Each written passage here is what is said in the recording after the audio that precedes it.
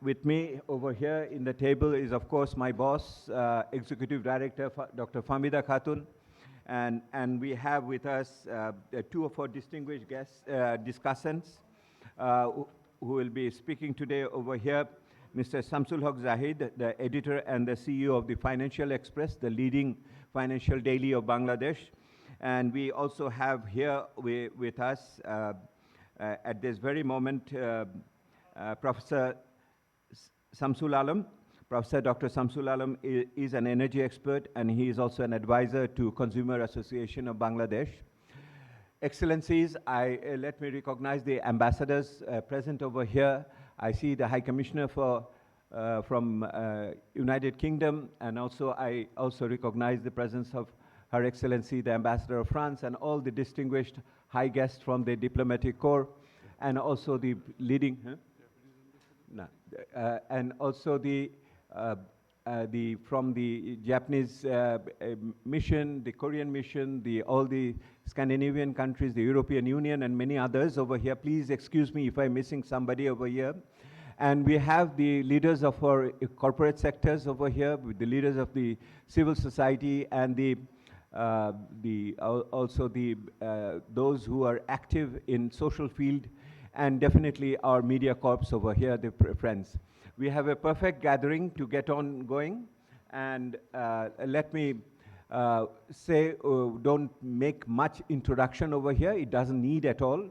Just I wanted to say that Bangladesh is one of those rare countries where there is a lot of excitement with national budget. Very few countries really take national budget so seriously. And what does it mean? It means, I think, I take two lessons from here. The first, the people of Bangladesh still believes that effective public policy makes a difference. Effective public policy makes a difference. And the difference it makes is essentially creating an inclusive development process where no one will be left behind. So I think those positive approach really brought us over here. And that's why we are very much interested in having this discussion, what we call the multi-stakeholder discussion. This goes with the legacy of CPD. For the last 3 decades, we have been trying to do that. Apart from our own analysis, we also try to provide a platform for others to provide their opinion and alert the government in this case. As you know, the discussion in the parliament is on, and at this moment, if we can really consolidate some views, I think it can help the government in taking through this budget in a very critical year. It is critical because both the domestic and the global circumstances are not very hospitable at this moment, and we are also heading towards a democratic transition. So all this makes this particular discussion particularly important for all of you. I join in welcoming Mr. Samir Sattar, another discussant. He is the president of Dhaka Chamber of Commerce. You will be hearing them, and also we will be hearing all of you. You know, they have chosen me for one reason. Usually you choose a chair who is either looks beautiful so that you can look at him or her for quite some time, or he is a very good time manager. Since I am not the first one, I'll be doing the second one. So it will be costing my personal relationship, because I'll be stopping you at different points in order to give floor to everybody. So let's get going. Thank you. And let me invite Executive Director Dr. Famida Khatun to make her presentation. Thank you. Thank you, Chair. On behalf of the Center for Policy Dialogue, I would like to welcome you once again to this dialogue on CPD's analysis of the national budget for 2023-24. I would like to express my gratitude to the Honorable Minister for taking time. He does this always. He never misses our program. And also we have very distinguished guests here, Mr. Amir Khusro Mahmood Chaudhary, Member National Standing Committee, Bangladesh National Party, and also other distinguished guests. I wouldn't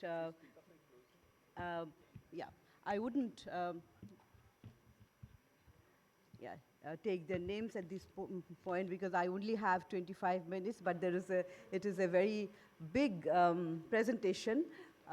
We try to summarize this presentation because, as you know, that following the announcement of the national budget on 1st June, on the 2nd June, we organized a the media briefing on the national budget, and we have made a thorough analysis of the budget at that media briefing. So that is about more than 100 pages. So this presentation is much shorter. So I would request you to read this presentation in conjunction with the previous one.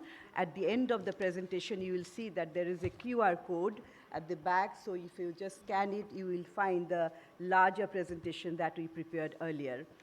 So this is, in the interest of time, I would just thank all my colleagues who have contributed to the preparation of this presentation. As you can see, there are many and from all departments, not only research dialogue, finance. So my gratitude to them. So just to start immediately, to begin with, this national budget for 2023-24 has been placed at a time when we are observing that the macroeconomic stability of Bangladesh has weakened significantly. And this has been contributed by negative developments both domestically and externally. We are seeing that the macroeconomic stress is visible through a number of challenges. Some of these include lower growth in revenue mobilization and consequent shrinking of fiscal space, over-dependence on bank borrowing to finance budget deficits, high prices of essentials, depreciating external sector balance, and foreign exchange reserve. We are observing this at a time when there are a number of milestones ahead of Bangladesh. Among them, LDC graduation, which is going to happen in 2026, and Bangladesh is also committed to attain the Sustainable Development Goals by 2030. And another important feature of this time period is that this timeline of this budget is also coincides with the IMF program, which has started in 2023 and will run till May 2026. So in this context, this budget for 2024 called for tough choices amid a difficult time. So as I said, that the budget is a huge document and there are sectoral issues, there are fiscal measures, so we can't capture everything here. So we have summarized some observations which we felt very important for discussion at this gathering. So there are 10 of these key observations. I wouldn't read this. I will discuss as we go along. The first observation is that projections of the macroeconomic framework do not take cognizance of current realities. Why we say that? If you look at these indicators, we see there is distress in macroeconomic scenario, reduced revenue collection, stagnant public expenditure, low annual development implementation, high borrowing from central bank, skyrocketing prices of daily essentials, escalating non-performing loans in banks, liquidity crunch in the banking sector, lower growth of export earnings, low growth of remittance inflow, scarcity of foreign exchange, bleeding foreign exchange reserve, inability to import, sliding exchange rate, disruption in domestic production, severe shortage of energy and power.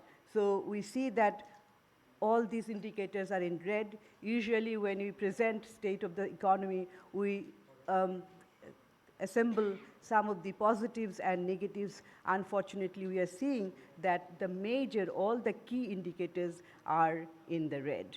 So in this context, the macroeconomic framework which has been presented at the budget by Finance Minister, we would look into some of the projections which have been presented in the budget, starting with GDP growth. So we are seeing that the target for 2024 has been set at 7.5%. We say this is higher because in 2023 also it was set at 7.5%, but in the revised budget of 2023, it has been brought down to 6%. In case of public investment GDP ratio, the target is 6.3% for next year, which is closer to 6% of the 2023. The private investment GDP ratio, here we see a big jump. In 2024, it has been projected to be 27.4%. whereas we have seen that in the revised budget of 2023, it has been brought down to 21.8%.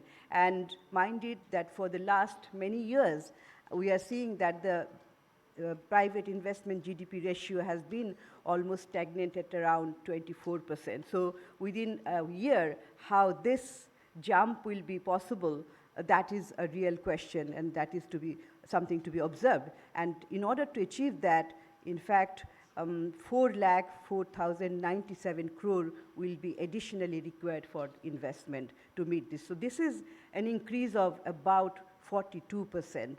So this is a hope. We are saying that it will be a remarkable recovery. We don't know, because this investment, it looks like whether it has been estimated residually that to achieve the GDP growth, we have, whether it has been calculated or not, because it is detached from the reality. The private sector credit growth, which is also related to the private investment, here we see that in 2024, it has been set at 15%. In the revised budget for 2023, it has been set as 14.1%, which was initially 15% actually, which is this year. So this is the growth of private sector credit. And we are, just in the previous slide, we have seen that the private investment will have to grow by almost 42%. So with this growth of credit, how that investment is possible, that is not clear to us. The other aspect is inflation. It is expected that inflation will fall drastically to 6% in 2024. In the revised budget of 2023, which we are going through, which will be ending this end of this month, that has been set at 7.5%, which was initially set at 5.6%, but that it had to be increased in the revised budget. But the reality is that throughout the fiscal year 2023, this target, this inflationary target, was much, much higher. And in May, as of May 2023, the average annual inflation, which has been estimated in a new base year, that is 2021-22, it is 8.8%. In the earlier base, it is over 9%. So these two indicators appear to be overestimated to us compared to the latest available figures as per official data. If we look at the external sector, that is also going through some pressure, and against that pressure, the targets which have been set, we have also doubts and reservations regarding that, because the export growth, which has been set at 12% in the 2024 budget, in the revised budget of 2023, it is 10%. In fact, if you see that in the budget for 2023, it was set at 20%, as high as that, but towards the end of the fiscal year, it had to be revised downwards by half. Similarly, import growth is set at 8% in 2024, but as of the revised budget 2023, it is negative 9%. And during July to April, this has been actually minus 14.4%. Similarly, remittance growth, 10% has been set for 2024. In the revised budget, it is set at 4%. But in the budget, actually, it was set as high as 16%, but that is not a reality. We are seeing that there is a downward growth, sliding growth. And during July, May 2023, the growth was actually 1.1%. Foreign exchange reserve, $35.8 billion has been set in the 2024. In the revised budget of 2023, it is set as at 34.6 billion. However, as of June 7th, 2023, the balance is 29.8 billion. But there is also discussion and debates regarding this number, as we know that IMF has asked to present the net balance, which is, according to them, which is about 24. The other important indicator of the external sector is the exchange rate. And that has been set at 104 taka per dollar for 2024. But the as of 7th June 2023, interbank Taka USD exchange rate has been in the market, it is 108.5 USD. So, which means that if we are setting at 104 Taka, the Bangladeshi Taka against USD will appreciate more. So, which is, again, this is an anomaly. We are seeing that the Taka dollar exchange is increasingly, Taka is depreciating in the market. So, it is also volatile. That is a different discussion. So, overall, with these targets of some of the key macroeconomic indicators, we can say these targets of the macroeconomic framework for 2024 did not take cognizance of the realities which is observed currently. The second observation is the proposed fiscal framework for 2024 is unlikely to hold. And here again, we see that the revenue mobilization is projected at 15.5%, which is growing faster than the public expenditure, but by a narrow margin, 15.3%. So total expenditure is set at 15.2%, which is marginally higher than the revised budget for 2023, which was 14.9%. So revenue is expected to be 10% of GDP. This is, again, not much higher than the 2023. Now, the revenue mobilization has been a challenge for many years. In fact, this is the 11th year when we are not being able to meet the target of revenue mobilization. For 2024, we are seeing the target has been set at 5 lakh crore Taka, and in the revised budget of 2023, it is 4,33,000 crore. CPD's estimation is that for 2023, the achievement will be 3,58,000 crore, which means that there will be a gap of 1,42,000 crore. And from that 3,58,000 crore to 5 lakh crore, but revenue mobilization means that the increase has to be 39.7%, which is really a very, very difficult task. Here we are seeing that what are the sources of revenue collection. Basically, it is the primary source is taxes on income, profits, and capital, which is about 48%, and which is followed by value-added tax, 28%. Here there is another source of revenue collection in the budget. It is written that Taka 4,770 crore is expected as withdrawals from income of quasi-corporations. So this, we don't know, is it from the windfall profit which has been made by Bangladesh Petroleum Corporation, probably that, because we have seen earlier also that the profit of BPC has been taken by the government. Now, the budget deficit. In this budget also, the deficit has been set at 5.2% of GDP. Which is slightly higher than revised budget of 2023. Now, the important thing here is to observe that what would be the sources of budget deficit. We have seen in last year that the government had to rely on domestic sources. It is always the major source of financing the budget deficit, but worrying part was that the government had borrowed significantly from commercial banks, and more worrying that it has borrowed from the central bank. So if this continues even in the next financial year, then it is not going to help to solve our inflationary pressure. So since time is running fast, I am only on the second observation. I will quickly just skip some of these. You have the presentation. We can discuss if you have any queries later on after the dialogue, we can discuss.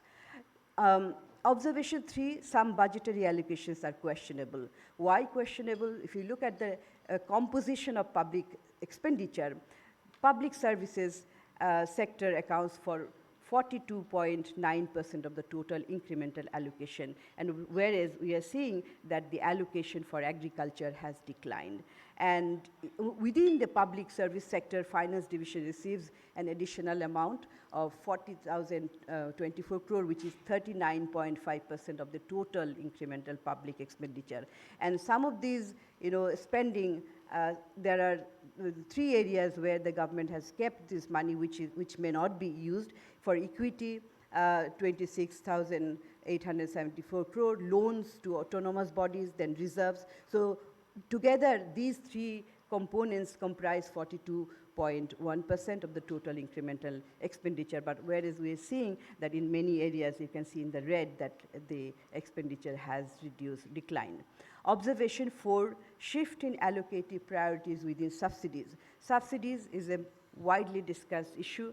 The government has declared a subsidy package of Taka 17,533 crore for the agriculture sector in 2024. It has been reduced by 34.3% in the revised budget of 2023. So because of the sharp depreciation of Taka and also fuel and commodity price hikes in the global market, Bangladesh had to increase the allocation for agriculture subsidy by 61.5% in 2023, but it has been reduced this year.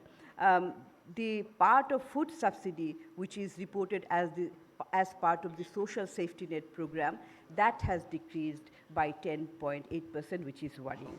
Fiscal incentive, which is also regarded as subsidies, that required for, which is required for export and remittances, that we feel that might be going up because of the depreciation of Taka.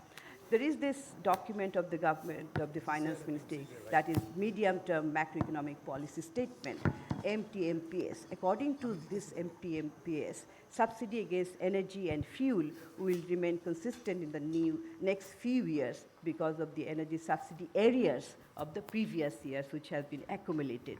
So recently, because of the IMF program also, the government has announced that there will be formula-based fuel prices for regular price adjustment. But MTMPS also says that in 2024, a Taka devaluation against USD is likely to escalate the subsidy payment in the power sector by 473.6 crore. So the other part is we feel that, which is not logical, very logical, that is according to the budget speech, direct tax expenditure will be included in the total subsidy along with other subsidies of the government. And however, we have collected these numbers from various places within the document itself, but the full scenario of the subsidy budget cannot be observed. So there is no comprehensive list containing the relevant data which has been updated for 2024. At least we don't have that in our hand. Observation 5, despite attempts, annual development programs for 2024 could not break free from the mold. Honorable Minister is here, it is his ministry, but please excuse me, I have to present some of the observations as we have been doing all along. So ADP for 2024 has been set at 2,63,000 crore. This is 5.3% of GDP, which is almost similar of the last year. So among these allocation, an important part, not the significant part, 35.7% will come from project aid. And here in the figure, you can see that, that it has been almost a similar trend. But two power sector projects, they account for 18.2% of the total project aid for 2024. Among these, Rupur nuclear power plant, that accounts for 9.6% of total project aid, and Matarbari ultra supercritical coal-fired power project, that accounts for 8.6% of total project aid. Now, if we look at the sectors, top 5 sectors, their allocation pattern, you can see that the 5 top sectors have received 74% 4.6%, almost 75% of the ADP allocation. Of course, they are important, but we are also seeing that there is decline in health and education sectors share in the ADP, which is not very, happy information for us, because those are very important for the progress of the human resources and human capacity. So now the number of projects, like every year, there are many projects, but it is less than fiscal year 2023. In 2024, there are 1,250 projects. So there various, we have done a lot of analysis on the ADP, why some of these are continuing, some of these are concluding, but carry on projects and all these. But just in a nutshell, I would, please come. I would say that the share of allocation for continuing projects has further declined, while that of the concluding projects has increased. That means that projects which were supposed to be concluded still in ongoing, so they should be concluded very fast. And the share of projects with symbolic allocation, token allocation, to keep this project in the list, that has declined substantially, and we think this is a praiseworthy development and a move in the right direction. We congratulate the minister for this, but token allocation doesn't really help in completion of the projects. So time overrun of projects is a perennial issue that also continues this year, and we have analyzed the project's duration. According to that, we have found that average age of 1,167 investment projects age is 4.9 years. And out of that, 24.7% of the projects are aged between 6 and 10 years. Then 34 of these 1,167 projects, which are more than 10 years old. So the number of projects also get extensions a couple of times, once, twice, thrice, four. Fortunately, the revision is higher revision, higher frequency of revision is less. But you can see that many projects have been revised at least once.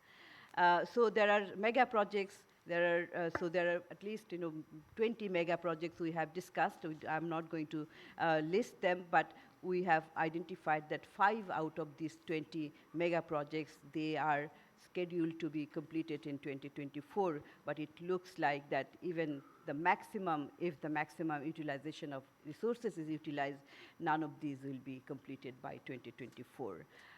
My sixth observation is the issue of containing inflation is inadequately addressed. In 2023, the most discussed issue was how to contain inflation, how to reduce the prices of essentials.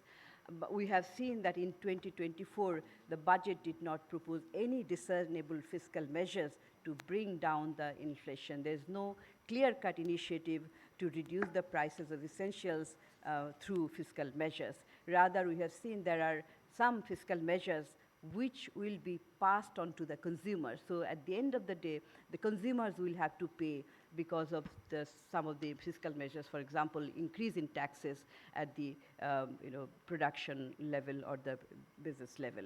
And also another measure for reducing or supporting inflation-affected people is to provide direct support through social safety net. But that is also inadequate. We'll discuss it in a different slide later on.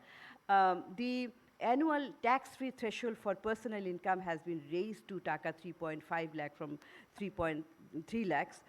This is roughly aligned with the price hike which has happened between 2021 and 23, because the last threshold income, tax-free threshold income, was set in 2021.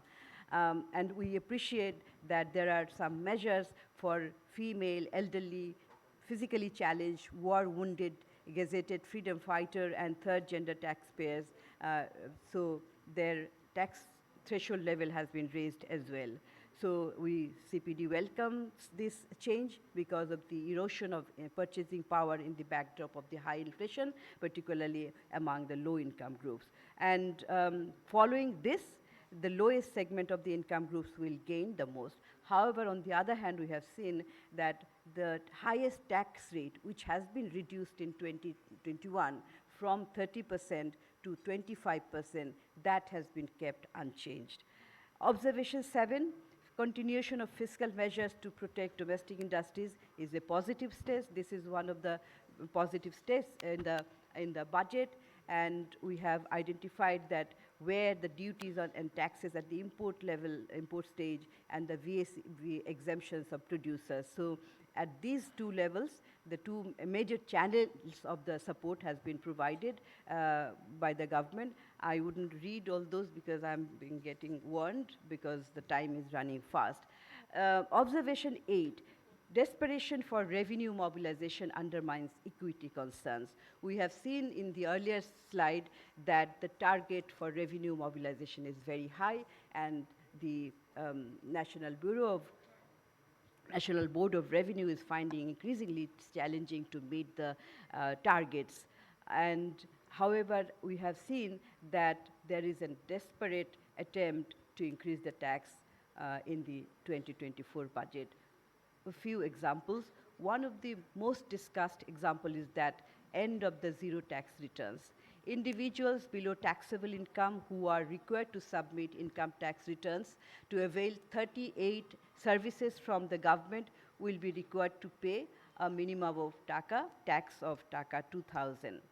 This is a move which is against equity because this will burden low-income tin holders, and this also contradicts with the concept of tax-free income threshold.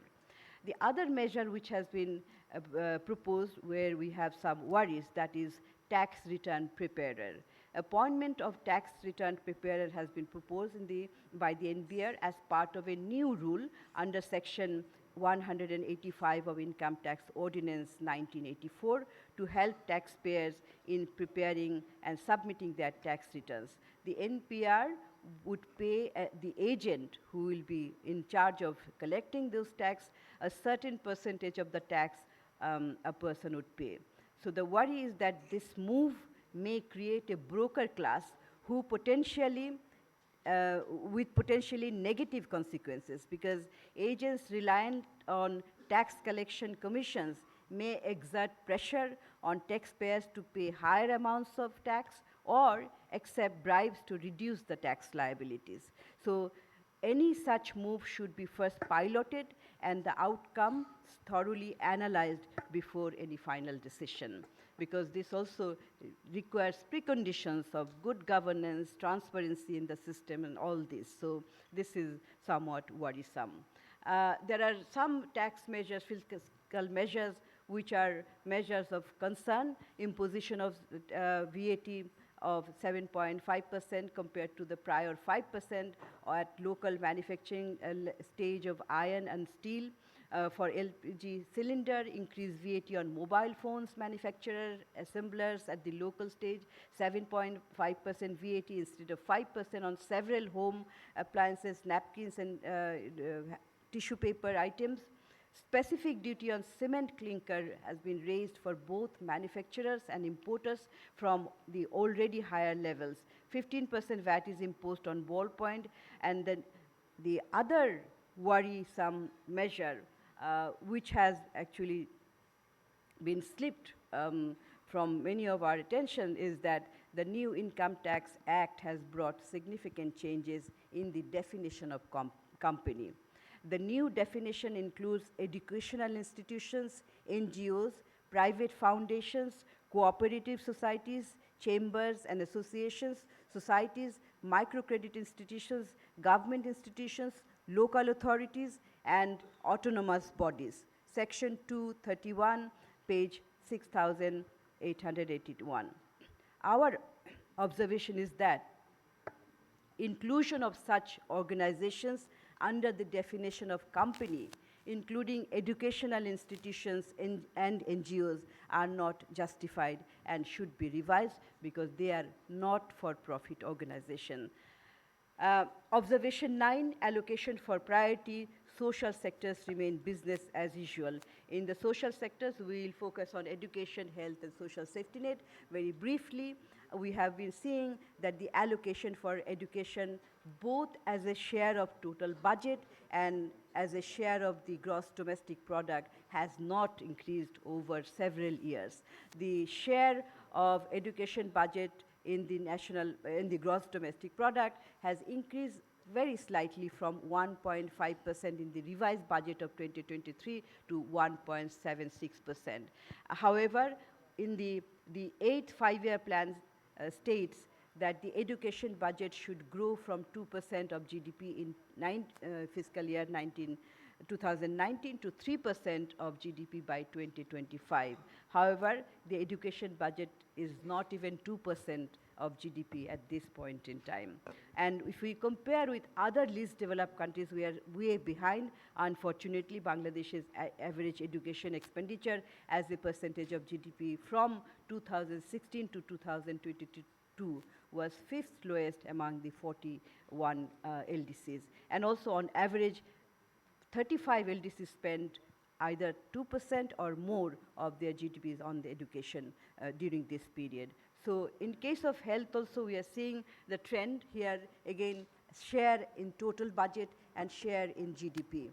So in 2024, the share as percentage of GDP is 0.76% compared to 0.76 in 2024 compared to 0.67 in 2023. In terms of budgetary, total budgetary allocation, the share has increased slightly to 4.9% in 2024 compared to 4.5%. So here again, if we compare with other countries, that Bangladesh ranks, unfortunately, is 184th out of 186 countries in terms of government expenditure on health GDP ratio. And Bangladesh's per capita out-of-pocket expenditure on health at purchasing power parity was 7th highest among the 44 LDCs in 2022. Here, our concern is that,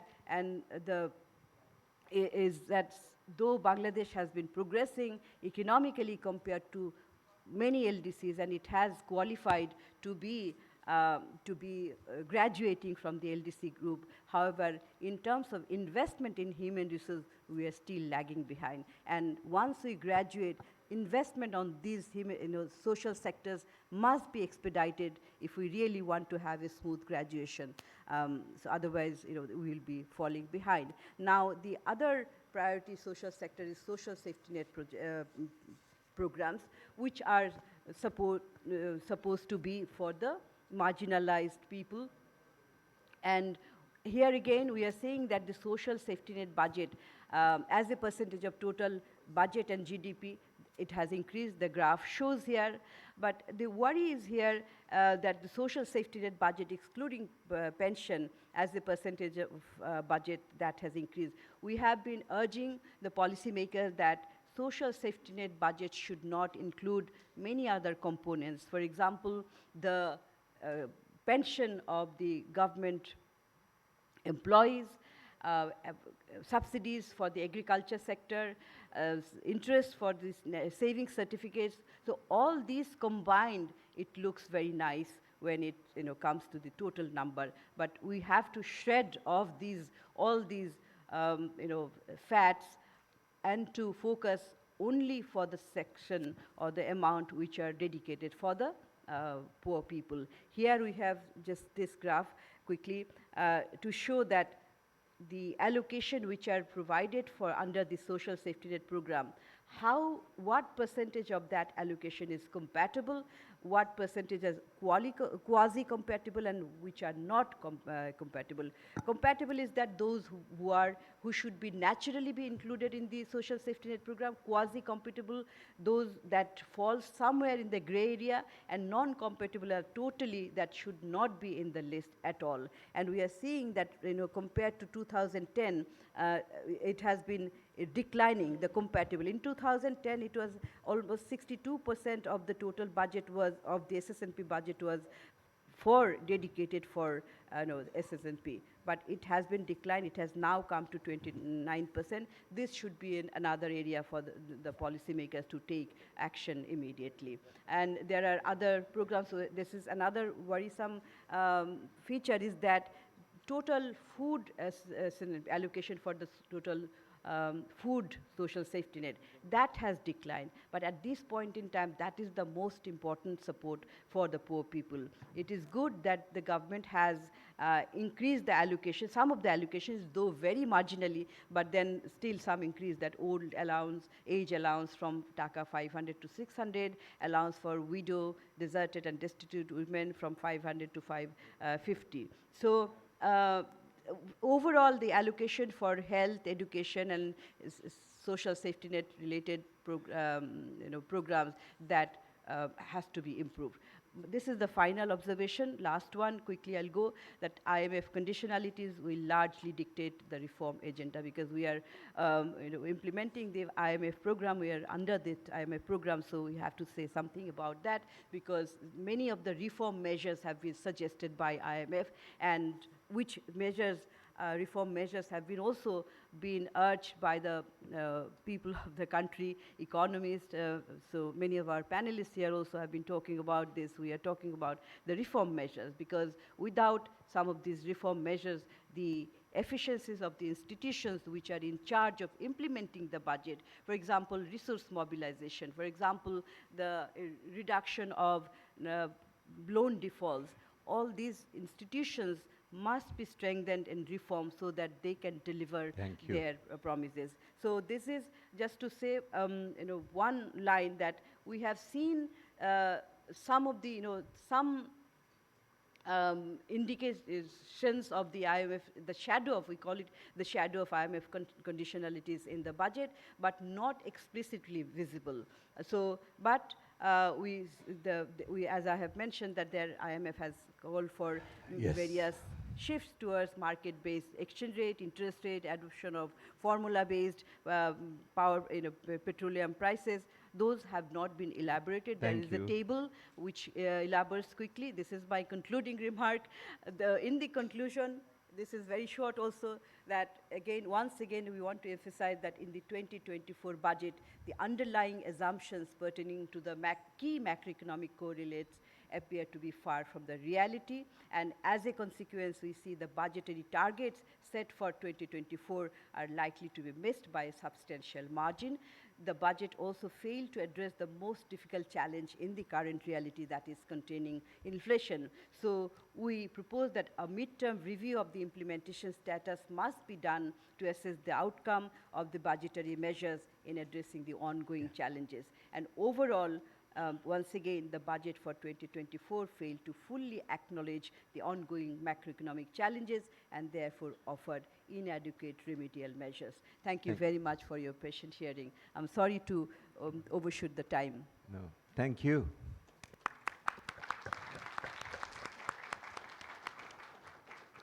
That was a very, very substantive presentation. I think the PowerPoint which has been circulated will be a good bedtime reading for you, And people often ask me, when I argue that we need democratic accountability in this country more, and they ask, what do you mean by that? I say that it is your right to stop your chief executive from talking. So that's the way I exercise my democratic accountability, by requesting my chief executive to, so, and she complies. Thank you very much, Famida, for that presentation. And you will see in your file, there is a state of the economy report prepared by CPD, which is there. CPD has prepared a number of documents in the recent weeks. That would be all very helpful. I'll be bringing in the discussants now, and but before that, let me recognize the presence of two of our members of our CPD's Board of Trustees, Professor Mustafizur Rahman, our former Executive Director and Distinguished Fellow and member of CPD Board of Trustees, and we have Rashida Chaudhary, the leading campaigner for quality education in Bangladesh, former advisor to the government, and also a member of the CPD Board of Trustees. There are many eminent people over here. I will be introducing them as they speak in due course over here. Thank you very much. I also want to recognize the presence of two more discussants on this podium. Taslima Akhtar Lima. She is a trade union leader. She would be speaking soon from the trade union perspective, the workers' perspective. And we also have our veteran economist, Dr. Ahsan Habib Mansoor, who have joined as well. And I have introduced earlier the other discussants. So, you know, Mansoor Bhai, since you have joined late, so I will start with you. And since you have not heard half of what Famida said, that will make you more innocent about what you speak about. So, Dr. Ahsan Mansoor. 5 to 6 minutes, please summarize your best thoughts. Thank you. Anyway, I came late, so I wanted to be late later in the pecking order. Sound, please, sound. But thank you, Famida, for very comprehensive discussion. I quickly went through it, and it covers a lot of issues. And most of the important issues have already been covered in your discussion. So I will just highlight a few of those for in the interest of saving time. As we know that, and it's well documented here also, that macroeconomic condition is not conducive for the budget that has been announced, in the sense that there is no actual recognition of the problem that we are facing on the macro front in the budget speech as well as in the framework, budget framework. The budget framework, you know, that is very optimistic, 7%. Can you increase the sound, please? We are very, very optimistic in terms of revenue performance, very optimistic in terms of revenue mobilization, despite the very weak performance so far by the government.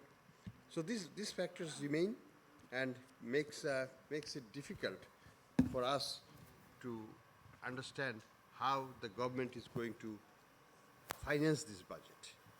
Because at the end of the day, certain government expenditures have to be financed. There is no choice. You have to pay interest bills. You have to pay salaries and wages. You have to pay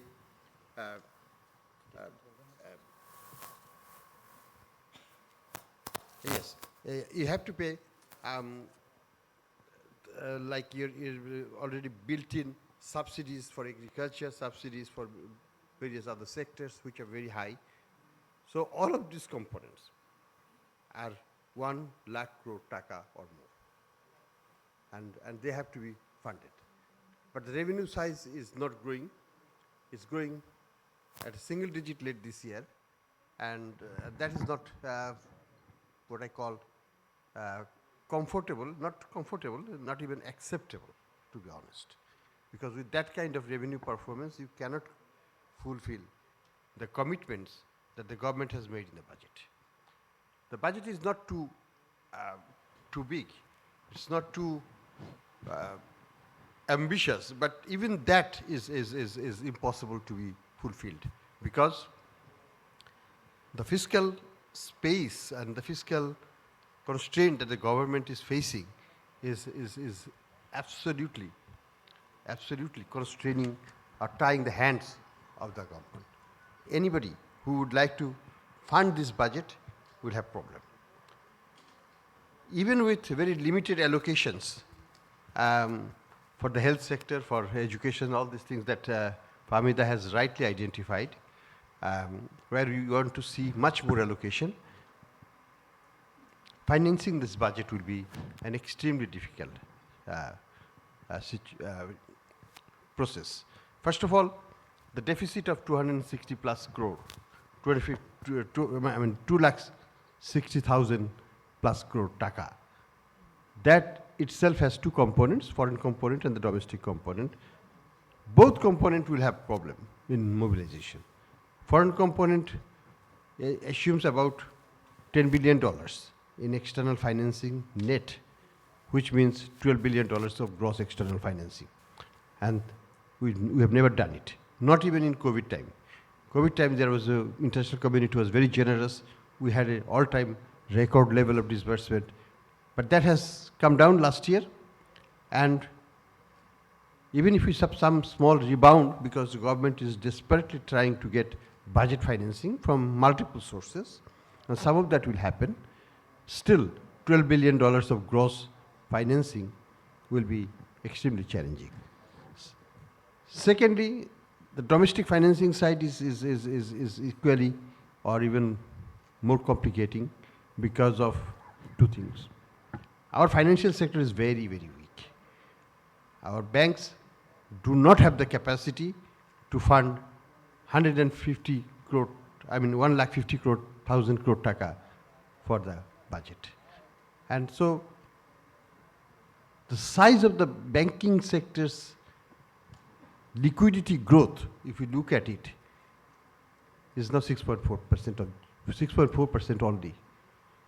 With inflation of rising at 10% and deposit growth at 6% plus, it's not an acceptable situation. That means your banking sector asset base is actually not growing even in line with your, forget about GDP, is not in line with your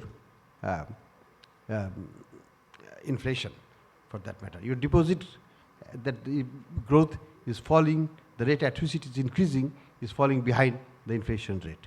And that is never happened, but it has happened.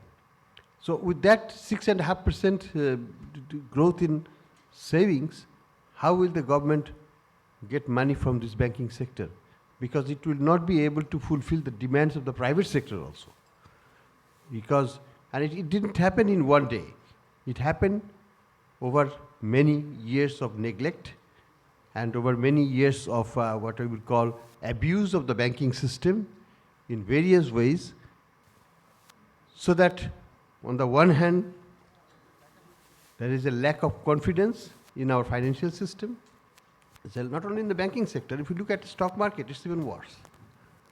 With the floor prices established long time ago, the prices and the market is not functioning at all. And all the foreign investors have already taken their money out, and they're waiting on the sideline when the floor price will be taken out. So government's option to go to the stock market or go to the banks, both are very, very constrained. So the last resort is central bank. Of course, central bank is always there. Central bank is always there in every country. And that may be Somalia, that may be Russia now, or in other countries where you need money, you don't have foreign exchange, you don't have other sources, you go central bank and print money. And that is the easiest, oldest, proven way, what we call path to disaster. So we hope the government will restrain itself and somehow try to find ways out, but I don't see it. I see that by the end of this fiscal year, as of now, probably about 70,000 crore has been taken from central bank in this fiscal year, but much of the borrowing happens in the final week of June. We all know that, when the settlements take place. And by the time it will probably increase by another 30,000 crore, and it can reach easily 100,000 crore this fiscal year. This is financing of budget by the central bank. Never happened. In the last 50 years, together, the central bank never funded 100,000 crore for the government. If you look at the NDA, if you look at the balance sheet of the central bank, the balance sheet doubled, or more than doubled, in 1 year already. And we have the next year coming. So it can Mansoor bhai, আমি আপনাকে একটা প্রশ্ন করতে চাই। আপনি যেটা বলতেছেন, please allow me, please put on the translation, please. Please put on the translation. যে আপনি বলছেন কমপ্লেক্স ম্যাক্রো সিচুয়েশন আছে না, তার ভিতরে আপনি বলছেন যে বিল্ট ইন এক্সপেন্ডিচার্সগুলো রয়েছে সাবসিডি সহ, এবং রেভিনিউ পারফরমেন্স উইক। আপনি বলছেন যে এটার ভিতরে ফাইন্যান্স এবং গভর্নমেন্টের রেভিনিউ পারফরমেন্স উইক হলে পরে বরোয়িংয়ের opportunity in terms of banking sector is weak, এবং আপনি বলছেন যে স্টক মার্কেট থেকে নেওয়ার সুযোগ কম এবং the only resort is central bank financing. So আপনি এবং সেইটাতে যখন আসছে তাহলে এটার ইমপ্লিকেশনটা কি দাঁড়াবে particularly for growth and inflation? Inflationary ইস্যুটাকে যদি একটু ব্যাখ্যা করেন। এখানে যেটা হচ্ছে যে সেন্ট্রাল ব্যাংকের, আমি যে জিনিসটা হাইলাইট করতে চাচ্ছি, আমরা যদি ব্যালেন্স শিটটা দেখি, নেট ডোমেস্টিক অ্যাসেট অর্থাৎ যেটা টাকা ছাপানো হয়, নেট ফরেন অ্যাসেট হচ্ছে যেটা হচ্ছে আমার ফরেন এক্সচেঞ্জ আছে। নেট ডোমেস্টিক অ্যাসেট গত 50 বছরে যতখানি হয়েছে, গত 1 বছরে ডাবল হয়েছে, double. Is the translation okay? And this is central bank getting data. it? This is not my data or Sarah? anything. And it's going to be, if the projections are, my assumptions are correct, my apprehensions are correct, it's going to redouble next year. So that is the way it is happening. It's never happened in the history of Bangladesh. So we need to be careful. Now that one doubling has happened, it's not, let it not redouble again. So that's my concern, and I hope that policymakers will start and be aware of it from day one, so that with that kind of a situation, what printing, which in simple term we can say balance sheet doubling means printing of money doubling, pure and simple. Mansoor bhai, please do not elaborate further. So do not to put elaborate it very further simply, on that. doubling of printing of money by the central government. Printing of money So is that a bad makes word. inflation pressure and all other kinds of wage pressures, all other kinds of price pressures inevitable. Once people say that, well, everything is imported, I have a very simple question to them. Why is the rice price increasing today in Bangladesh? It's a bumper crop. We all know that that Amun was a bumper crop, Boro was a bumper crop, but prices are keep going up. Why? Because there is internal mechanism for push the prices up. It's not external. It's not imported from outside world. Our rice prices are not imported from outside world. Our is domestic. So we understand that the form of financing of the government is already telling on the market. And even when you have a bumper crop, you still see the food prices are rising at this. And obviously it has other consequences. It will create wage push and also affect the livelihood conditions and poverty elevation as well. Absolutely. And Mansoor bhai, if I understand you correctly, you said the one of the way out is that government get further disbursement of the pipeline budgetary supports which have been committed.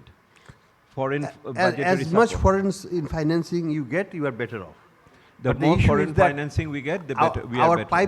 pipeline projected is only growing. It is not shrinking. It has grown to 50 billion plus now, and it's only going up. Okay. So it's easier to say that we will use the pipeline. It has not been done so far. Thank you. Mansoor bhai, if there are other issues, I will come back to you. Thank you. Thank you. I'll I stop think at you this. have already raised number of red cards. Thank you for that alert.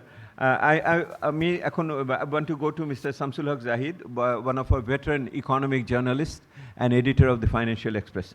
Samsul bhai. Thank you, Mr. Chairman.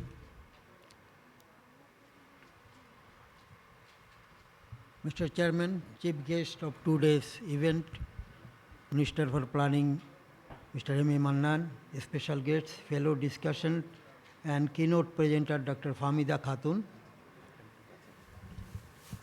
Ladies and gentlemen, I thank CPD for inviting me to take part this discussion on the budget. CPD deserves appreciation for the elaborate and thorough scrutiny of the budget for upcoming fiscal. It has been done meticulously, and both positive and negative aspects have been touched upon. In fact, not much is left to discuss about the budget after this presentation. The truth is that the proposed budget does not meet the demand of the time. Going by the measures taken in the budget and the statement made by the finance minister during its presentation makes one believe that the budget has not been equipped adequately to face the challenges. challenges that the economy is now experiencing, nor it is an election year budget. Maybe the resource crunch has held the government back for offering sweeteners to the people in general. If not the sweeteners, people would have welcomed a few fiscal measures designed to lower the prices of daily necessities. Unfortunately, those are missing.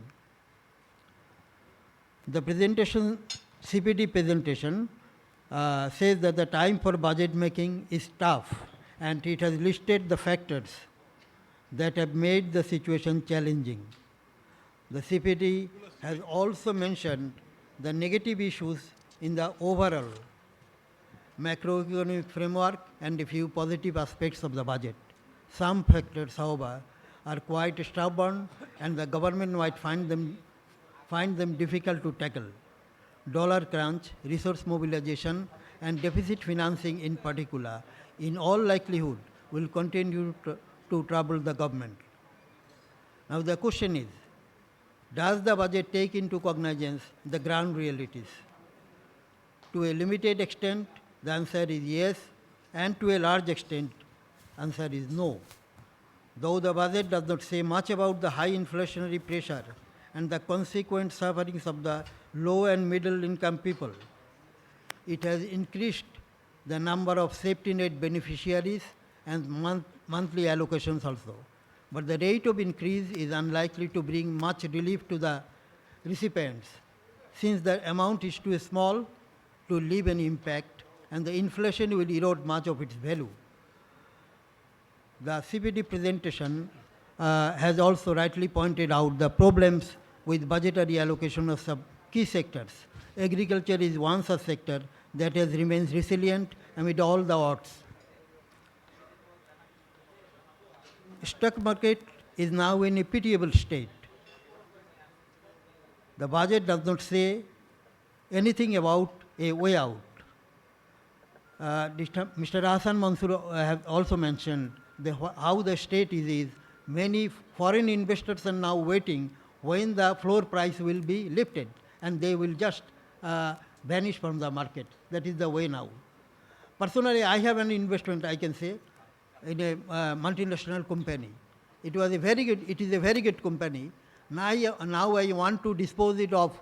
I have been waiting for months, but I cannot. But there is none to, there is no trading on that issue. The company's name is Grameenphone. That is how the market is now.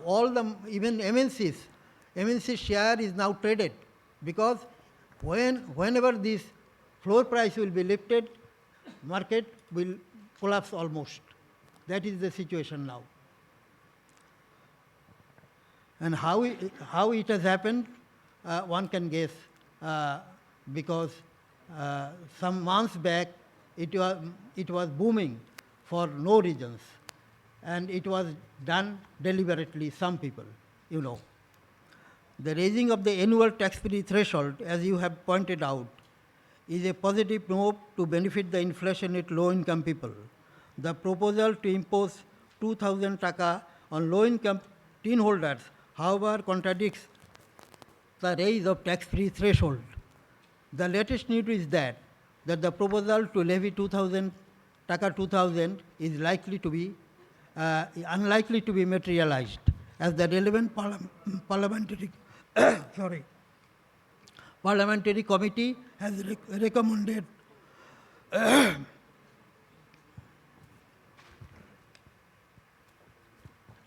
deletion of the provision from the finance bill.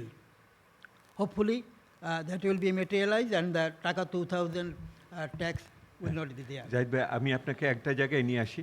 হ্যাঁ, আপনি আরো আছে আমি জানি। Very small. না, ঠিক আছে।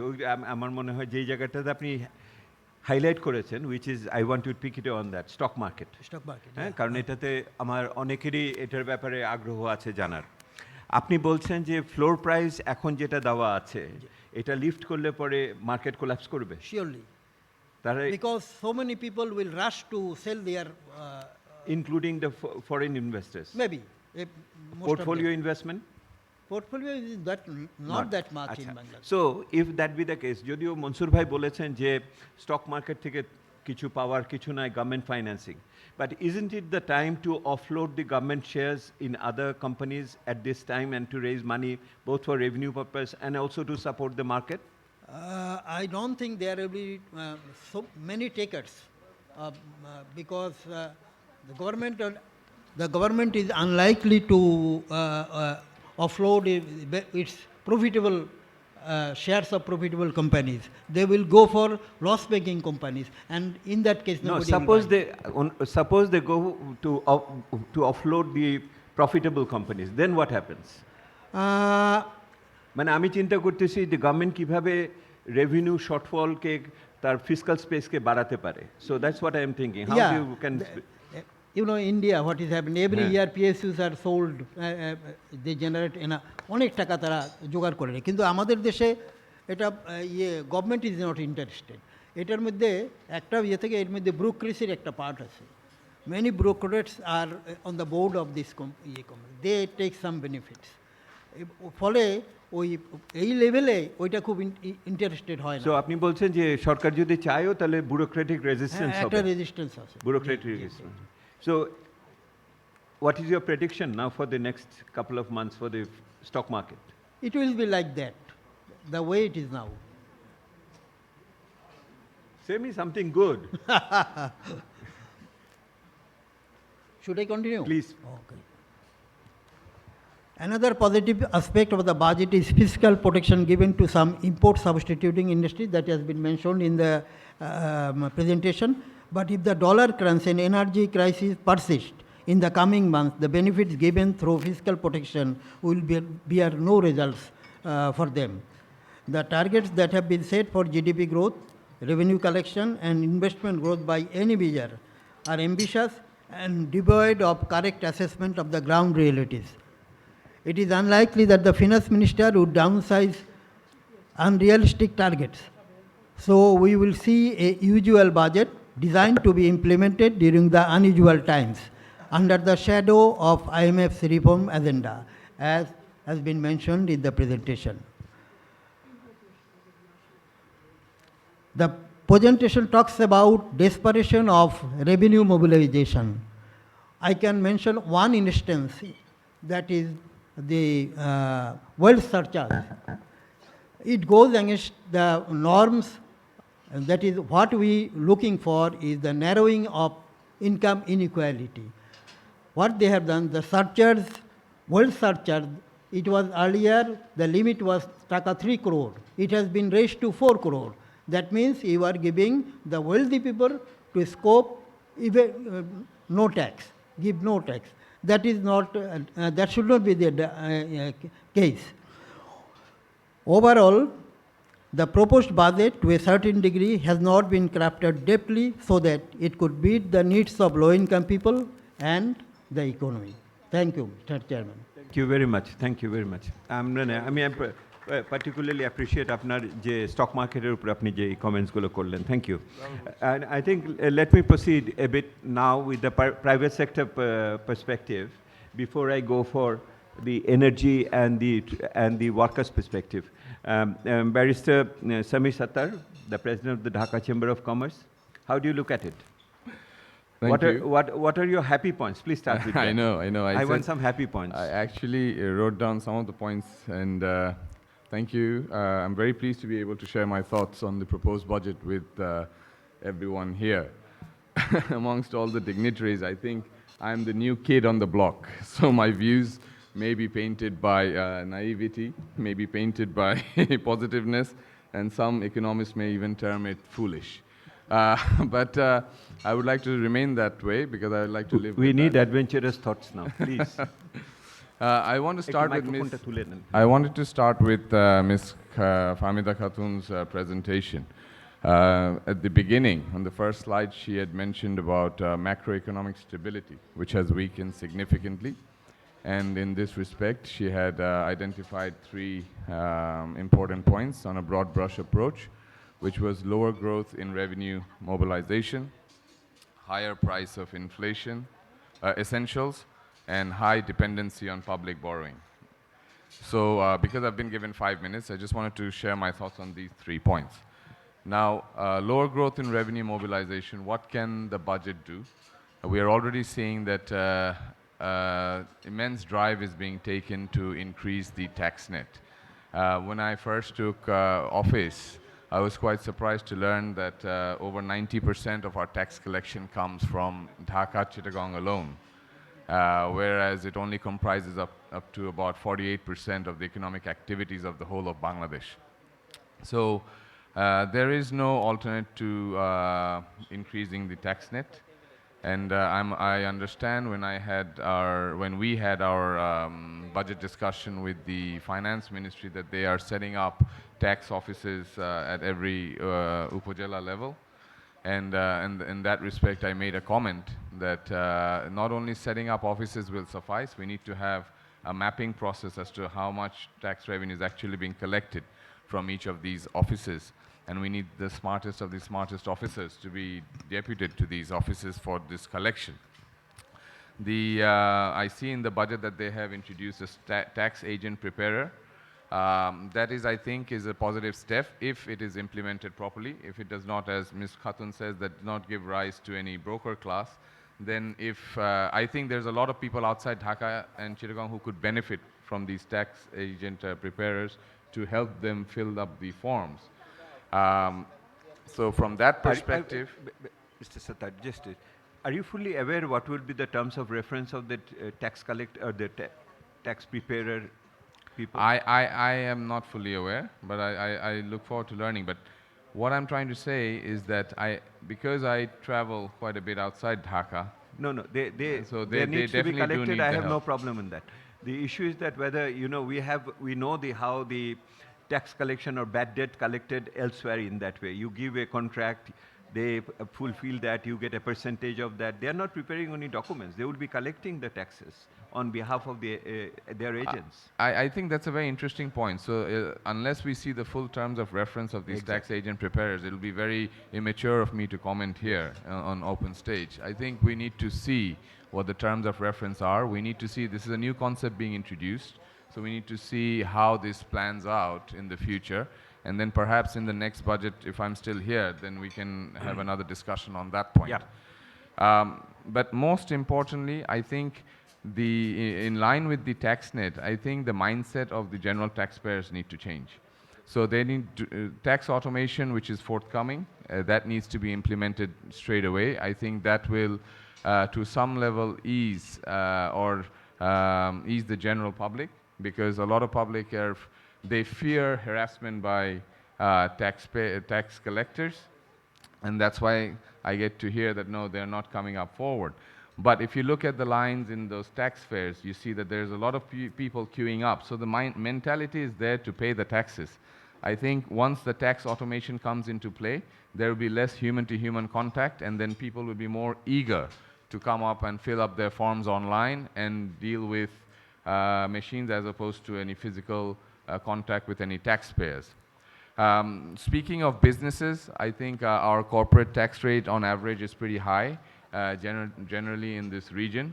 Last year, the government made an attempt to reduce the tax rate, which was very praiseworthy, but it had imposed certain conditions which could not be fulfilled by many companies, and as a result, many even big companies like BSRM could not take advantage of that tax reduction.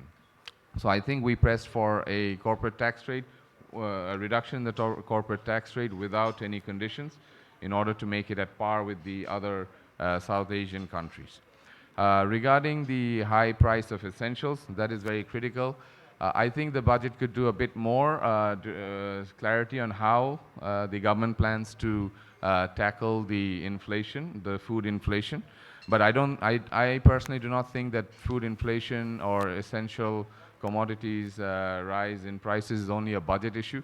I think it has to be a mix of monetary policy as well as fiscal policy as well as on-ground monitoring.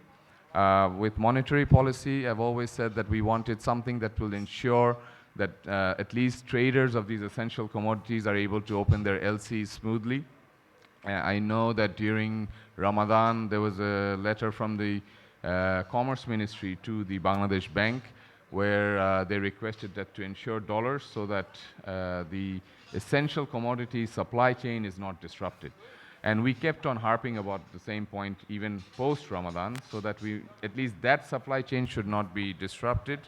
Fiscal policy, I think the government has a good weapon in the budget to deal more with the duties, even if not a waiver, a reduction in the duties of essential commodities. And I'm hopeful that they will consider this when passing the budget next month. Monitoring team, I've always pressed for a monitoring team comprising of private sector as well as public government officials, so that they can monitor the pricing of the essential commodities and how it's being sold, where it's being sold. As Mr. Hassan said, why is the price of rice rising, even though it's not an external factor? So these are important issues. The last one is obviously there's a higher dependency on public borrowing. That's what Ms. Khatun said.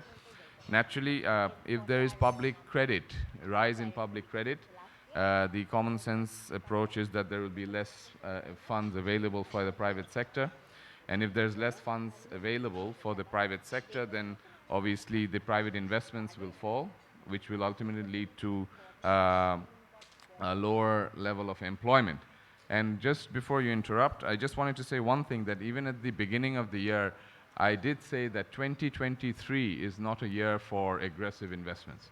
2023 is a year for being conservative, and if given the Russia-Ukraine war, the effects of it on all countries, and Bangladesh is no exception, we will be happy if businesses can stay afloat without going through any sort of employment cuts, and that should be the biggest profit for all businesses in the year 2023.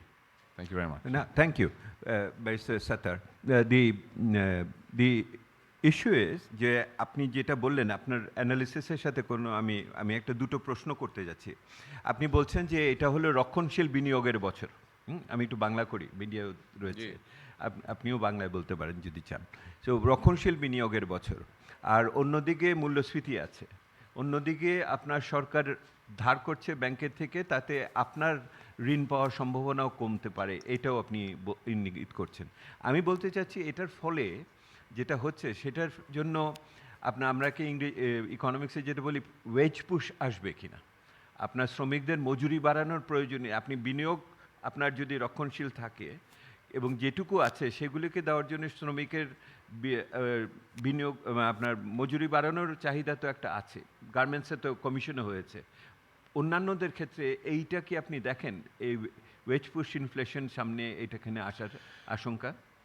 Wedge push তো definitely, এটা তো companies two companies differ করবে। Minimum ওয়েজের ব্যাপারে তো already আপনারা জানেনই, কিন্তু company to company differ করবে। এবং সবচেয়ে ইম্পর্টেন্ট যেটা আমরা বলেছি যে এই মূল্যস্ফীতির কারণে কিন্তু আমরা ঢাকা চেম্বার অফ কমার্সের পক্ষ থেকে চেয়েছি যে অ্যাটলিস্ট 5 লাখ টাকা পর্যন্ত যেন ট্যাক্স ফ্রি করে দেওয়া হয়, এটা জনসাধারণের জন্য এবং মিনিমাম ওয়েজ মানে যারা নিম্ন লেভেলের ইনকাম হোল্ডার আছে।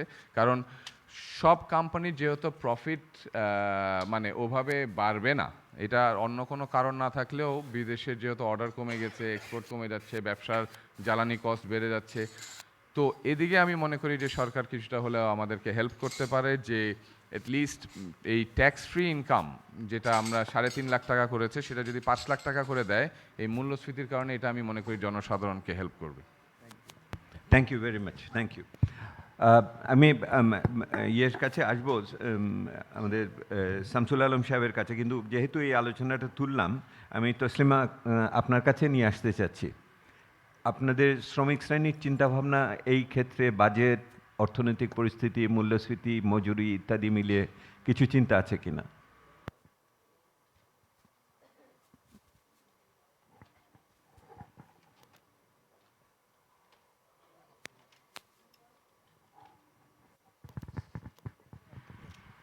ধন্যবাদ সিপিডিকে আজকে এই গুরুত্বপূর্ণ আলোচনায় আমাকে ডাকবার জন্য।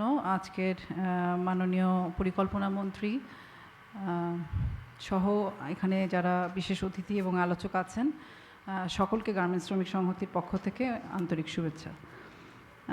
বাজেট নিয়ে যখনই আলোচনা হয়, আমরা প্রতি বছর বাজেট নিয়ে আলোচনা করি এবং সেই প্রতি বছরেই দেশের আর্থিক অবস্থা, দেশের জনগণের আর্থিক অবস্থা, বিশেষ করে দেশের অধিকাংশ জনগোষ্ঠী শ্রমিক কৃষকের অবস্থা কী সেটাও সেই বাজেটের আলোচনার মধ্য দিয়ে উঠে আসে এবং অর্থনৈতিক চুলচেরা বিশ্লেষণ সেগুলো আসে। কিন্তু আমি বিশেষভাবে মনে করি যে এই বাজেট আলোচনা বা অর্থনীতির যে সূচক ধরে আমরা নানান আলোচনা করি সেগুলো কোনোভাবেই রাজনৈতিক নিরপেক্ষ বা রাজনৈতিক ক্ষমতা কাঠামো নিরপেক্ষ কোনো বিষয় নয়। আমরা বর্তমানে যেই পরিস্থিতির মধ্যে আছি সেখানে গণতান্ত্রিক অধিকার, ভোটাধিকার এই প্রশ্নগুলোকে সাথে নিয়েই কিন্তু আমাদের পথ চলতে হচ্ছে।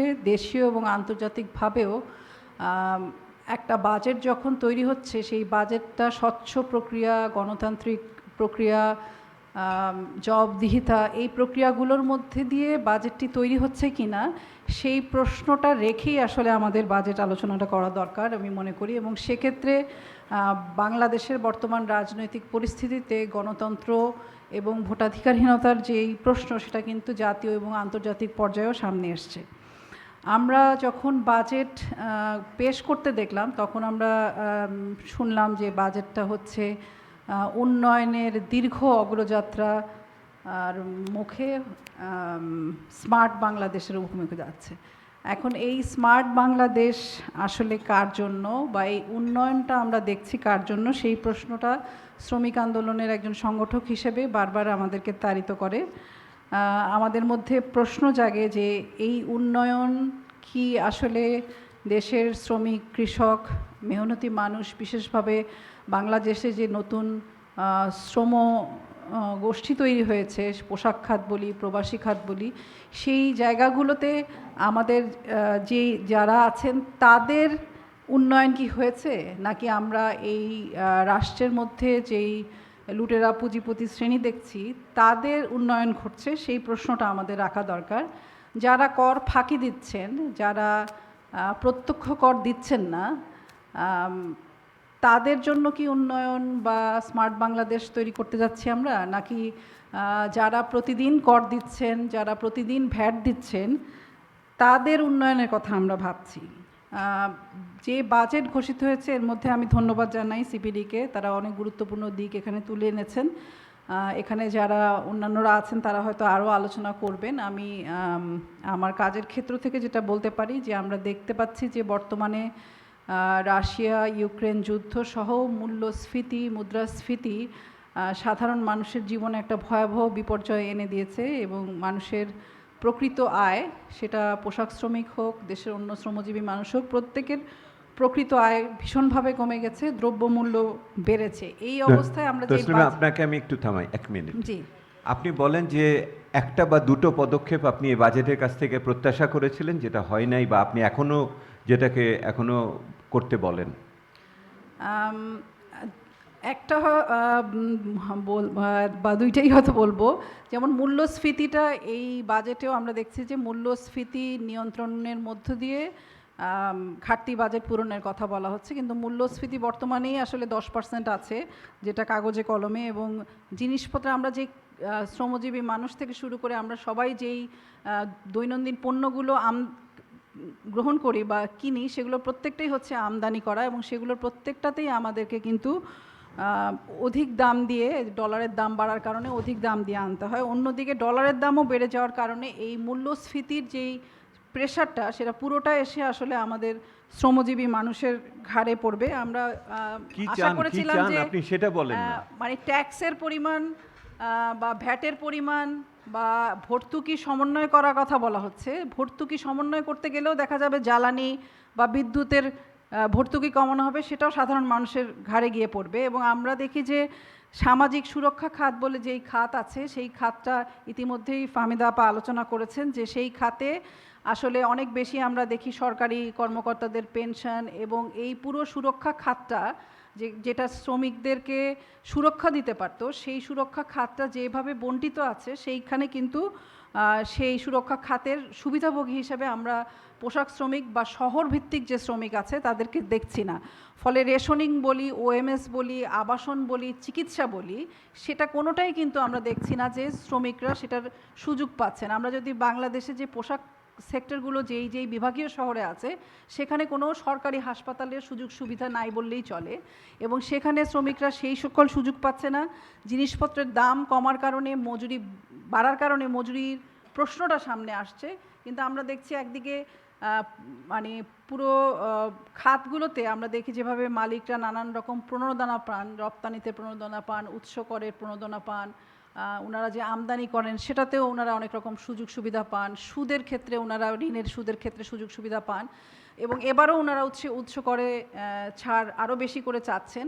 কিন্তু আমরা মানে শ্রমিকদের যারা আমাদের দেশের উন্নয়ন করছে তাদের উন্নয়ন বা তাদের জীবন জীবিকা মজুরি বৃদ্ধির প্রশ্নটাও কিন্তু এড়িয়ে যায় যখন আমরা এরকম একটা বাজেট দেখি। সেই ক্ষেত্রে আসলে এখানে যে কথাগুলো বললাম, ভর্তুকির কমানোটা আসলে করার কথা, কিন্তু ভর্তুকিটা বাড়ানোর কথা। সেখানে ভর্তুকি যৌক্তিকীকরণের নাম করে একটা অদ্ভুত টার্ম, যৌক্তিকীকরণ মানে হচ্ছে গরিব মানুষের কাঁধে, শ্রমিকের কাঁধে আরও বেশি করে ভর্তুকির চাপ বাড়িয়ে দেওয়া হবে।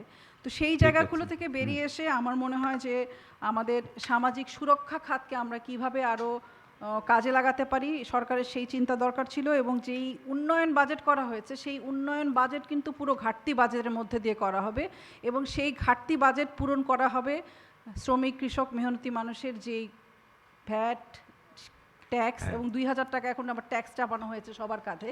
তো এই প্রক্রিয়াগুলো কোনোভাবেই আসলে শ্রমজীবী মানুষের জন্য বাজেট এটা আমরা বলতে পারি না। না, অনেক ধন্যবাদ। আপনি খুব পরিষ্কার করেই বলেছেন যে ভর্তুকির যৌক্তিকীকরণের ফলে যেন গরিব মানুষের বিপক্ষে না যায়, এবং সেই জন্য সামাজিক সুরক্ষা খাতের বরাদ্দ বাড়ানোর ক্ষেত্রেও আপনি বলেছেন, এবং একই রকমভাবে প্রত্যক্ষ করের উপর জোর দেওয়ার কথা বলছেন।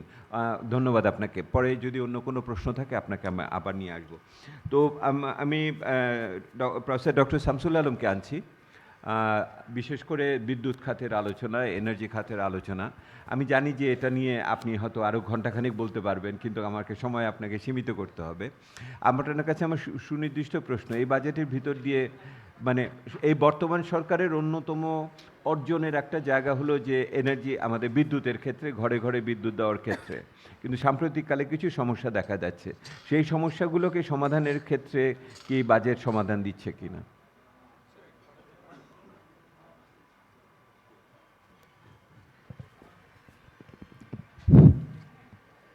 বাজেটের সমাধানের জায়গার কথা আপনি বলেছেন।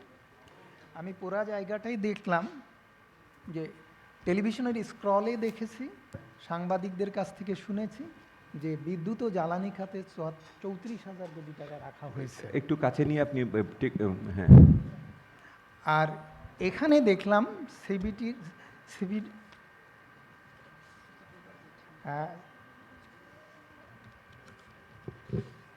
আপনার কোনটা, এটা তো সংখ্যা ছাড়াই বলুন না আপনি, সমস্যা নেই। বাজেট বিশ্লেষণে যেটা এসছে সেটাকে দেখা যাচ্ছে যে সেখানে বরাদ্দ রাখা হয়েছে মাতারবাড়ি এবং রূপপুর পাওয়ার প্ল্যান্টে। এখন প্রশ্ন হচ্ছে যে 74,000 কোটি টাকার মধ্যে 900 কোটি টাকা জ্বালানি খাতে, কিন্তু সেই জ্বালানি খাতের টাকাটা কিভাবে ব্যয় হবে সেটা বলা হয়নি। এই জায়গা ধরেই আমি বলতে চাই, প্রথম কথা হচ্ছে যে এখন যত রকমের সমস্যার কথা এখানে এসছে, ডিস্ট্রেসড ইন ম্যাক্রো ইকোনমিক্সের সমস্ত প্যারামিটার এখানে যেটা দেওয়া হয়েছে, লাস্টে বলা হয়েছে severe shortage of energy and power. Energy শর্টেজের কারণেই আজকে বিদ্যুৎ লোডশেডিং, এবং লোডশেডিং এখানে বসে আমরা দেখছি যে কন্টিনিউয়াস আমরা বিদ্যুৎ সাপ্লাই পাচ্ছি, কিন্তু গ্রামের অবস্থা ভয়ঙ্কর। সকালবেলা আমি ফোন করে জেনেছি যে সারা রাত বিদ্যুৎ ছিল না, সকালেও বিদ্যুৎ নেই। এইরকম একটা অবস্থা বাজেট অ্যাড্রেস করতে ব্যর্থ হয়েছে, এ কথাটা আমার প্রথমেই বলতে হবে। এরকম একটা ব্যবস্থা যদি অ্যাড্রেস করতে হতো, তাহলে যে কথা আমি ফিরে আসি, যে বিদ্যুৎ যদি না থাকে, জ্বালানি যদি না থাকে, তাহলে ডিসরাপশন ইন ডোমেস্টিক প্রোডাকশন, যেটা শিল্প খাতের থেকে এসছে, তারা তাদের বিনিয়োগ কোথা থেকে আসবে, লোন কোথা থেকে আসবে, এই সমস্ত কথাবার্তা বলেছে। কিন্তু আপনি মাইক্রোফোনের থেকে মুখ সরাবেন না, আপনি মাইক্রোফোনের দিকে তাকিয়ে বলুন, তাহলে সাউন্ড নেবে না। সেখানে যদি বিদ্যুৎই যদি আনইন্টারাপ্টেড সাপ্লাই ইনশিওর করা না যায়, তাহলে প্রোডাকশান যতই বিনিয়োগ আসুক না কেন, প্রোডাকশান এনশিওর করা যাবে না, শ্রমিকদের বেতন ভাতাতে আসবে না, প্রফিট প্রোডাকশন সেক্টরে মালিকরা বা শামসুল আলম সাহেব, বিনিয়োগকারী- আমি আপনাকে আরও সোজা নিয়ে আসি। সেটা হলো কারণ এটা খুবই গুরুত্বপূর্ণ একটা বিষয়। ধরেন যদি সরকার মানে তেল আমদানি করতে পারতো বা গ্যাস নিয়ে আসতে পারতো, তার যদি বৈদেশিক মুদ্রার সমস্যাটা না থাকতো, তাহলে তো বিদ্যুৎ খাতের কোনো সমস্যা হওয়ার কথা না, না, তাই না? তার- কারণ তাহলেও ক্যাপাসিটি সমস্যা আছে। আবার অন্যরা একটা আমি আরেক জায়গায় দেখেছি যে 1/3 বিভিন্ন রক্ষণাবেক্ষণ ইত্যাদির জন্য বন্ধ থাকবে, ইত্যাদি ইত্যাদিও হচ্ছে। তাও যদি থাকে 24,000 মেগাওয়াট, আমি যদি 15,000 মেগাওয়াটও ব্যবহার করতে পারি, আর যদি তেল গ্যাস আমার থাকতো, ডিজেল থাকতো, তাহলে তো আর সমস্যা হওয়ার কথা না। না, তো সমস্যা এটা বিদ্যুৎ খাতের সমস্যা না বৈদেশিক খাতের না, সমস্যা? সমস্যাটা হচ্ছে বিদ্যুৎ খাতেরও না, এবং বিদেশের যে সমস্ত যে পণ্য অর্থাৎ জ্বালানি পণ্যের দাম বেড়ে যাচ্ছে, দাম কমে যাচ্ছে, জ্বালানিতে পণ্যের দাম এইসব- কমে যাচ্ছে এখন। এইসব বিষয়গুলোও না। সমস্যা হচ্ছে যে আমি এখন আপনাকে দুইটা জিনিস আনবো, যে আব্দুল মুহিত সাবেক প্রয়াত অর্থমন্ত্রী 2018 সালে একটা ডিও লেটার মন্ত্রণালয়গুলোকে দিয়েছিলেন। তিনি বলেছিলেন আর ডিপিএম পদ্ধতি নয়, ওটিএম পদ্ধতিতে ফিরে আসতে হবে, ওপেন টেন্ডার প্রসেসে বিনিয়োগ ইনভাইট করতে হবে। সেই জায়গাটা এখন পর্যন্ত আমরা ফিরে আসিনি। অন্তত বিদ্যুৎ খাতে বলতে পারি, speedy power and energy supply act 2010, 2018-তে গভর্নমেন্ট এসে 2026 সাল পর্যন্ত বাড়িয়ে নিয়েছে। বিদ্যুৎ এবং জ্বালানিতে যে মূল্যহার, যে কথাটি কোথাও কোনো জায়গায় আলোচনায় আসছে না, যে মূল্যহার প্রেডিটরি প্রাইস এবং প্রেডিটরি মুনাফা এনশিওর করেছে, যে বিদ্যুৎ স্পিডি অ্যাক্ট সমস্ত প্রতিযোগিতা ওয়েব করে দিয়ে সেখানে 40,000 কোটি টাকা এইরকম অযৌক্তিক ব্যয় সংযোজন হয়েছে। আমরা গণশুনানিতে স্পষ্ট করে কাগজপত্রে প্রমাণ করে দেখিয়েছি 18,000 কোটি টাকা গ্যাসে এসছে, এবং বিপিসি কখনোই এই বিষয়টি সামনে আসেনি। তারা এখন বিআরসি আইন পরিবর্তন করে এই জবাবদিহিতার আওতায় আসেনি। তারা এখন মাসে মাসে 5% করে বিদ্যুতের দাম বাড়াচ্ছে, গ্যাসের দাম বাড়াচ্ছে, তেলের দাম বাড়াচ্ছে। এই ক্ষমতা যখন ব্যবহার করে এই জায়গাটা সিপিটির, এই যে ম্যাডাম যে জায়গা বলেছেন যে রেভিনিউ আর্নিংয়ের ব্যাপারে, কোন জায়গার জন্য আপনি বলেছেন ডেসপারেট বোধহয় কথাটা ব্যবহার করেছেন। হ্যাঁ, একটা মরিয়া চেষ্টা আছে। হ্যাঁ, যে রেভিনিউ কালেকশনের ব্যাপারে, সেই রেভিনিউ কালেকশনের ব্যাপারে যে বেপরোয়া রেভিনিউ কালেকশন যে রিফ্লেকশন হয়েছে বড় বাজেট দিয়ে, এই বড় বাজেটে সরকার খুশি হচ্ছে, আমরা আতঙ্কগ্রস্ত হচ্ছি। এই বড় বাজেটের সবচেয়ে বড় অভিঘাতের শিকার হয়েছে জ্বালানি এবং বিদ্যুৎ খাত। সরকার এখান থেকে শুধু রাজস্ব আহরণ করছে না, ট্যাক্স ভ্যাট কালেকশন করছে না, সরকার এখান থেকে ডিভিডেন্ড নিচ্ছে, কর্পোরেট ট্যাক্স নিচ্ছে। অর্থাৎ এ খাতে প্রচণ্ড রকমের ঘাটতি বেড়ে যাচ্ছে। সেই ঘাটতি পূরণ করার জন্য মাননীয় প্রধানমন্ত্রী নিজে বলেছেন যে আমরা আগে ভর্তুকি দিতে পেরেছি, এখন আর পারছি না। কিন্তু তিনি আরেকটা কথা বলেননি, যে তার জনগণ তারা এতদিন মূল্য বৃদ্ধির অভিঘাত সহ্য করে মূল্য বাড়িয়ে বেশি বেশি দামে কিনতে পেরেছে, সেইটা যখন সংযোজন হয়েছে প্রোডাকশন সেক্টরে, তখন পণ্যের দাম বেড়েছে, সেবার দাম বেড়েছে, অতিরিক্ত পণ্য সেবা কিনতে পেরেছে, কিনে ভ্যাট ট্যাক্স দিয়েছে, দিয়ে বড় বড় বাজেটের অর্থ জুগিয়েছে। আজকে করোনা এবং করোনা পরবর্তী অর্থনীতির অভিঘাতে পুরা 80% জনগণ, ক্যাবের ইনভেস্টিগেশনে দেখা গেছে যে 79 জনগণ, অর্থাৎ 80% জনসাধারণ নিম্ন আয়ের, তারা প্রচণ্ড রকমের আর্থিক অভিঘাতে আছে এইসব অবস্থার কারণে। সেইটা প্রোটেকশন দেওয়া খুব জরুরি ছিল। আপনার কথা থেকে আমি যেটা বের করছি সেটা হলো বিদ্যুৎ খাতের একটা বড় সমস্যা হলো যে সেটার বৈদেশিক মুদ্রা যথেষ্ট এই মুহূর্তে না থাকাতে আমরা আমদানি করে জ্বালানি আনতে পারছি না। কিন্তু আপনি আরেকটা কথা বলেছেন, যে এই কথাটা আমাদের পেপারেও আছে, সেটা হলো এক ধরনের লুণ্ঠনমুখী দাম নির্ধারণ প্রক্রিয়া এটার ভিতরে আছে। আপনার প্রিডেটরি শব্দটাকে আমি লুণ্ঠনমুখী বাংলা করলাম। তো ওইটাতে যেটা আছে, যার ফলে সরকার রাজস্ব থেকে এবং নিজের অর্থ থেকেও বঞ্চিত হচ্ছে, কারণ সে এখানে অনেক ছাড় দিয়েছে বিভিন্ন বিনিয়োগকর্তাকে এবং তাদের দায় মুক্তিও দিয়েছে বিভিন্ন সময়ের জন্য। এর বাইরে আর কোনো যদি ইস্যু না থাকে তাহলে আমি আমার এবারে আরেকটু ইনফরমেশন আছে, সেটা হচ্ছে 1972 সালে অধ্যাপক আনিসুর রহমান প্ল্যানিং কমিশনের মেম্বার হিসেবে তিনি দেখেছিলেন যে রাস্তায় গাড়ির মিছিল চলছে। সেই প্ল্যানিং কমিশন সেখান থেকে আজকে পর্যন্ত প্রাতিষ্ঠানিক রূপ আসেনি, প্রাতিষ্ঠানিকতা পায়নি। আজকে যেসব বিষয়গুলো আজকে আমি আপনাদের সামনে তুলে ধরছি, শুধু এখানেই তুলে ধরছি না, দীর্ঘ 10 বছর 2 দশক ধরে কনজিউমার অ্যাসোসিয়েশনের তরফ থেকে যে কথাগুলো বলা হচ্ছে, আজকে যদি প্ল্যানিং কমিশন প্রাতিষ্ঠানিক রূপ পেত, তাহলে এই সব কথাবার্তা আমাদেরকে এখানে আলোচনা করার দরকার হতো না।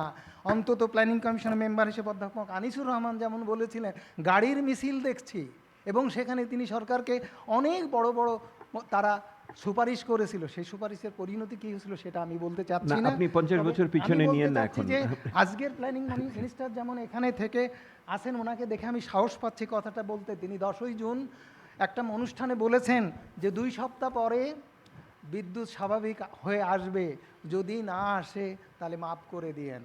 এই যে কথাটা উনি ওনার জায়গা থেকে বলেছেন, উনি এই বিনয় কথাটাই করেছেন, আমি উনি সরকার- বিনয় করেছেন, হ্যাঁ উনি বিনয় করেছেন। হ্যাঁ, এই যে কথাটা বলেছেন, যে কথাটা আমার মনে অন্তত একটা তৃপ্তি দিয়েছে। সরকার বড় বাজেট দিয়ে যেমন খুশি হয়েছে, আর আমি যেমন আতঙ্ক বোধ করেছি, ওনার আছে, কথায় অন্তত বুঝেছি। উনি অ্যাড্রেস করেছেন। অনেক ধন্যবাদ। যে আমরা বিদ্যুতের কষ্টে আছি, যেটা আর কোনো মন্ত্রীর মধ্যে অন্তত বলতে শুনি না। অনেক ট্যাক্স আসে, যেমন উনি ওনার বক্তব্যে বলেছেন যে কয়লা আসছে, কিন্তু তার পরপরই বলেছে ফার্নেস অয়েল। সাংবাদিকরা আমাকে জিজ্ঞেস করছে যে ফার্নেস অয়েল এখন আসা বন্ধ হয়ে গেছে, তাহলে কি হবে?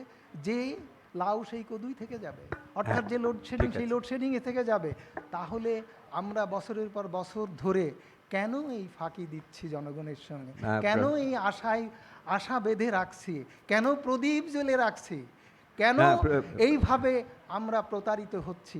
এই কেনর জবাবটি আজকে আপনাদের মাধ্যমে আমি সরকারের কাছে বিনীতভাবে এবং মাননীয় পরিকল্পনা কমিশনের মাননীয় পরিকল্পনা মন্ত্রীর মাধ্যমে নিবেদন করতে চাই। অনেক ধন্যবাদ আপনাকে প্রফেসর শামসুল আলম। আপনি মানে এটা একটা মৌলিক বিষয়। বাংলাদেশের আমাদের একদিকে অর্জনের একটা বড় জায়গা হলো যে আমরা বিদ্যুৎ খাতে প্রভূত উন্নতি করতে পেরেছি, আবার এটার একটা কষ্টের জায়গাটা হলো সেই উন্নতিটাকে সঠিকভাবে আমরা ব্যবহার করতে পারছি না কেন, এই প্রশ্ন থাকবে। আপনাকে ধন্যবাদ, আপনি অনেক পুরনো বিষয়কে উত্থাপন করেছেন এটার ভিতরে।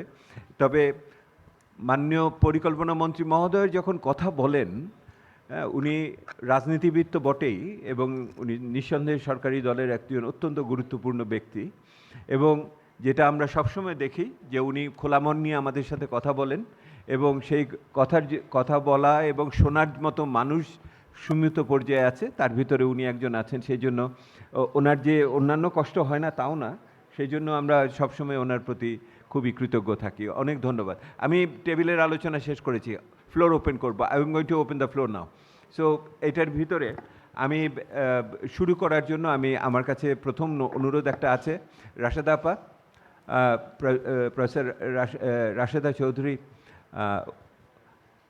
আমাদের বাংলাদেশের শিক্ষা আন্দোলনের অন্যতম মানুষ, বলেন আপনার 2 মিনিট।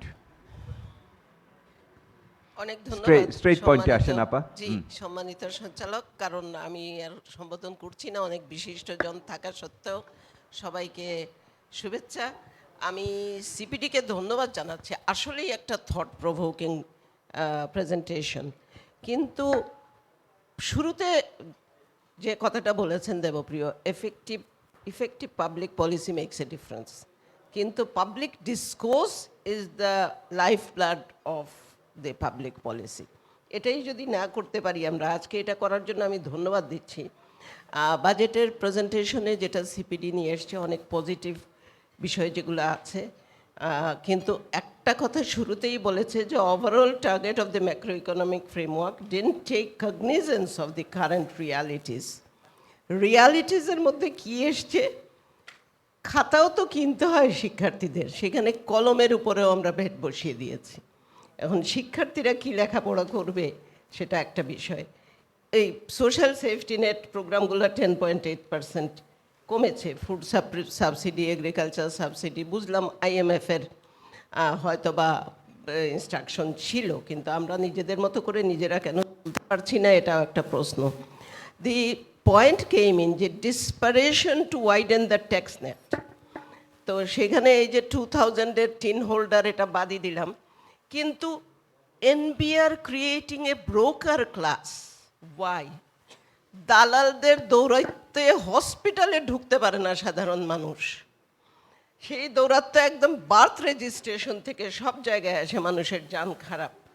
এটা তো জনপ্রতিনিধিদের জানার কথা। তাহলে কি করে ব্রোকার ক্লাসটা তৈরি করে এনবিআর, বুঝতে পারছি না।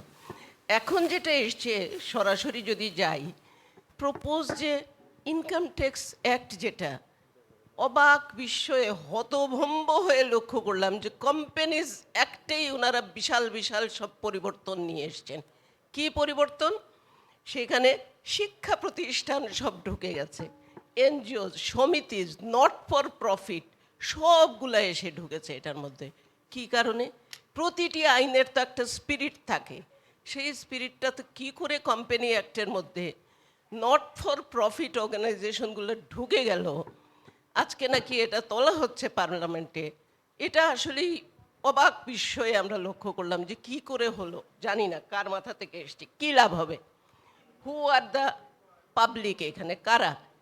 ভিকারুন্নেসা স্কুল এখানে ট্যাক্স বসালে ঠিকই দিতে পারবে, আমার গ্রামের একটা স্কুল তো দিতে পারবে না। তাকে যদি কোম্পানি অ্যাক্টের আওতায় আপনারা ঢোকাই দেন, তাহলে সে কী করে কর্পোরেট ট্যাক্স দিতে হবে তাকে? যদি কোনো ইনকাম না থাকেও তাও 0.6% দিতে হবে নেট রিসিটের উপরে। এটা কি জন্য আসলো আমরা তো বুঝতে পারছি না। শিক্ষা বান্ধব সরকার বলা হচ্ছে, তো এটা কোন দিক থেকে এটার শিক্ষা বান্ধব হলো সেটা একটা বড় প্রশ্ন। যেখানে ট্যাক্স বেস বাড়ানোর কথা বলা হয়েছে, কেন? এই ট্যাক্স বেস বাড়ানোর জন্য কি আর কোনো উপায় ছিল না? আমরা ক্যালকুলেশন করে দেখেছি, ওই 0.6%ও যদি নট ফর প্রফিট ইনস্টিটিউশনগুলোর কাছ থেকে নেওয়া হয় নেট রিসিটের উপরে, কত বাড়বে? 40 থেকে 45 কোটি টাকা, বড় জোর হাজার হাজার কোটি টাকা আমরা ধরতে পারি না। আর এই 40-45 কোটি টাকার জন্য আমরা একটা ট্যাক্স বেসটাকে বাড়ানোর নামে এটা করলাম। ঠিক আছে, সরকারের কাছে একটা অনুরোধ, মাননীয় মন্ত্রী আসছেন এখানে, আমরা এনজিওরা সব সরকারের কাছ থেকে এখন অর্থ নেব, অনুদান নেব, সেটা সরকার বাজেটে ব্যবস্থা করবে। নট ফর প্রফিট যত আছেন তারা একটু করবেন। সেখানে একটা কথা শেষ করব শিক্ষা নিয়ে।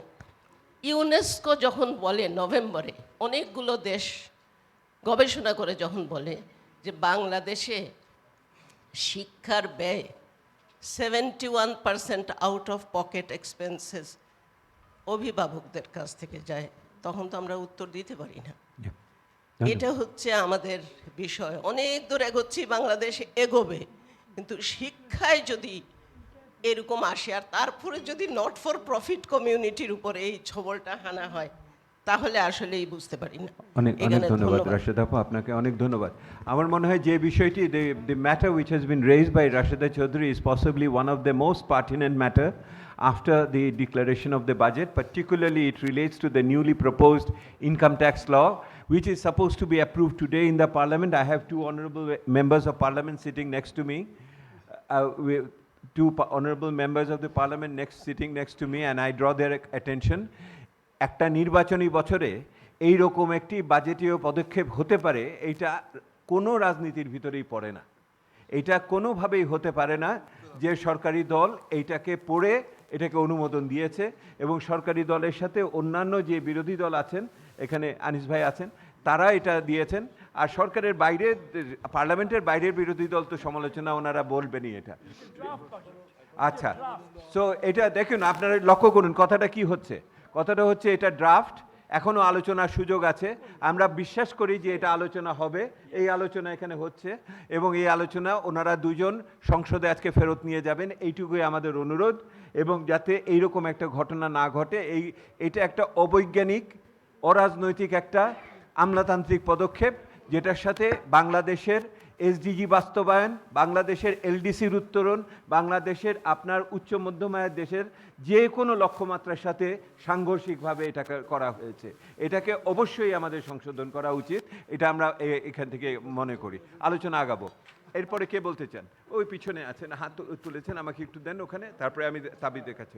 আপনারা একটু পরিচয় দিয়ে কথা বলবেন। আপনারা জানেন, আমাকে একটু বলবেন ফেসবুকে কতজন আছে? লাইভ টেলিকাস্ট আমাদের ফেসবুকে যাচ্ছে, এটা আপনারা খেয়াল করবেন। হ্যাঁ, বল।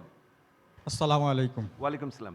বিসমিল্লাহির রহমানির রহিম। সকল প্রশংসা আল্লাহর। আল্লাহ পাকের কাছে শুকরিয়া, তিনি আমাকে এখানে এসে কথা বলার সুযোগ দিয়েছেন। আপনারাও আমার কথা শুনছেন।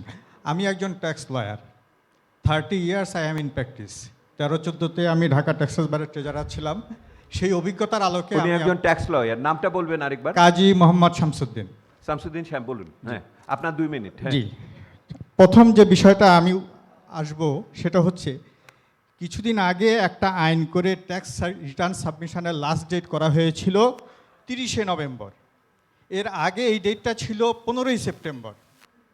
সম্মানিত সভাপতি এবং যারা আছেন মনোযোগ দিয়ে একটু শোনেন, 15ই সেপ্টেম্বরের ভিতরে গভর্নমেন্টের সমস্ত রিটার্ন জমা হতো এবং রেভিনিউটা গভর্নমেন্টের ঘরে যেত। আমরা ট্যাক্স লয়াররা উইদিন নভেম্বর এটাকে কমপ্লিট করে ফেলতাম, অর্থাৎ গভর্নমেন্টের ঘরে 60,000 কোটি টাকা চলে যেত।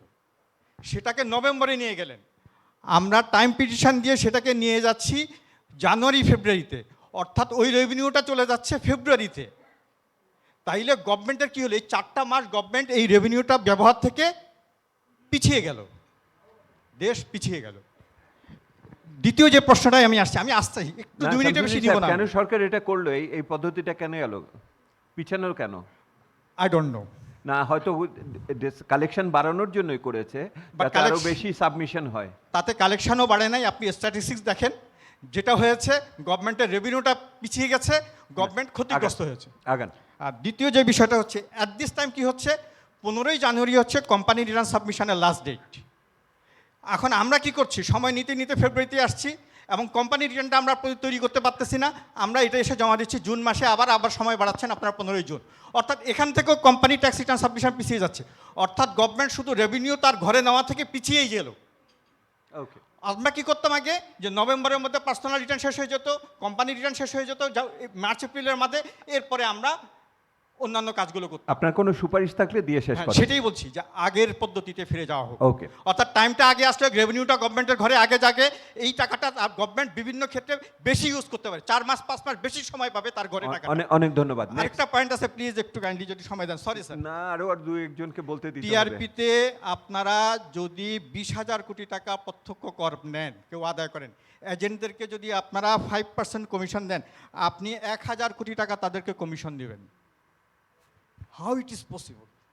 শুধু এটুকু মনের কষ্ট থেকে হাউ ইট ইজ পসিবল, এই প্রশ্নটাই ছেড়ে দিলাম আপনাদের কাছে। তৃতীয় যে প্রশ্নটা করতে চাচ্ছি সেটা হচ্ছে যে, একজন করদাতা হিসাবে, একজন আইনজীবী হিসাবে বলছি, 6,000 টাকা ট্যাক্স দেওয়ার জন্য 16,000 টাকা খরচ করতে হয় এবং 3 মাস ঘুরতে হয়। Make it easy. সবাই ভালো থাকবেন, সুস্থ থাকবেন। অনেক ধন্যবাদ শামসুদ্দিন সাহেব। আমি এখানে আমাদের আমি তাবিদের কাছে আসছি।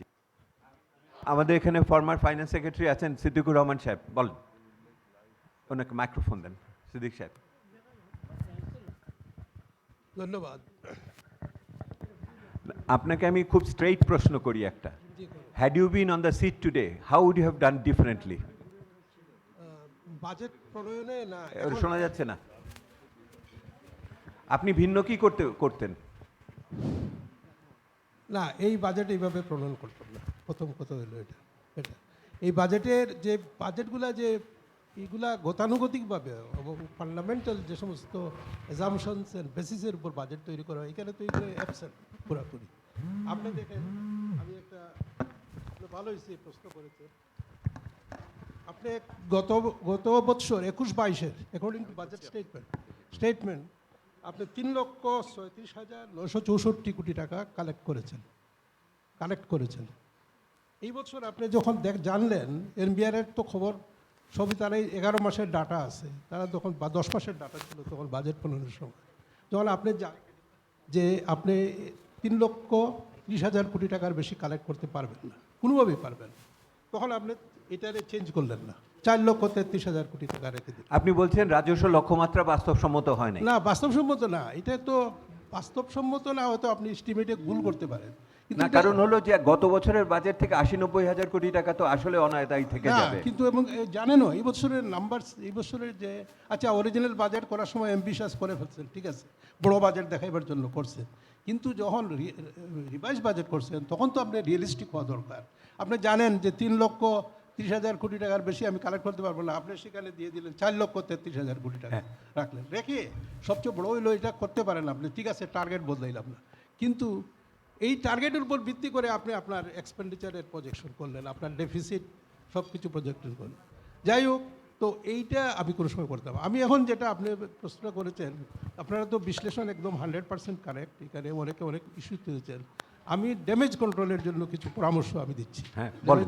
ড্যামেজ কন্ট্রোল এটা হলো 1 নম্বর হইলো যে আপনার রিসোর্স মোবিলাইজেশনে একটা খুবই ইজিলি ইমপ্লিমেন্টেবল একটা লাভ, সেটা হইলো ওই যে যেটা হাসান মনসুর সাহেব বলছেন, সেটা হলো বৈদেশিক সাহায্যের যে আপনি যেটা ধরছেন, সেটারে পাইপলাইনও অনেক আছে, এইটারে আপনি মল্লান ভাই আছেন এখানে, আপনি এটা এই সঙ্গে সংশ্লিষ্ট, এটাতে জোর দেন যাতে এটা আপনি অর্জন করতে পারেন, নাম্বার 1। নাম্বার 2 হইলো আপনি বাজেটের যে প্রজেক্টগুলো আছে আপনার, বিশেষ করে অপারেশনাল এক্সপেন্ডিচারে খুব বেশি কিছু করতে পারবেন না, এখানে কম্পালশন আছে। বাজেটে যে ডেভেলপমেন্ট এক্সপেন্ডিচার আছে সেখানে আপনি রিভিজিট করেন প্লিজ এখানে, এবং আল্লাহর ওয়াস্তে এই ম্যাক্রো কী বলে গেলে মেগা প্রজেক্টগুলো নেওয়া বন্ধ করেন ফিজিবিলিটি স্টাডি ছাড়া। এই যে এখানে ফিজিবিলিটি স্টাডি ছাড়া নেওয়া বন্ধ করেন, এবং এই যে তো এবং যেগুলা নিয়েছেন দেখেন আপনি সবগুলাতে এই যে রূপপুর প্রকল্প এখানে দেওয়া হয়েছে বাধ্য। Good, very good. আচ্ছা, আমি সে একটু 1 মিনিট আরও দিবেন, আমি কথাটা না বললে হয় না। তো এইগুলা যে করে আপনি এইগুলা রিভিজিট করেন, করে আপনি এটারে এক্সপেন্ডিচারটা রেশনালাইজ করলে হয়তো ড্যামেজ কন্ট্রোলটা হবে। আর বড় কথা হইলো এই যে আপনি বাজেটে আপনি এই যদি এইগুলো না করতে পারেন, আর এই যদি সেন্ট্রাল ব্যাংকের উপর থেকে বরোইং করেন, তো ইনফ্লেশন নিয়ে যে এত কথা বলতেছেন, বাজেট তো ইনফ্লেশন উস্কে দিচ্ছে, নিয়ন্ত্রণ করার চেয়ে উস্কে দিচ্ছে। যাই হোক, আপনার তো সময় নাই, অনেক ধন্যবাদ। থ্যাংক ইউ সিদ্দিক সাহেব, আপনি সুনির্দিষ্ট হয়ে যে 3টে পরামর্শ দিচ্ছেন খুবই গুরুত্বপূর্ণ। আমি ডক্টর মজিদ আছেন ওখানে, আমাদের এনবিআর এর প্রাক্তন চেয়ারম্যান, আমি ওনার কাছে যেতে চাচ্ছি। হ্যাঁ তাবিদ, আপনি এরপর তাবিদের কাছে আনবেন। হ্যাঁ ধন্যবাদ। অ্যাকচুয়ালি আমার সিলেবাসে রাজনীতি নাই, তারপরেও আমি বলতে চাচ্ছি এই যে রাজনৈতিক অর্থনীতিটাকে ভালো করে পেছানো হয়েছে। এই যেমন কিছুক্ষণ আগে আপনি যেটা বললেন, ইনকাম ট্যাক্স অ্যাক্ট পাস করার সাথে এবারের বাজেটের সম্পর্কিত করাটা মোটেই যুক্তিযুক্ত হয়নি।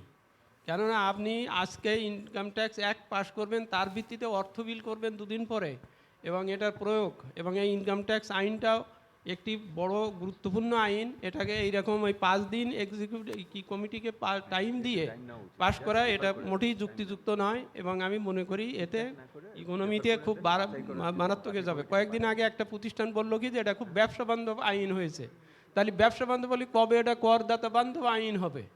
যেমনটি উনি যেটা বললেন আর কি, এই যে ইনকাম ট্যাক্সের ডেট জমা দেওয়ার তারিখটা পিছিয়ে সরকারের রেভিনিউ লস করা হচ্ছে, এই জিনিসগুলো আসলে ভালো করে দেখার বিষয়।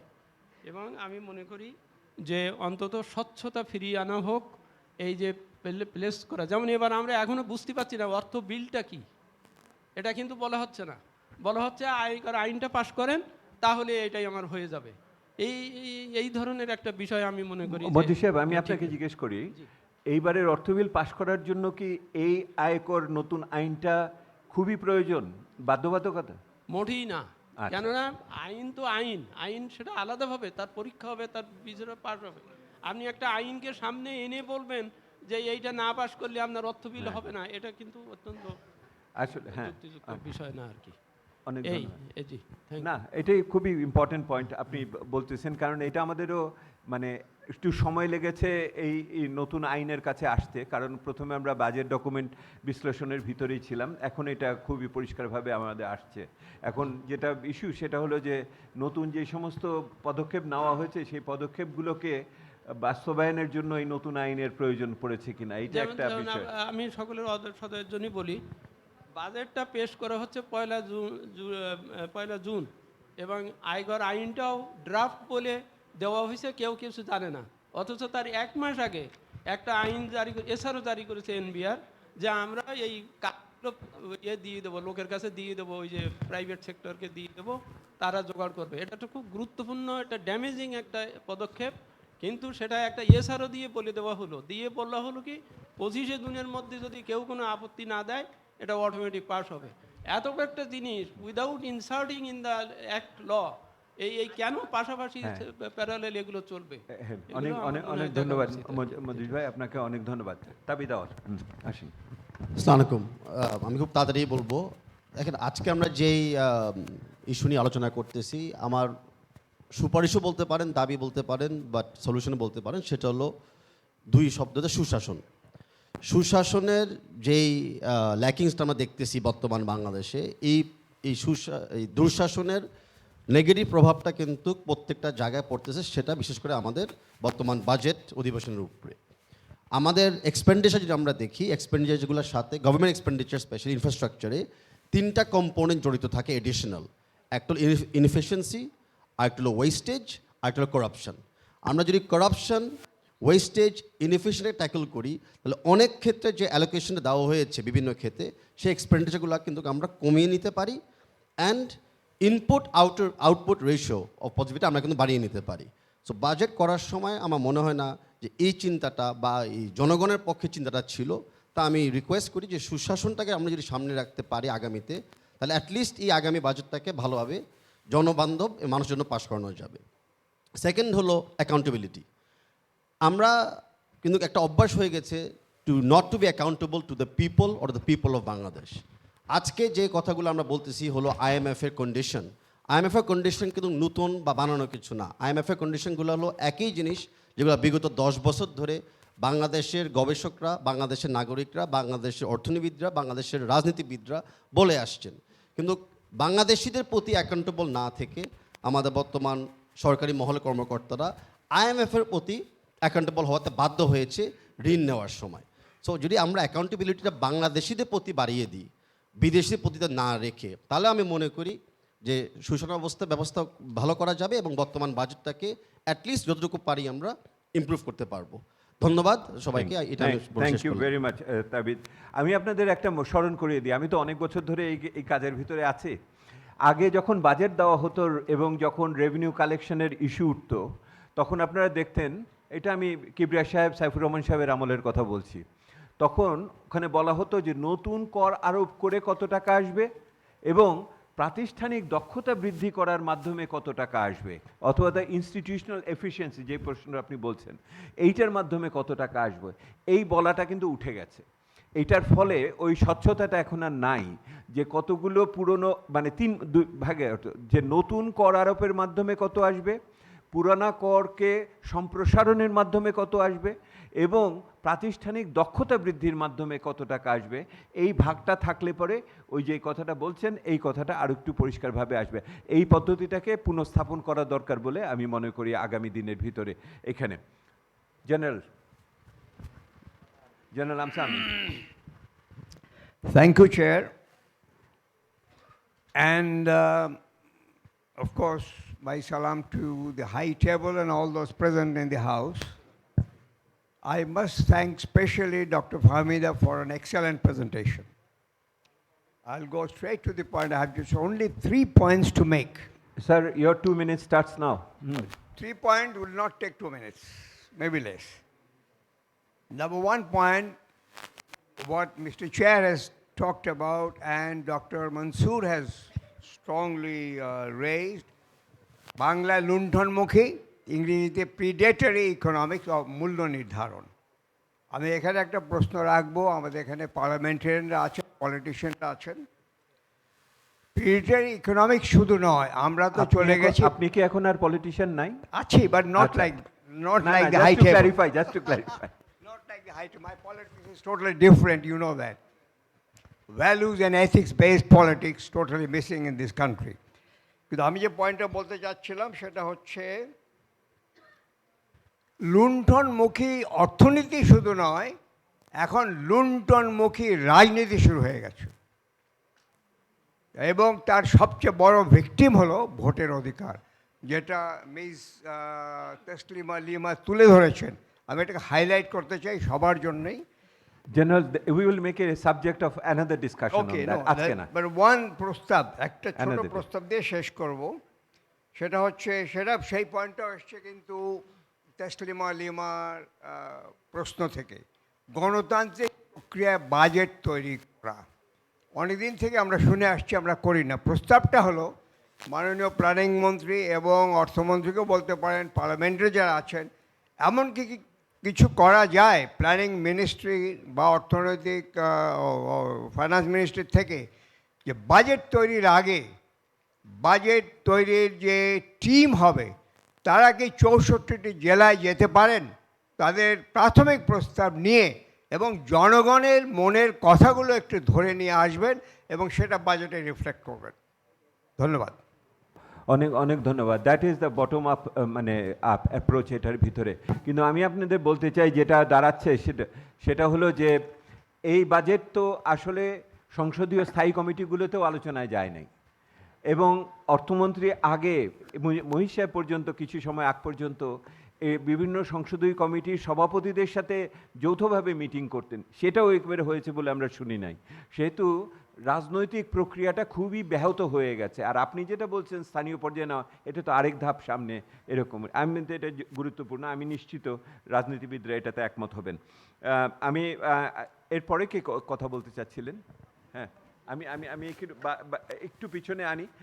অর্ক আসেন আপনি, তারপরে। এখন কিন্তু সময় আমার 1.5 মিনিট হবে। হ্যাঁ, শুভেচ্ছা সবাইকে। আমি আসলে সবার সব কথা শুনছিলাম, কিন্তু যেহেতু তরুণদের আমি প্রতিনিধিত্ব করি এবং তরুণদের নিয়ে কাজ করি, তাদের দু একটি কথা না বললে না। আমি অর্ক, আমি কাজ করি ধ্রুবতারা ইউথ ডেভেলপমেন্ট ফাউন্ডেশনে।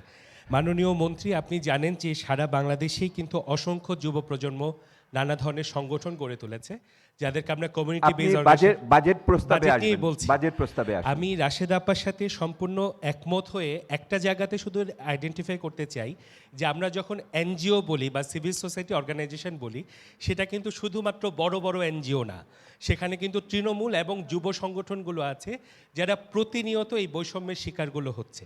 সুতরাং বাজেটে যদি এই ধরনের চাপ প্রয়োগ করা হয়, তাহলে তাদের অধিকারের বাণী কিন্তু নিভৃতে কাঁদবে এবং এই সংগঠনগুলো কিন্তু শেষ হয়ে যাবে। আপনি আইনের কথা বলছেন? হ্যাঁ, এবং নতুন কর আইনটার কথা অবশ্যই, বলছেন। এবং একই সাথে করের সেখানে যদি সবাইকে সমানভাবে দেওয়া হয়, সেখানেও কিন্তু এক ধরনের বৈষম্য নতুন করে সৃষ্টি হবে। লাস্ট একটা কথা বলতে চাই মাননীয় মন্ত্রী, সেটা হচ্ছে যে যুব মন্ত্রণালয়ের বাজেট, আমরা জানি যে 5.5-6 কোটি যুব আছে, কিন্তু যুব মন্ত্রণালয়ের বাজেট কিন্তু মোটেই স্যাটিসফ্যাক্টরি না। এটা নিয়ে দীর্ঘদিন দাবি করার পরেও, এবং আমরা জানি সম্প্রতি জাতীয় যুব কাউন্সিল আইন করে সরকার নতুন কাউন্সিল করেছে, কিন্তু সেই যুব কাউন্সিলের জন্য কিন্তু আমরা কোনো অ্যালোকেশন এই বাজেটে দেখিনি, বরং 2000 টাকা করে মাথাপিছু যে রিটার্নের কথা, সেটা মানুষের মধ্যে আরও উদ্বেগ বাড়িয়ে দিয়েছে। সুতরাং আমরা যখন স্মার্ট বাংলাদেশের কথা বলছি, তথ্য প্রযুক্তি জায়গা যাচ্ছি, সেখানে আমরা দেখছি মোবাইল অ্যাক্সেসরিজ, অ্যাসেম্বলিং ইত্যাদির উপর নতুন করে আপনারা ট্যাক্স বাড়িয়ে দিচ্ছেন। তাহলে একদিকে আমি স্মার্ট বাংলাদেশ বলছি, আরেকদিকে তরুণদের জায়গাগুলো ছোট। অনেক ধন্যবাদ অর্ক, আপনাকে অনেক ধন্যবাদ। আমি আসবো, আমি মকবুল এলাই সাহেবকে রিকগনাইজ করি। উনি আমাদের অন্যতম বাংলাদেশের জাতীয় এনার্জি এক্সপার্ট, কাজ করেছেন। আপনার কাছেও আসবো। আমি একটু আগে নারীকণ্ঠ সেভাবে শুনি নাই। আমি ইয়ের কাছে ডক্টর মালিকা বানু, মহিলা পরিষদের সাধারণ সম্পাদিকা, প্লিজ। ধন্যবাদ। অনেক ধন্যবাদ সিপিডির পক্ষ থেকে ডক্টর ফাহমিদা যে প্রেজেন্টেশনটা দিলেন তার জন্য। আমরা আসলে ওভারলুক করতে পারি না যে জাতীয় বাজেটের সঙ্গে কিন্তু 44টি মন্ত্রণালয় এবং বিভাগ জেন্ডার রেসপন্সিভ বাজেট, তারা কিন্তু এই প্রতিবেদনটি পেশ করেছে, এবং যেটা একটা এফেক্টিভ পাবলিক পলিসি হতে পারে।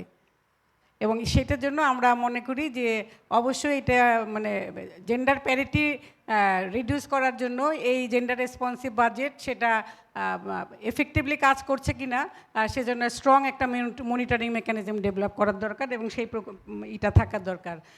আমরা দেখলাম যে education, health, social safety net, এসব জায়গায় ইনএডিকুয়েট যে অ্যালোকেশনটা হয়েছে, যার সাফারার কিন্তু নারীরা হবে, মার্জিনালাইজ গ্রুপ হবে, লেফট এক্সক্লুডেড গ্রুপ তারা হবে আর কি, এটা একটু খেয়াল করতে হবে। এছাড়া আমরা দেখলাম যে যথারীতি মওকাও কিন্তু এবারও প্রপার অ্যাটেনশন পায়নি, এবং আমরা ধরেই নেই মওকা as a focal point for the women's advancement, এটাও প্রপার অ্যাটেনশন পায়নি, এবং আমরা ধরেই নিই যে মওকা কতগুলো ডোনার ড্রিভেন কতগুলো প্রজেক্ট দিয়ে এটা রান হবে, মনে হচ্ছে এইরকমই ধরে নেই আর কি। আর এছাড়া আপনার আয়কর দিয়ে সার্ভিস পেতে হবে, তাহলে কারা মানে কতগুলো সার্ভিস, পাবলিক সার্ভিস পেতে হলে মিনিমাম এতটুকু আয়কর দিতে হবে। তা সেইটার জন্য আমরা মনে করি যে যাদের আয়কর মানে এই সার্ভিসগুলো পাওয়ার কথা তারা এখান থেকে হবে আর কি। আর এছাড়া আপনার যেটা অন্যরাও বলেছে আমিও বলছি যে voluntary non profit organisation, women's rights organisation, তারাও এবং আদার এনজিও তাদেরকেও দেখা যাচ্ছে যে কোম্পানির মধ্যে নিয়ে আসা হয়েছে, এটা খুবই মানে সারপ্রাইজিংই বলবো আর কি। তা নিশ্চয়ই মহিলা পরিষদ কোনো মুনাফা করে না তো, যে 52 বছর ধরে কাজ করছে, ভলেন্টারিলি কাজ করছে, কিছু প্রোগ্রামের জন্য তারা এনজিও ব্যুরো রেজিস্ট্রেশনটা নিয়েছে, কিছু বাইরের থেকে টাকা নেওয়ার জন্য, তাদেরও নাকি মানে কোম্পানির আওতায় কম দিতে হবে। তো এটা নিশ্চয়ই আমরা আশা করব যে এইটা যেহেতু মাননীয় মন্ত্রী বললেন যে এটা এখনও ড্রাফটের পর্যায়ে আছে, যেটা ড্রাফটের পর্যায়ে থাকবে, অবশ্যই ফাইনাল হবে না, এটাই আমরা আশা করব। আর এছাড়া আমরা নিশ্চয়ই আশা করব যে এদেশে মেয়েরা যাতে ঘরে এবং বাইরে তাদের নিরাপত্তাটা নিশ্চিত হয়, এবং আগামী দিনে এদেশের মানে লেবার ফোর্স যাতে বিশেষ করে উইমেনরা তারা যেন আগামী যে 4th ইন্ডাস্ট্রিয়াল রেগুলেশন তার জন্য তাদের দক্ষ করে তোলা হয়, সে ব্যাপারে প্রোগ্রাম থাকবে যথেষ্ট। Thank you. Thank you.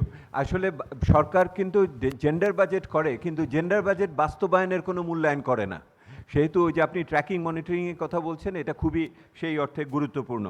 আমাদের সাথে যে আরও অনেক কজন আছে, আমি খুব দ্রুত আগাবো, এবং আমার বুঝতেই পারছেন মঞ্চে আমার এখানে 3 জন অত্যন্ত হেভিওয়েট বক্তা আছেন, তো তাদের আগে আসার আগে আমাদের সাথে আনিসুদ্দৌলা সাহেব আছেন। আপনারা জানেন যে বাংলাদেশের কর্পোরেট সেক্টরের অন্যতম উজ্জ্বল জ্যোতিষ্ক, এসিআই কোম্পানি এবং তার ফাউন্ডেশনস ইত্যাদির কর্ণধার আনিসুদ্দৌলা সাহেব।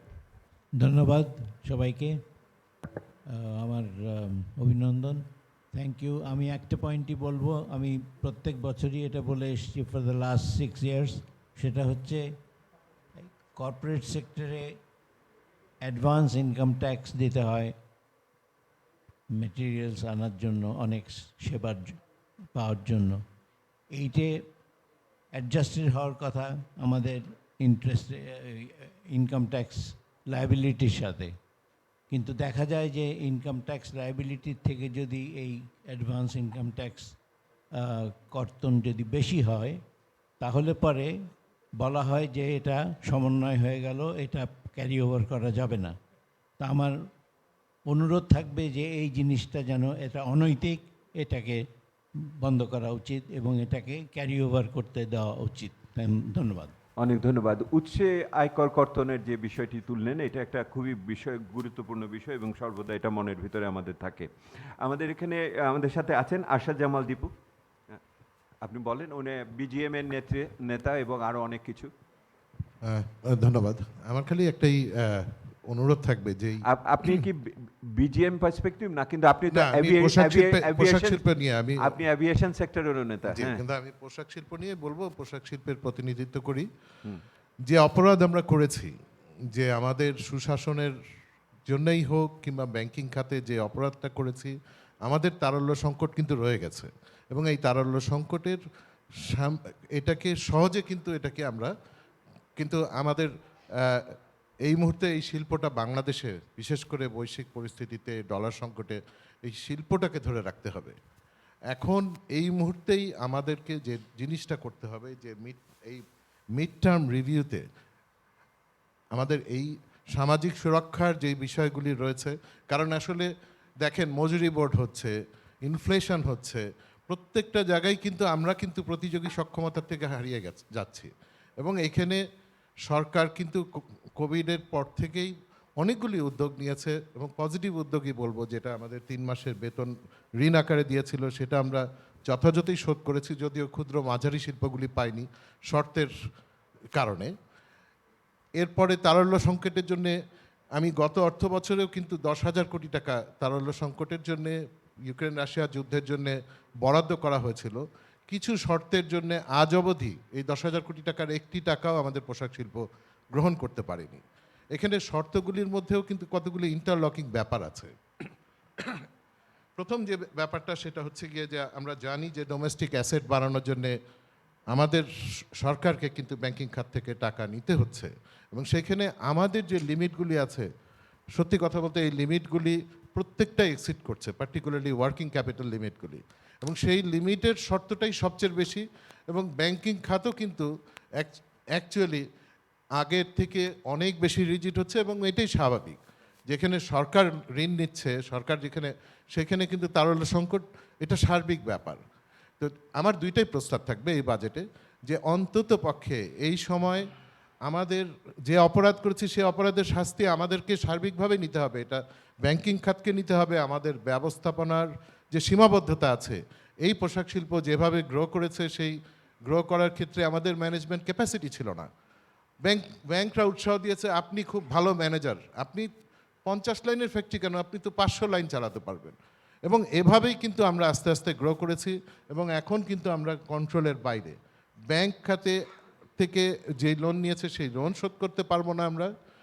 এখন সেই অপরাধের শাস্তি যদি আমাদেরকে এখনই দেওয়া হয়, তাহলে কিন্তু আমরা ডিস্টেবিলাইজড হয়ে যাব, এবং আমাদের ডলার সংকট একটা বড় ইম্পর্টেন্ট সোর্স থেকে আমরা কিন্তু আরও পাবো না।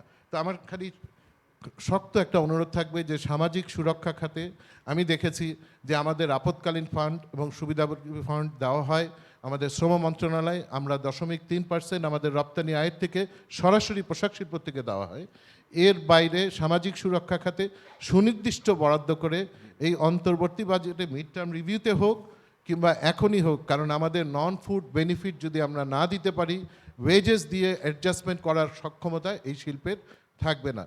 আরেকটি জিনিস আমি বৈশ্বিক পরিস্থিতির মধ্যে আমি বলতে চাচ্ছি, বিশেষ করে আমাদের কটন প্রাইসের, কটন বেস যেহেতু আমরা কান্ট্রি, যদিও বলি যে ম্যানমেড ফাইবার করব, কিন্তু আমরা কিন্তু পাকিস্তানের কতগুলি অসম প্রতিযোগিতা হচ্ছে, ওইখানে ডলারকে নিয়ে যে কাজগুলি হচ্ছে সেটা আমাদের বিশেষভাবে দেখতে হবে।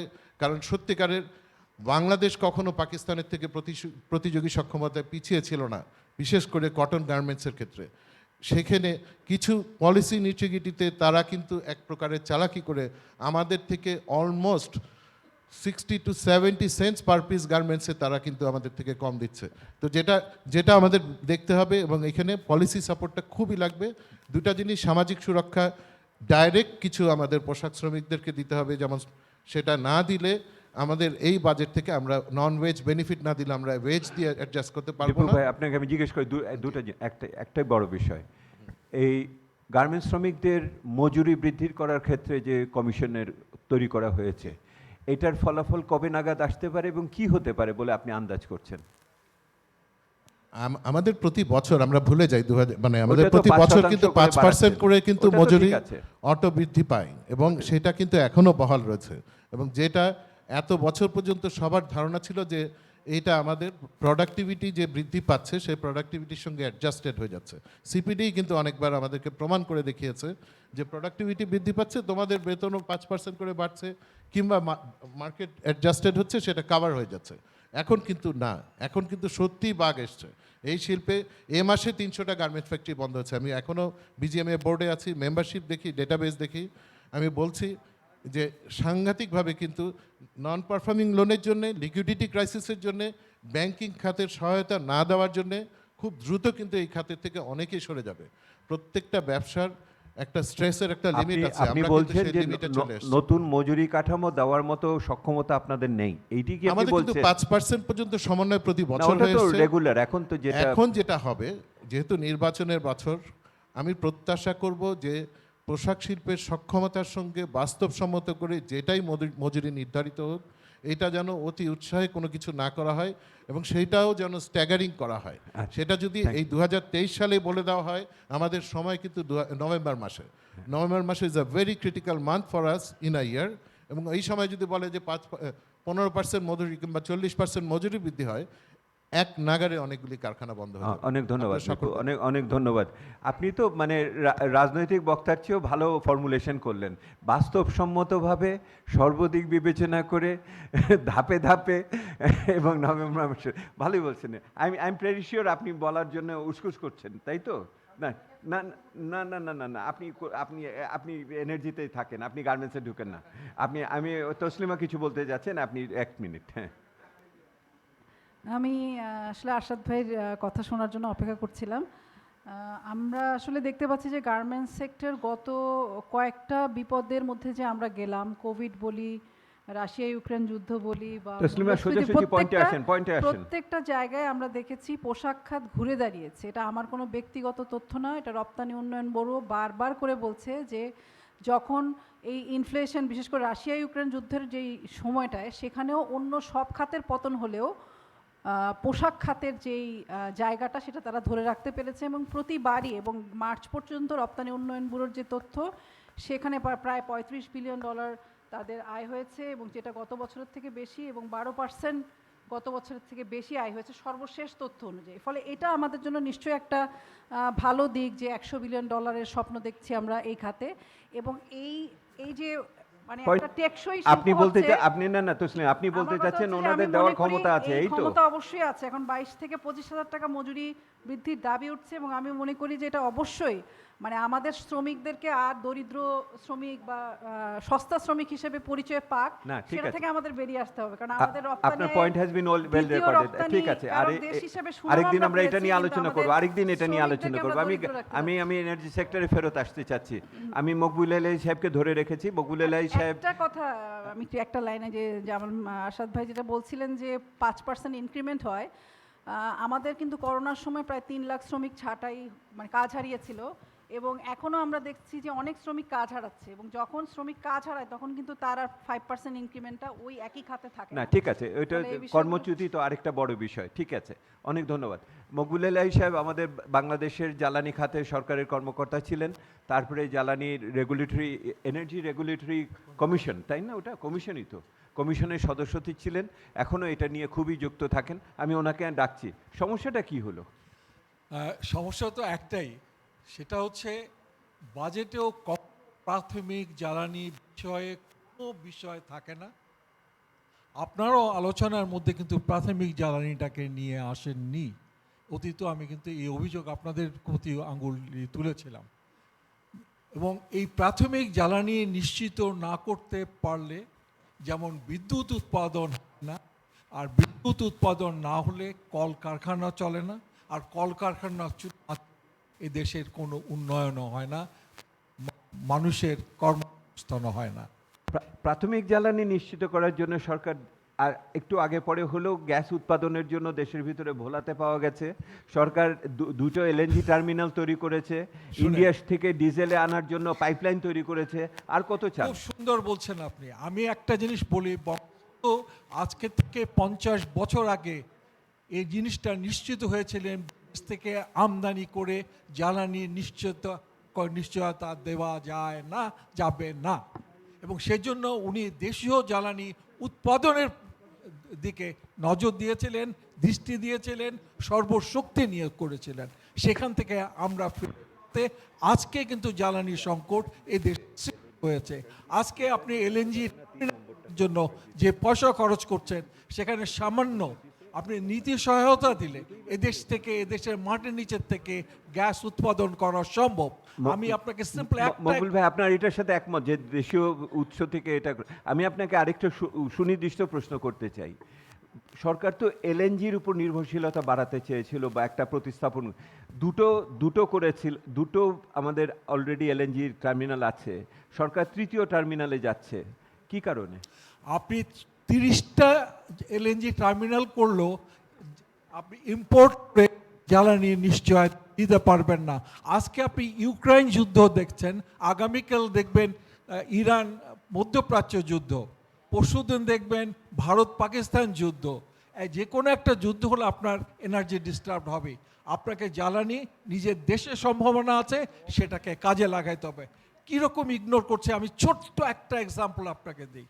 আজকের থেকে 2000 18 সালে আমাদের একটা কূপ থেকে 15 মিলিয়ন গ্যাস দেওয়ার মতো অবস্থার সৃষ্টি করে বসে আছে। এই 15 মিলিয়নে 1 মিলিয়নের পার ডে খরচ হচ্ছে, আপনি ইম্পোর্ট করছেন, আমি যদি মাঝামাঝি এটাও ধরি $25, $50ও কেনা হয়েছে, $15ও কেনা হয়েছে, আমি $25ও যদি ধরি, $25,000 পার মিলিয়ন। আর তার যদি আপনি 1 বছরের হিসাব ধরেন, যেটা আসে $127 মিলিয়ন। এরকম বাংলাদেশে 100 মিলিয়নের উপরে যে কূপগুলো আছে সেগুলো থেকে 100 থেকে 200 মিলিয়ন আপনি শুধু উৎপাদন করতে আপনি পারেন। শুধু ল্যান্ডের কথা বলছেন, হাই সি, যেটা আবিষ্কৃত হয়ে গেছে, যেটা আবিষ্কার হবে না, আচ্ছা, যেটা আবিষ্কৃত হয়েছে বুঝা গেছে। সেটার থেকে করা। এগুলো প্রুভেন যেগুলি আছে। সেকেন্ড, গ্যাস নিয়ে, জ্বালানি নিয়ে ডাকাতি হচ্ছে, নো মোর চুরি।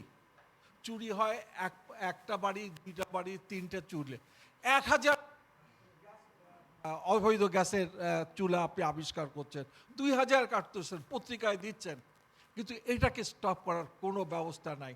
আজকে তিতাসের গ্যাসের সিস্টেম চুরি এখন মোর দেন 12%, 5% পারেন, তাহলে 1 মিলিয়ন কিউবিক ফিট। আপনি সিস্টেম লসের কথা বলছেন? ইট ইজ সিস্টেম লস না, ইট ইজ সিস্টেম চুরিও না, এটা ডাকাতি। এটা ডাকাতি, রীতিমতো ডাকাতি। আমি এই কথাটা বলার জন্য আপনাকে প্রশ্নটা দিয়েছিলাম। না, এটা ডাকাতি। আপনি এটা 5% কমানো, এটা কোনো ব্যাপার না। আপনি জানেন বিদ্যুৎ সরকারের তো স্বার্থে, এটা সরকার যদি কমাতো সরকারেরই তো উপকার হতো, তো সরকার কেন পারে না? বিদ্যুতে 47% সিস্টেম লস ছিল, সেটা এখন 9% আসছে, তো গ্যাসে কেন সম্ভব হবে না? গ্যাসে কেন সম্ভব হবে না? আপনার এই বছরের জন্য একটা পরামর্শ কি আছে? আমার একটাই প্রশ্ন, সিস্টেম লস বন্ধ করেন, চুরি বন্ধ করেন, সিস্টেম লস বন্ধ করেন। ওইটা তাহলে কিছুটা ওই ইনএফিশিয়েন্সি কথা হচ্ছে, যেটা আবিষ্কৃত আছে সেটাকে আপনি উৎপাদনে নিয়ে যান। আর কিছু না। Thank you, very good, thank you. আমি আসতেছি। এইখানে বাদিকে হাত তুলেছিলেন কে যেন? হ্যাঁ, মুনিরা আপার কাছে আগে আনেন, তারপরে। হ্যাঁ বলবো। হ্যাঁ, ওই যে মাইক্রোফোন আপনার, মাইক্রোফোনটা নেন, ওইভাবে বলতে হবে না। সবাইকে আসসালামু আলাইকুম। আমার প্রশ্নটা আমি মুনিরা খান, আপনার কি পরিচয় দেব? ফেমা দিব না অন্য কিছু দিব?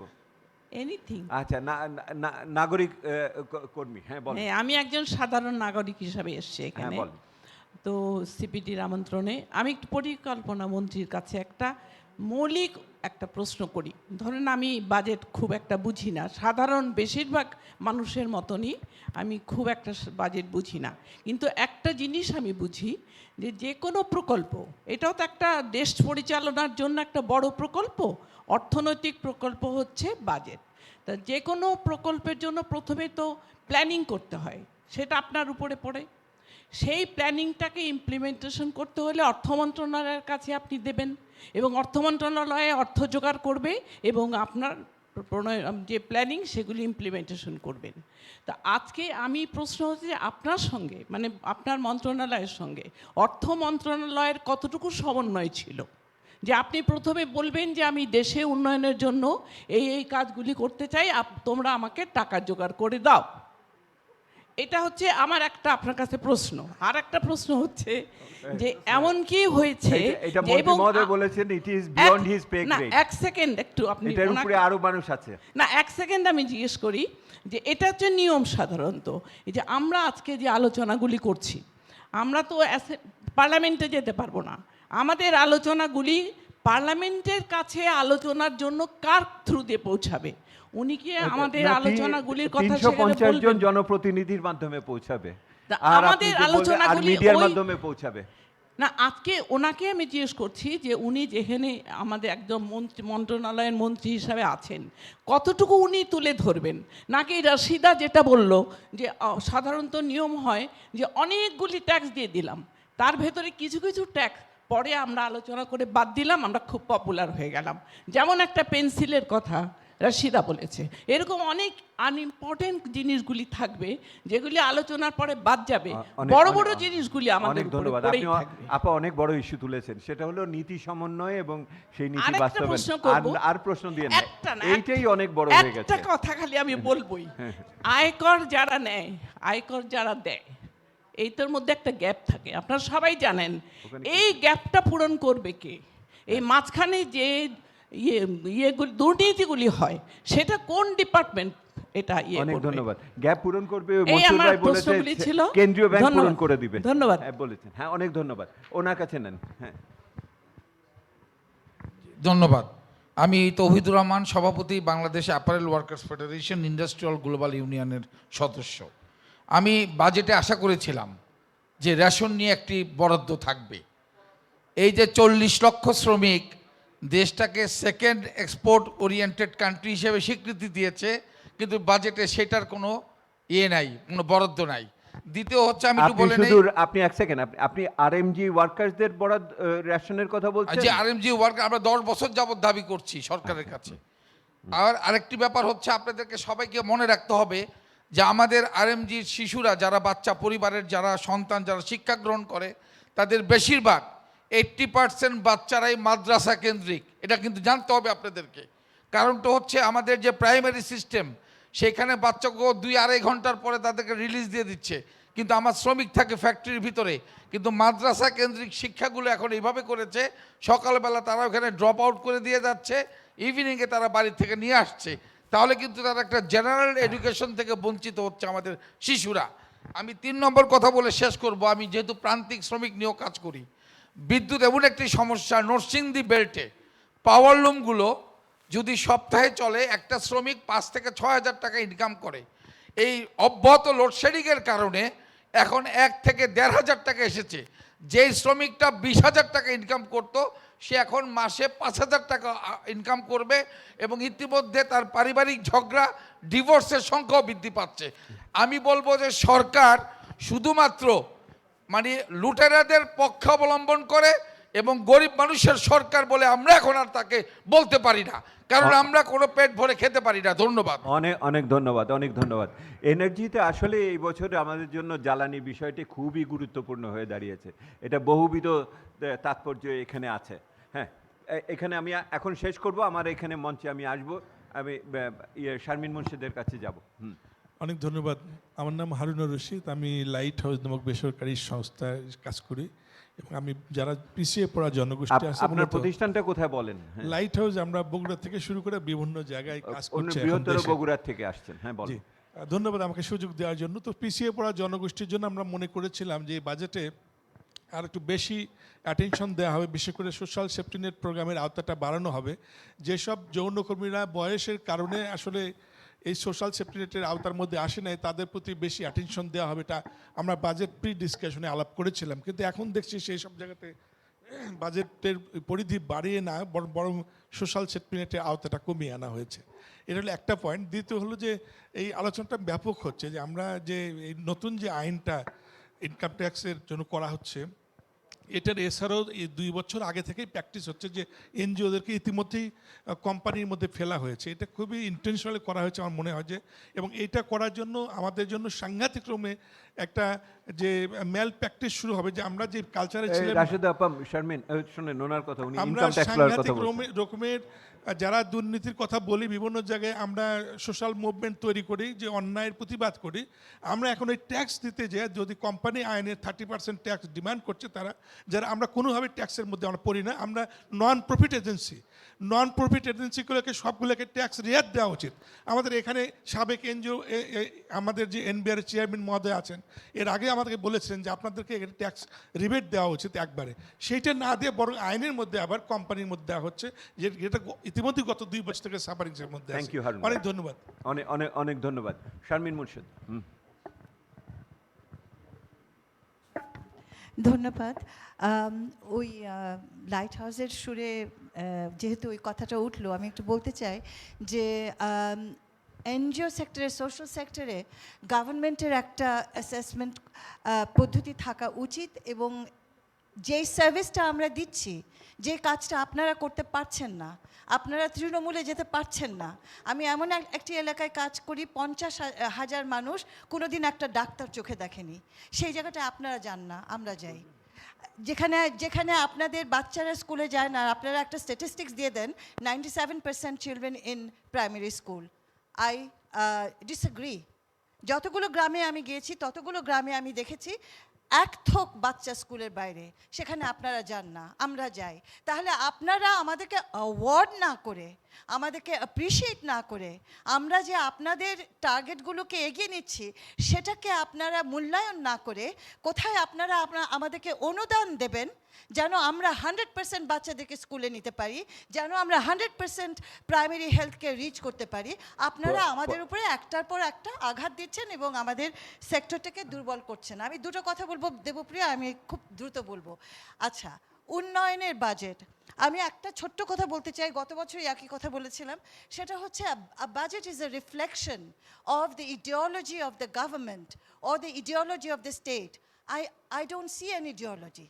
এবং এই আদর্শের জায়গায় আপনারা যদি বলেন উন্নয়ন মানে দালান কোঠা বানানো, তাহলে হাজার হাজার আপনারা হাসপাতালও করে ফেলেছেন, স্কুলও করে ফেলেছেন, যেখানে একটা ডাক্তার নাই, একটা নার্স নাই, আর যেখানে ভালো টিচার্স নাই।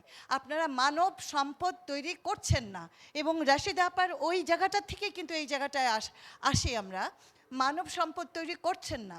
এবং যে মানব সম্পদ আমার ইকোনমিকে বিশালভাবে বাঁচিয়ে রেখেছে, the migrant workers, what are you doing about them? Migrant ওয়ার্কার্সদেরকে ট্রেনিং ভালো দিচ্ছেন না, আন্তর্জাতিক মানের শিক্ষা দিচ্ছেন না, ইংরেজি, হ্যাঁ আপনি অনেক উদাহরণ দিতে পারবেন, সরকার অনেক কিছু করছে, কিন্তু এদের স্কিল বাড়লে তো আমার ইকোনমিটাও বাড়তে পারতো। তো এই আর last and not the least, আমার দেশটা কবে পরিবেশ বান্ধব হবে? আমার বাজেটে কেন নেই কোনো গবেষণার খাতে কোনো টাকা নেই কেন? কি বলে fossil fuel, where is the research, where is the investment in alternative natural পরিবেশ রক্ষার কাজটি কে করবে? মাননীয় আপনি করবেন। Thank you. আমার মনে হয় যে মাইগ্রেন্ট ওয়ার্কার্সের ইস্যু উঠেছে, এটার জন্য অনেক উপযুক্ত মানুষ, আনিসুল ইসলাম মাহমুদ সাহেব আছেন, উনি এটা কিছুটা বলবেন আমি আশা করি এটার ভিতরে। Ambassador Shamim.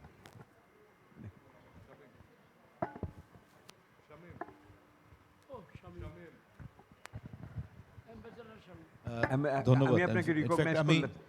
I didn't really ask for the floor, but since you've given the floor, let me take the opportunity. আমি একটা কমেন্ট আমার দৃষ্টি আকর্ষণ করেছে, যে একজন বলছিলেন যে এই যে ট্যাক্স ফাইলিংয়ের ব্যাপারে যদি এটাকে মানে বান্ধব, মানে between the tax payer and the tax receiver, এটা বান্ধব করার জন্যে এটাকে যদি ফুললি অটোমেটেড করা হয়, অনলাইন সাবমিশন, তো আমি মনে করি সেটা বোধহয় একটা গ্রুপকে ক্রিয়েট করবে যে ভেন্ডার্সদের কাছে যাও, কিন্তু সবাই তো কম্পিউটার লিটারেট নয়। যেমন ওই যে ভিসার জন্য যায়, মানে পাসপোর্ট, এই ভারতীয় ভিসা, ইউএস ভিসা এরকম, তো সেটা কতখানি মানে হেল্পফুল হবে, কারণ সবাই তো কম্পিউটার লিটারেট নয়। Thank you. অনলাইন সাবমিশনের চেষ্টা চলছে, কিন্তু সেটাও নাকি খুব জটিল, এত বড় ফর্ম, ওটার ভিতরেও 1 পৃষ্ঠার ফর্ম হয় নাই ওটার ভিতরে। অ্যাম্বাসেডর মাহবুবুজ্জামান বলবেন।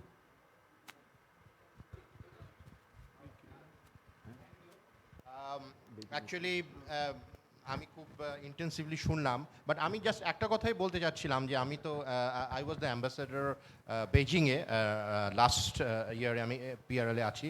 তো জাস্ট ওয়ান থিং, এটা আমার কাছে খুব রেজোনেট করলো, যে এই এনভায়রনমেন্ট বা এ ব্যাপারে, এই যেরকম China has given a declaration that তারা টক্সিক সাবস্টেন্সেস বা গ্রিন হাউস গ্যাস এমিশনসের ব্যাপারে এখন they are fully converting to electronic vehicles transmissions mechanism.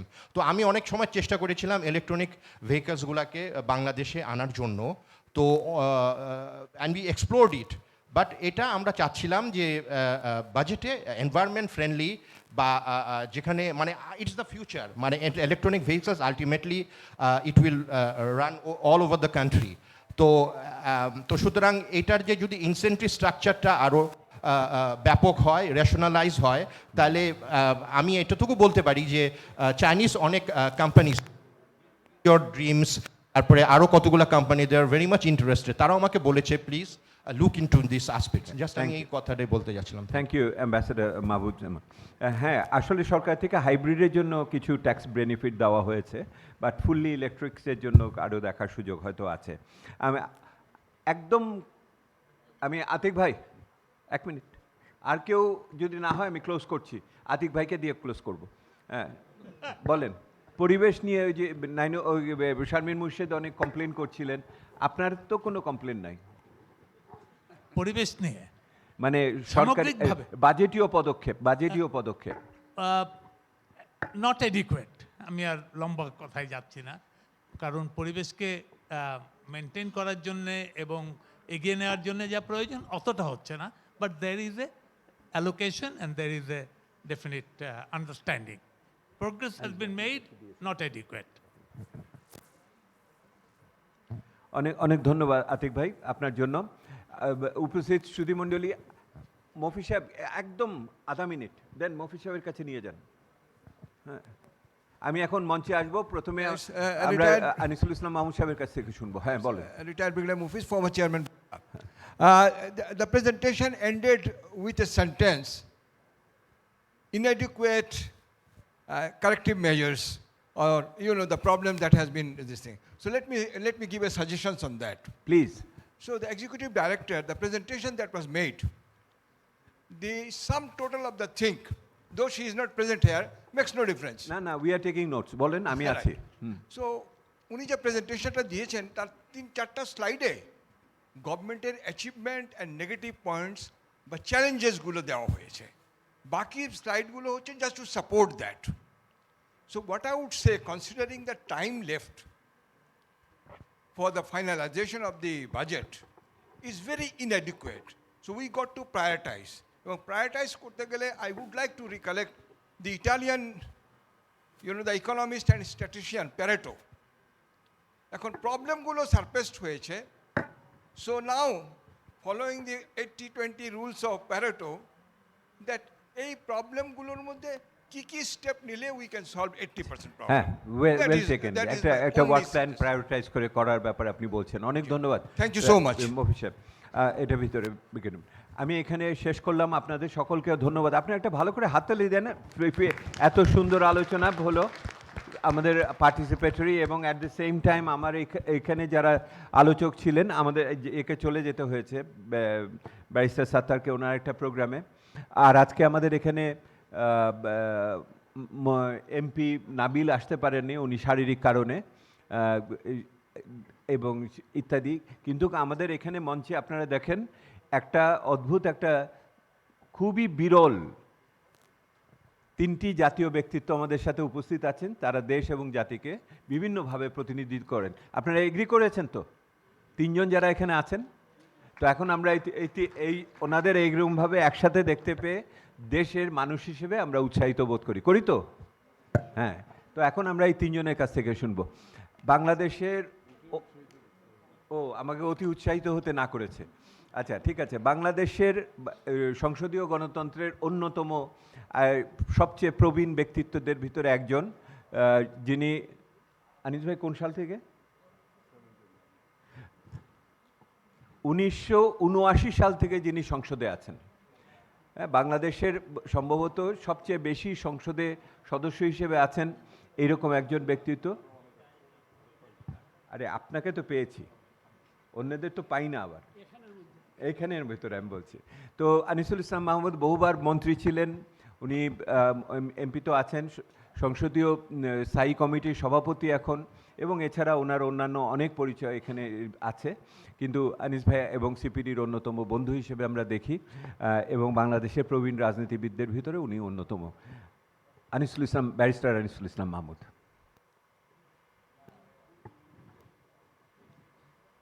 ধন্যবাদ। প্রথমে দেবপ্রিয়, প্রবীণ শব্দটা যোগ না করলে আমার এটার আপনার অভিজ্ঞতার প্রতি সম্মান দিয়ে বলেছি, বয়সের কথা বলি নাই। আপনি ওইটাতে এনিওয়ে, সম্মানিত সঞ্চালক জনাব দেবপ্রিয়, ডক্টর দেবপ্রিয়, এবং আজকে এখানে যিনি আমাদের প্রধান অতিথি জনাব মান্নান আমাদের প্ল্যানিং মিনিস্টার, যাকে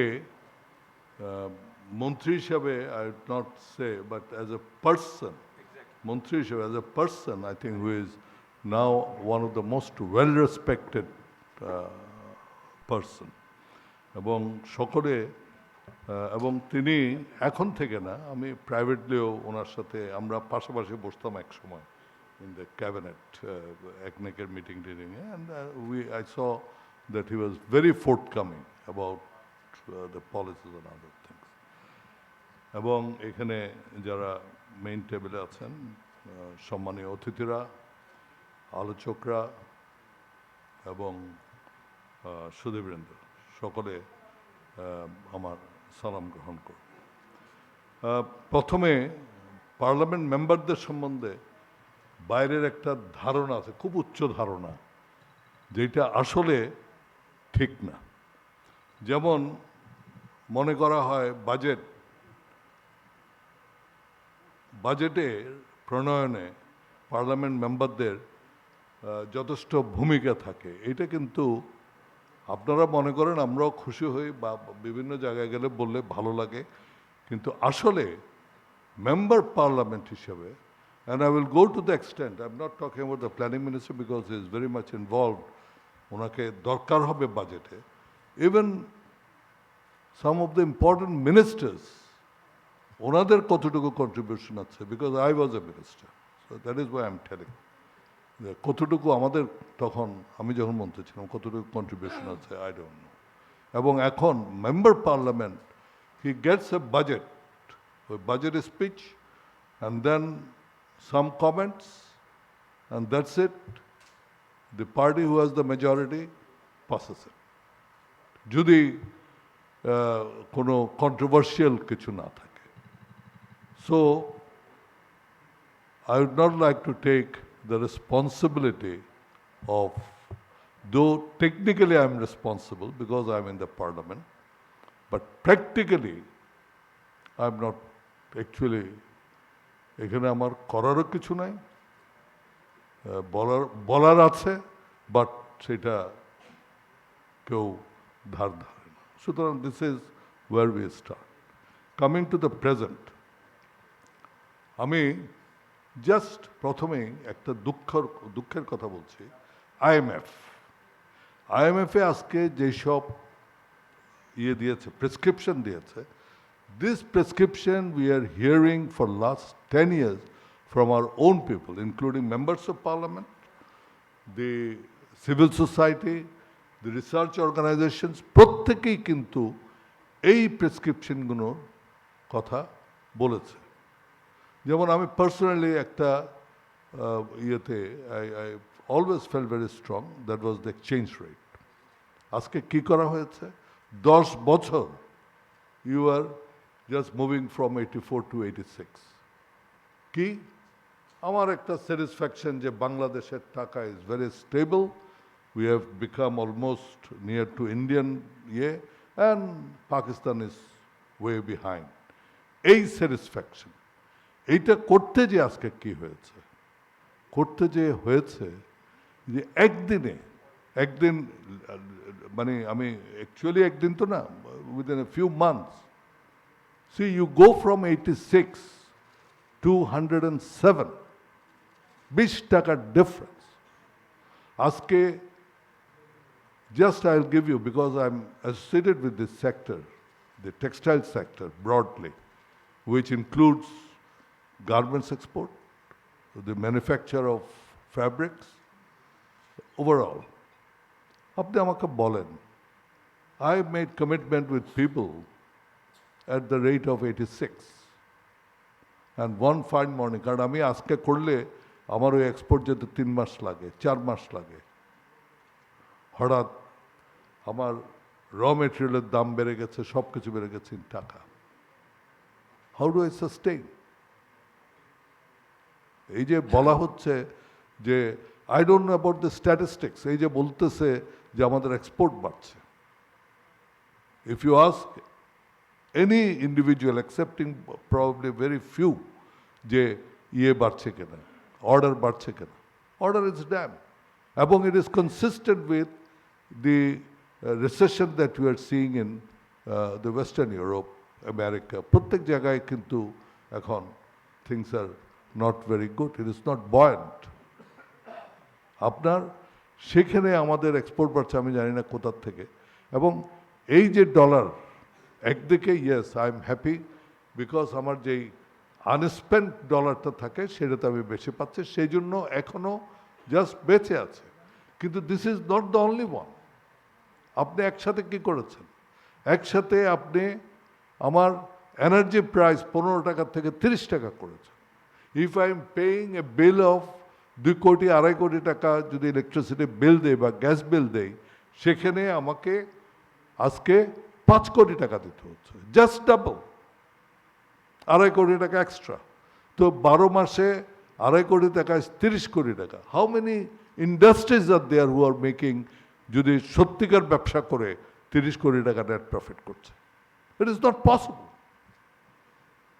তারপরে আসেন, এখানেই তো শেষ না, আপনার তারপরে আসেন ইয়েতে এই ওয়েজেস। আপনার যদি কোনো আমাদের যদি কোনো মূল্যবোধ যদি থাকে অ্যাবাউট পিপল, তো আমাদের ওয়ার্কারদের বেতন তো আমাকে বাড়াতে হবে। আমার যেমন বেড়েছে, আজকে আমি যেমন কষ্টে আছি, আমি বলছি আমি ফ্যাক্টরি চালাতে পারছি না, সে কিন্তু তার ফ্যামিলি চালাতে পারছে না, আমাকে সেখানে বাড়াতে হবে। একটা তো না, আপনি যদি আমাকে খালি ইলেকট্রিসিটি বিল বাড়ছে, আচ্ছা ঠিক আছে কোনো মতো এটা ওটা করে আমার ডলারের এক্সচেঞ্জ রেট আমি বেশি পাচ্ছি, এগুলো মিলে টিলে কোনো মতো আমি চালিয়ে দিতাম। কিন্তু একটা তো না, আমার তো ডলার অ্যাডজাস্টমেন্ট, আমার কি বলে যে আপনার এনার্জির জন্য দিতে হচ্ছে, আমার ওয়েজের জন্য দিতে হবে, এবং ওয়েজের জন্য this time it will be substantial. এটা সাবস্টেনশিয়াল দিতে হবে, কারণ অন্যান্য সময় তো নর্মাল ইনফ্লেশনে আমরা করতাম, এখন you have a 10% inflation. How do you even justify giving less? আপনি পারবেন না। তারপরে সেটার সাথে আপনার advance income tax 1%, and this time this 1% has no meaning, because আপনার most of the factories I can assure you will not make substantial any profit. যদি কেউ একটু প্রফিটও করে, 1%-এর সাথে যে ডিফারেন্স থাকবে আপনি তো সেটা ফেরত দিচ্ছেন না, যেটা অলরেডি বলা হয়েছে।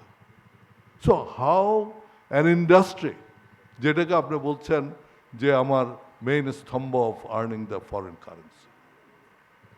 সো দ্য বাজেটে এই জিনিসগুলো কোনো কিছু, অথচ কোভিডের সময় যখন মনে হয়েছিল everything was coming to a standstill, entire world, we had a positive policy. এবং I can tell you, the industry did very well during the COVID. Paradoxically, the industry did very well during the COVID period. আজকে এসে, of course, এখানে কারণ আছে, because COVID-এ the things were under our control. এখানে কতগুলো জিনিস আছে which is not under our control, especially the এনার্জিতে যে জিনিসটা আমরা বলতে চাই যে you have inefficient production of electricity, পুরনো আপনার সে যেখানে efficiency is so low, why should I pay for the wrong policies of the government? Now I am talking as an entrepreneur. Why should I pay for the inefficiency of the government in not prioritizing their investment? আমার তো immediate দরকার ছিল, not big mega projects, আমার immediate দরকার, because আমার economy চলবে, electricity ছাড়া economy চলবে না। We should have gone for replacing all this old যে ইয়েগুলো ছিল আমাদের ইলেকট্রিসিটি কোম্পানিগুলো, ইয়েগুলো প্রোডাকশন ইউনিটগুলো আছে, এগুলোকে রিপ্লেস করে আমার গ্যাস ইউটিলাইজেশন অনেক কমে যেত। আজকে সেটা আমরা করিনি, আমরা সেগুলো রেখেছি, পাশাপাশি we have gone for other investment, big investment. Rooppur is a good project, but it is the question of timing. আমার $10 billion দিয়ে আমি I could have done miracle in the আপনার এনার্জি সেক্টরে। উইথ $10 billion ইন রূপপুর আমি immediate প্রোডাকশনে চলে যেতে পারতাম। This replacement would have taken 1 to 2 years. And there is no reflection. এবং আজকের বাজেটে না, because see আজকের বাজেট ডিসকাস করে তো কোনো লাভ নেই, because it has been the accumulation of all these things. তো সেটা আপনার হয়নি। আপনার how the government is performing. আপনার এই যে আমাদের এক্সপ্যাট্রিয়েটসদের যে ট্রেনিংয়ের কথা বলা হচ্ছে, গভর্নমেন্ট ওনারা দিয়েছেন প্রত্যেক উপজেলাকে একটা করে technical training. I think it is a wonderful project, but ওখানে ইমপ্লিমেন্টেশন ইজ অলমোস্ট জিরো। তাও যে কয়েকটা হয়েছে সেগুলো বিল্ডিং হিসেবে আছে, you will see a beautiful building, but inoperative. কী জন্য? ম্যান পাওয়ার দিচ্ছে না। আপনার আজকাল ওনারা প্ল্যানিং মিনিস্ট্রিতে আজকাল কিন্তু প্রজেক্ট যখন পাস করে উইথ দ্য আপনার লোকবলটাও ঠিক করে দেওয়া হয়, ম্যান পাওয়ারটা ঠিক করে দেয়। And this is decided by the prime minister, she heads the body, no one has any right to change it.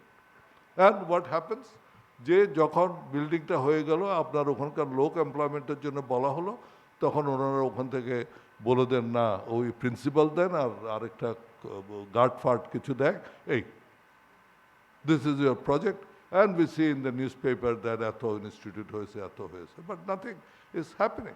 This is one sector. এই যে বাজেটে দেখেন মেগা প্রজেক্টের চেয়ে আজকে বাজেটের দরকার ছিল investment in human resources development.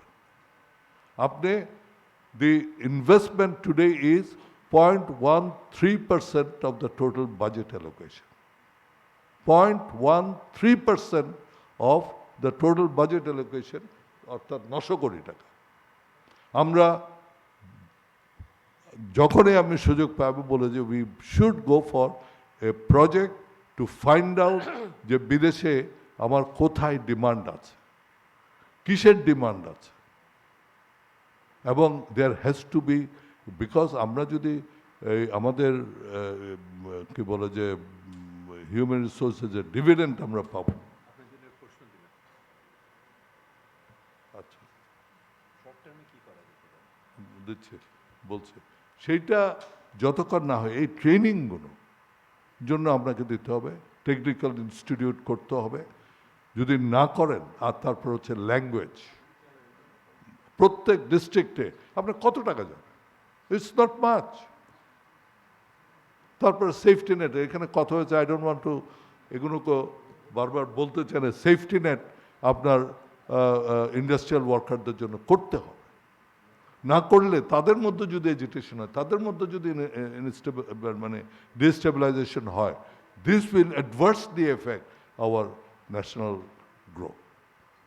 তারপরে ইনভেস্টমেন্ট এগুলো I don't, because I think I am sure, I am sorry I came late, ইনভেস্টমেন্টের আমি কোনো স্কোপ দেখি না, because government is going to go for heavy borrowing from the banks, so there will be no money left for the private sector. আপনি একদিকে বলছেন আমি এগুলো দেখছি, কিন্তু আমি তো এমপ্লয়মেন্টের কোনো স্কোপ দেখছি না, there is no scope for it. তারপরে power sector inefficiency, these are the চুরি, যে সিস্টেম লস আপনি ঠিক করবেন না, আমাকে বলবেন যে সিস্টেম লসের জন্য আমি ভর্তুকি তো আপনি আমাকে দিচ্ছেন না, ভর্তুকি আমার ইলেকট্রিসিটির জন্য দিচ্ছেন না, ভর্তুকি আপনি দিচ্ছেন চুরির জন্য। যে চুরি হচ্ছে, যে ইনএফিসিয়েন্সি আছে, সেইটার ভর্তুকি ইনফ্যাক্ট দেওয়া হচ্ছে। সো ডোন্ট সে দ্যাট আমরা ইন্ডাস্ট্রিকে ভর্তুকি দিচ্ছি, ইন্ডাস্ট্রিকে ভর্তুকি কেউ দিচ্ছে না। সো এই জিনিসগুলো যতক্ষণ না হবে ততক্ষণ আই ডোন্ট থিঙ্ক যেই প্রজেকশন। তারপরে ইনকাম ট্যাক্স অ্যাক্টের কথা যেটা বলেছে, which is very unfortunate, this NGOs, আজকে আমি স্বীকার করি না করি, স্পেশালি জেন্ডার প্যারিটির কথা বলা হয়, এই জেন্ডার প্যারিটি আনার জন্য যৌতুক আজকে বাংলাদেশ যে মেয়েদের ক্ষেত্রে এগিয়ে গেছে, is I give the credit to the NGOs to a great extent. আমাদের মেয়েদেরকে ঘর থেকে বের করে এনে to get them into the productive system, they have done. আজকে সেই এনজিওগুলোকে আপনি কর্পোরেশন বইলা যদি ট্যাক্স হয়তো তারা দিতে হবে না, তাদের তো কোনো প্রফিট আছে বলে আমার মনে হয় না, কিন্তু ওয়ান্স তাদের নাম ওই এনবিআর এর খাতায় উঠে তখন তাদের অবস্থা কি হবে সেটা আমরা জানি, উই নো ইট। অ্যান্ড একদিকে খুশি, they will understand how we operate, under what circumstances. Anis ভাই, বেয়াদবি নিয়েন না। প্রফিট না থাকলেও 0.6% অন দ্য রিসিপ্ট দিতে হবে, মাসে মাসে ফাইন্যান্সিয়াল স্টেটমেন্ট জমা দিতে হবে। যদি কোনো ধরনের অসুবিধা মনে করেন ওনারা আছে, তাহলে 6 বছর জেল হতে পারবে, কিন্তু অন্য পক্ষকে কোনো ধরনের দায় দেনা নিতে হবে না। ওটা তো নিতে হবে না। তারপর হচ্ছে যে আপনার এজেন্টস, আপনি এজেন্টস কেন? আপনি আপনার এনবিআর এর লোক বাড়ান। আপনি এজেন্ট সিস্টেম যখন করবেন তখন আজকে গ্রামে গঞ্জে যেগুলো হচ্ছে ওগুলোই হোক। যারা ওই ডান্ডা হাতে আছে, যাদের শক্তি আছে, ওদেরকে আপনি দিবেন, কারণ ওই বেটা এনে আনতে পারবে, টাকা উঠাতে পারবে। আপনি তো তখন তাদেরকে দিবেন। I don't want that. Why NBR should say, তাহলে এন্টায়ার এনবিআর উঠে দিই আমরা। Let us bring a foreign কোনো একটা কোম্পানিকে এনে বলে যে ভাই এগুলো চালাও, and we give them a commission, যে আমার এত টাকা যদি তুমি আমার রেভিনিউ তুলে দিতে পারো, আমি তোমার একটা কমিশন দিয়ে দেবো। এই কমিশন বিজনেসে যাওয়া, NBR is not there for the commission business. Why NBR should go for appointing people from outside and giving them commission? তো এগুলো করে জিনিসটা হচ্ছে যে থিংস, এগুলো তো কন্টিনিউ করা যাবে না, এগুলো কন্টিনিউ হবেও না, এবং মধ্যে হবে কি একটা ডিস্টেবিলাইজেশন হয়ে যাবে। সো সামগ্রিকভাবে আমি বলতে চাই যে যেভাবে আমরা জিনিসগুলো এগিয়ে নিয়ে যাচ্ছি এগুলো হবে না। What we should do is we should concentrate on man power, because আজকে IMF এর কাছে আপনি গেছেন, IMF আপনাকে যে কন্ডিশন কি বলেছে, ফাইন্যান্সিয়াল রিফর্ম করতে বলেছে, financial sector reform, banking reform, tax reform. তো এগুলো তো সবসময় বলা হচ্ছে। আপনার ট্যাক্সের প্রত্যেক ফাইন্যান্স মিনিস্টার, আমি যতদিন পার্লামেন্টে বলছি, প্রত্যেক ফাইন্যান্স মিনিস্টার ট্যাক্স রিফর্মের কথা বলে গেছেন। কি হয়েছে? এই জিনিসগুলো আমরা যদি নিজে করতাম, আজকে IMF এর কোনো কন্ডিশনের এগেনস্ট আমি না, ইন দ্য লং রান। কিন্তু আমাকে যদি আপনি বলেন যেই ওষুধ আমার 6 বছর খাওয়ার কথা, সেটা আমার যদি 1 মাসে খাওয়াইয়া বলেন যে আপনি ঠিক হয়ে যাবেন, সেটা তো হবে না, আমি মারা যাব। And that is what is happening. You will have to, আপনার আমাকে বলে দিয়েছে 23 বিলিয়নের নিচে যাওয়া যাবে না, বা 22 বিলিয়নের নিচে যাওয়া যাবে না। As a result what is happening, আপনি সমস্ত ইম্পোর্ট রেস্ট্রিক্ট করে দিয়েছেন। আপনি এমনকি নিজের তেল পর্যন্ত, যেই তেল না হলে আপনি ইলেকট্রিসিটি প্রডিউস করতে পারবেন না। শেষ করে, হ্যাঁ কফি দিয়ে দেবো। আপনি চিন্তা করেন, যেই তেল আমি ইম্পোর্ট না করলে আমার ইলেকট্রিসিটি প্রোডাকশন করা যাবে না, সেই তেল পর্যন্ত আমি ইম্পোর্ট করছি না। কেন? আজকে আমরা কি 22 বিলিয়ন ডলারে এই দেশ চলেনি? 18 বিলিয়ন ডলারে এই দেশ চলেনি? 15 বিলিয়ন ডলারে এই দেশ চলেনি? তাহলে কেন আমি ইম্পোর্ট করতে পারছি না? Because of IMF condition. What is the IMF condition? এটার নিচে যেতে পারবে। সো আমার টাকা আছে, আমি টাকাগুলো দেখতেছি, আর ওর কন্ডিশনের জন্য I cannot import. I am becoming, Bangladesh was never a defaulter. Bangladesh was never a defaulter. Aske, Bangladesh has become, is defaulting on even commercial transactions, which is not a very good thing. Aske Modi, Moody, আপনার করেছে, আপনাকে downgrade করেছে। আজকে do you understand the consequences of it? Every transaction is going to cost more. আমার add confirmation নিতে আমাকে বেশি পয়সা দিতে হবে।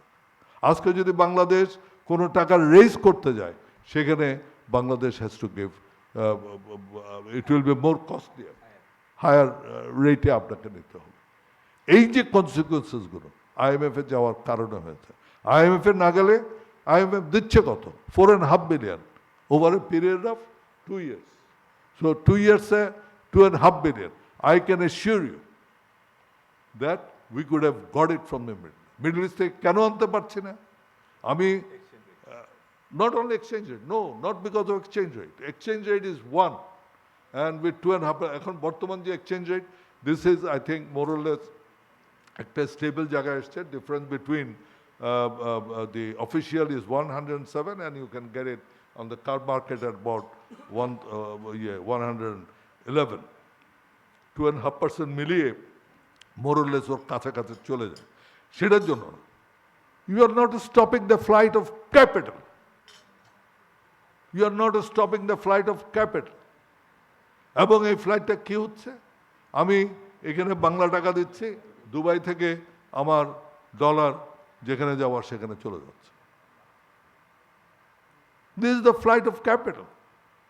আপনি এই 4.5 billion is nothing. We are at the moment, আমাদের প্রপার ওয়েতে বোধহয় 60 to 70% রেমিটেন্স আসে, আর 40% আসে বিকজ অফ মেনি রিজনস. একটা হচ্ছে যে ওখান থেকে রেমিট করার ওরকম ইয়েগুলো, এক্সচেঞ্জ হাউসগুলো নাই, সেগুলো একটা আছে. Now because of this digital methods খুব সহজেই টাকা এখানে পাঠিয়ে দিতে পারছে, এগুলো আছে. কিন্তু মেইন জিনিসটা যেটা হচ্ছে, টাকা এখানে আসছে না, টাকা চলে যাচ্ছে, ফ্লাইট অফ ক্যাপিটাল হচ্ছে. সো দিস হ্যাজ টু, এইসব আপনি, আর সবচেয়ে বড় কথা হচ্ছে যে রুল অফ ল. আমার রুল অফ ল যতক্ষণ হবে না, যে আমি অন্যায় করেছি, এত বড় বড় পত্রিকায়, এত বড় বড়, আজকে IMF এসে বলতেছে আপনার ফাইন্যান্সিয়াল সেক্টর এত বড় বড় অন্যায় হয়েছে, এত বড় বড় টাকা চুরি হয়েছে, ডাকাতি হয়েছে, কয়জন লোক আপনি শাস্তি পেয়েছে. সো আমি যদি শাস্তি না পাই, যদি শাস্তি না হয় কোনো কাজের জন্য, তাহলে it will continue. It will continue. It's no use saying nice things. Rule of লকে এস্টাবলিশ করতে হবে. এটা rule of law is the main thing. Rule of law হলে আপনি ইলেকশন প্রসেসও ঠিক হয়ে যাবে, অন্যান্য সব কিছু ঠিক হয়ে যাবে. We have to have this rule of law. To people must pay for what they are doing. I think that's a very good point to end in rule of law. Rule of law, I think.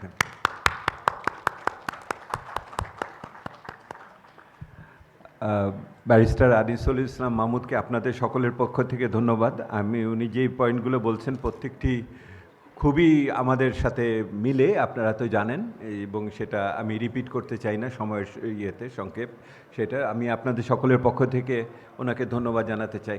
আমি এখন আমাদের আরেকজন অত্যন্ত গুরুত্বপূর্ণ বক্তা আমাদের এখানে আমির খসরু মাহমুদ চৌধুরী আছেন, প্রাক্তন মন্ত্রী এবং বর্তমানে সংসদের বাইরের বিরোধী দলের অন্যতম নেতা, এবং সিপিডির সাথে ওনাদের দীর্ঘদিনের সম্পর্ক. উনি যখন বাণিজ্য মন্ত্রী ছিলেন তখন আমরা খুবই ঘনিষ্ঠভাবে ওনার সাথে কাজ করেছি, এবং আজকে উনি সময় দিয়ে এসছেন এবং তার জন্য আমরা কৃতজ্ঞ. খসরু ভাই.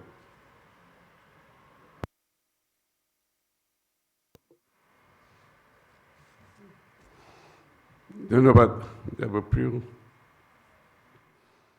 আনিস ভাই, I feel a little bit at ease. বক্তৃতা শুনে সেট দ্য টোন. আসলে দেশের রিয়েল সিচুয়েশনটা কি.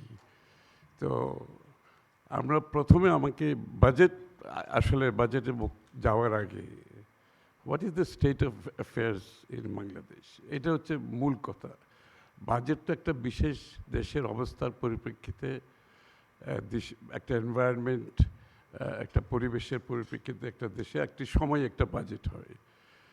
এই বাজেটটা সম্বন্ধে এখন আমরা আলোচনা করছি. বাজেটটা কারা দিচ্ছে?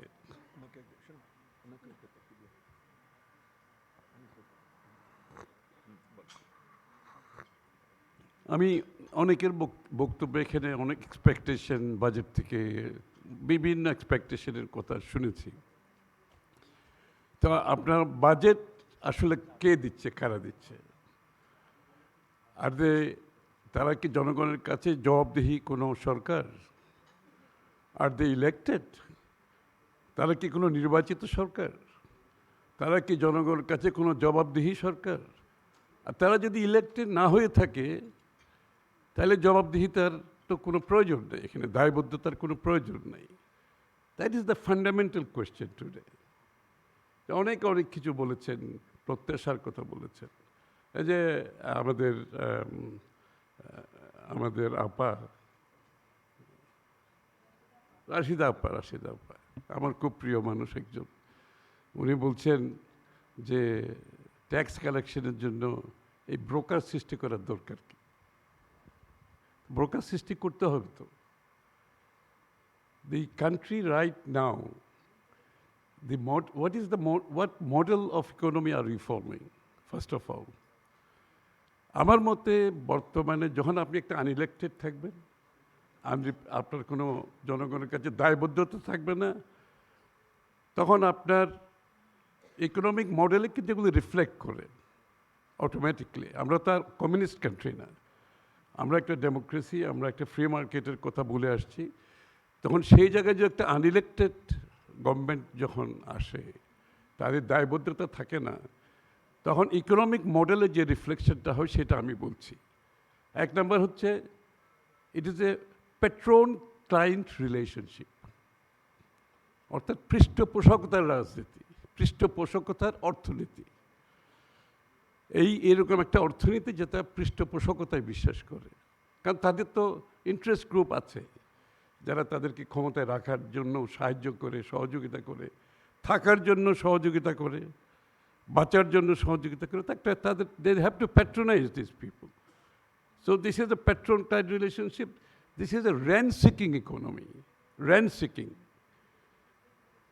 তার কমিশন দরকার, তার ভাড়া দরকার, তার চাঁদা দরকার। somebody has to pay এই টাকাগুলো। and the institutions become extractive, তাদের এটা কেটার করার জন্য, এইসব কেটার করার জন্য ইনস্টিটিউশনগুলো এক্সট্রাকটিভ হয়ে যায়। বিকজ ইনস্টিটিউশনসগুলো medium of corruption, medium of দুর্নীতি, তারাও কিন্তু ইনভলভ হয় এবং তারা অলসো বেনিফিটেড হয়। তারা they get a share of the pie from that kind of transaction and corruption. So basically ওই রাশেদ আপার কথায় যদি আমি খালি শুরু করি যে এই ব্রোকার সৃষ্টি করার দরকার কি, আবার আনিস ভাই বলছে এই ব্রোকারগুলোর হাতে ডান্ডা থাকতে হবে। তো এই ব্রোকারগুলো কার হাতে ডান্ডা আছে আমরা তো জানি। Who are this brokers are going to be, এরা কারা হবে, কাদেরকে সিলেকশন করা হবে, যাদের হাতে ডান্ডা আছে, এবং ডান্ডা কাদের হাতে আমরা জানি, সেটাও জানি। সুতরাং এটাও যে পৃষ্ঠপোষকতার রাজনীতির একটা অংশ। কিন্তু এই ধরনের ডিসিশন কিন্তু খালি যে ব্রোকারেজ ফার্ম সৃষ্টি করে এখানে করে নাই। আপনি মেগা প্রজেক্ট থেকে শুরু করে আপনি যেখানেই যাবেন সেখানেই তিনটা জিনিস রিফ্লেক্ট করবে। একটা হচ্ছে patron client relationship, rent seeking and the extractive institution. এই তিনটা হচ্ছে একেবারে main framework of current economic activity and model of Bangladesh economy. এবং সেটা করতে গিয়ে আসলে যেটা হয়েছে, আমাদের গত 30 বছর ধরে, অ্যাবাউট 30 ইয়ার্সে আমরা যে ম্যাক্রো ইকোনমিক স্টেবিলিটিটা ডেভেলপ করেছি বাংলাদেশে, যে সামষ্টিক অর্থনীতিতে যে স্থিতিশীলতা ওভার লাস্ট 30 ইয়ার্স যেটা ডেভেলপ হয়েছে, এবং ম্যাক্রো ইকোনমিক ইন্ডিকেটরগুলো একটা ভালো জায়গায় চলে আসছিল। আমরা যখন ক্ষমতা ত্যাগ করি তখন গ্রোথ রেট ছিল 7.06, and all the macroeconomic indicators was good. তখন সবাই এলসি খোলার জন্য এদিক সেদিক কারো পারমিশন কারো পেছনে দৌড়াইতে হতো না।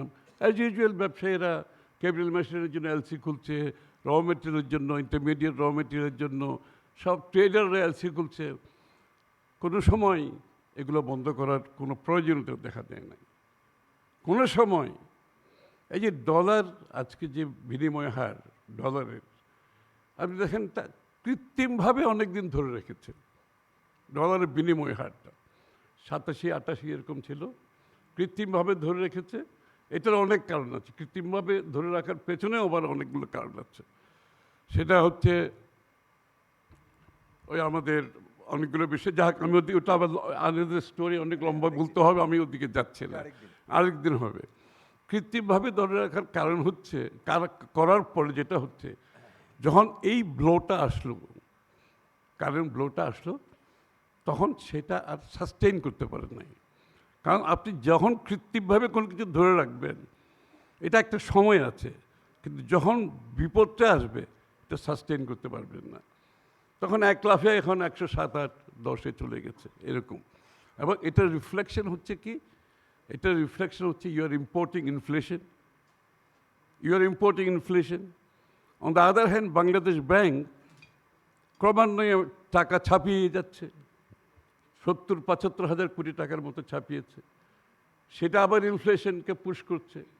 একদিকে আপনি ইনফ্লেশন ইম্পোর্ট করছেন থ্রু হায়ার এক্সচেঞ্জ রেট, অন্যদিকে বাংলাদেশ ব্যাংক টাকা প্রিন্ট করছে, that is also pushing the inflation, which is not controllable, এটা না।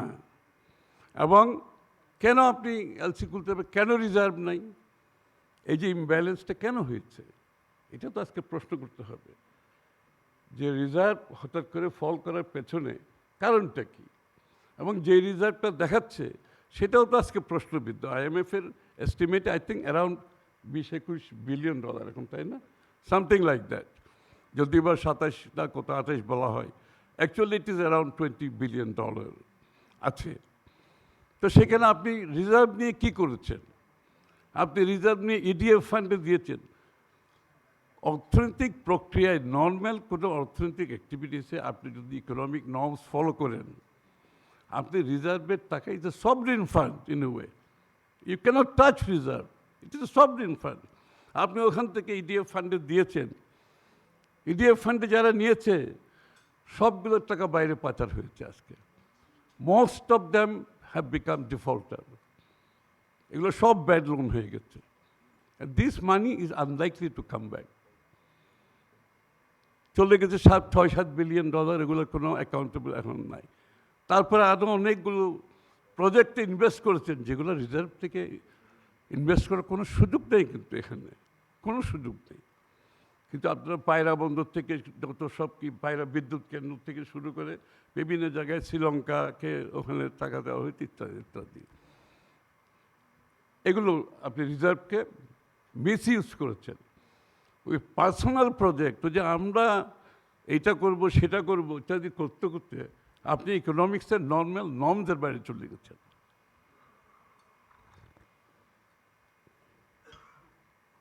তারপরে আপনি আসেন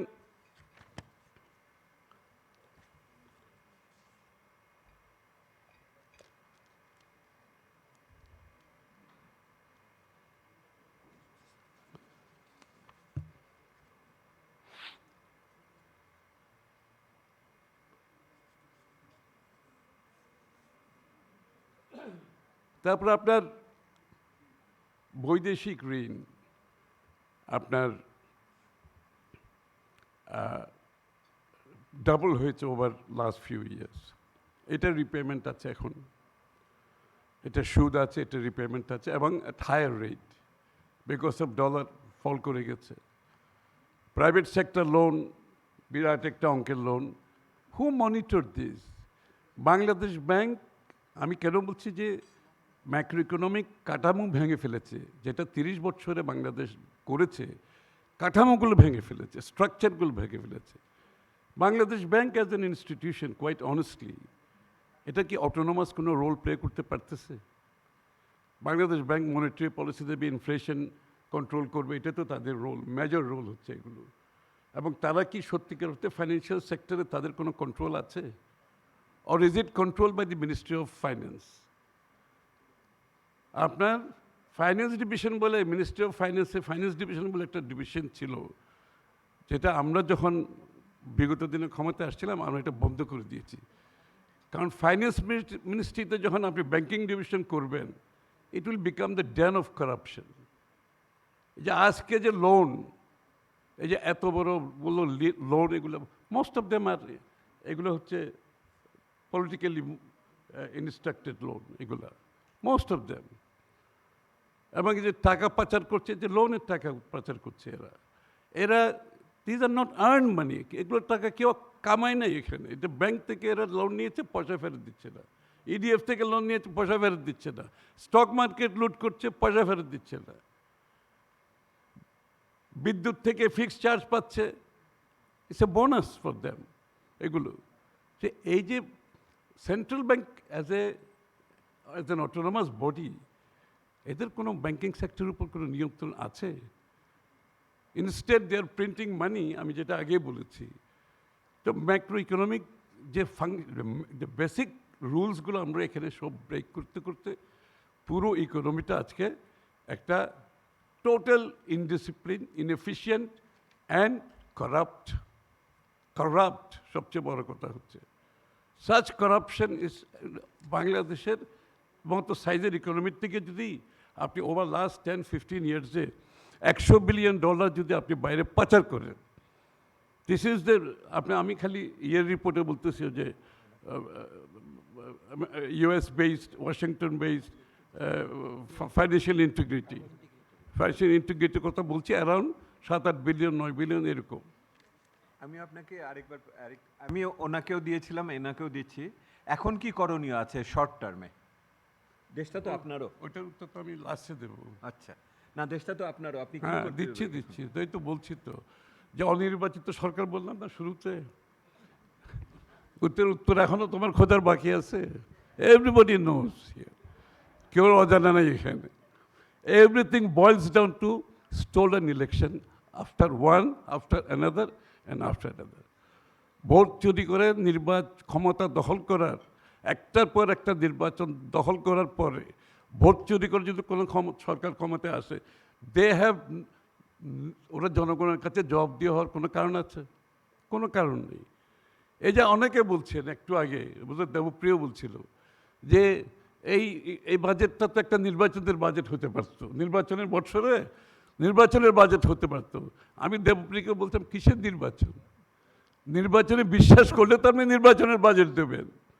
ইউ ডোন্ট বিলিভ ইন নির্বাচন। আপনি তো আবার ক্ষমতা দখল করবেন, জনগণকে বাইরে রেখে জোর করে ক্ষমতা দখল করবেন, কোনো ভোট হবে না এখানে। এই প্রক্রিয়া তো চলছে। আমি এটার নাম দিয়েছি ইলেকশন ভোট চুরির প্রকল্প। দুনিয়ার কোনো দেশে পাবেন না, বাংলাদেশে কিন্তু ভোট চুরির একটা প্রকল্প আছে। সেই প্রকল্পের অংশ হিসেবে লোকজনকে জেলে যেতে হবে, বিরোধী দলের নেত্রীকে জেলে পাঠিয়ে দিতে হবে, 40 লক্ষ মিথ্যা মামলা দিতে হবে, আপনি গুম করতে হবে, খুন করতে হবে, পুলিশের কাস্টডিতে মরতে হবে, প্রত্যেক দিন গ্রেফতার করতে হবে, ভয়ভীতির পরিবেশ সৃষ্টি করতে হবে।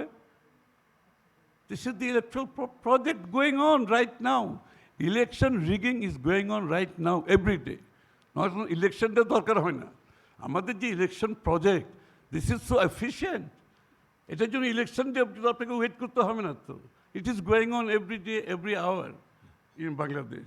তুমি আনসার পাইছো তোমার? না, আমার তো প্রত্যেক দিন তো অর্থনীতি চালাতে হবে, সেটা কি করব এখন? ইলেকশন না হওয়া পর্যন্ত কি আমরা সব কিছু বন্ধ করে দিব? এখন যদি অর্থনীতি কি চালাবে, কার জন্য চালাবে, যাদের জন্য চালাবে তাদের প্রতি তো কোনো দায়বদ্ধতা নেই এখানে।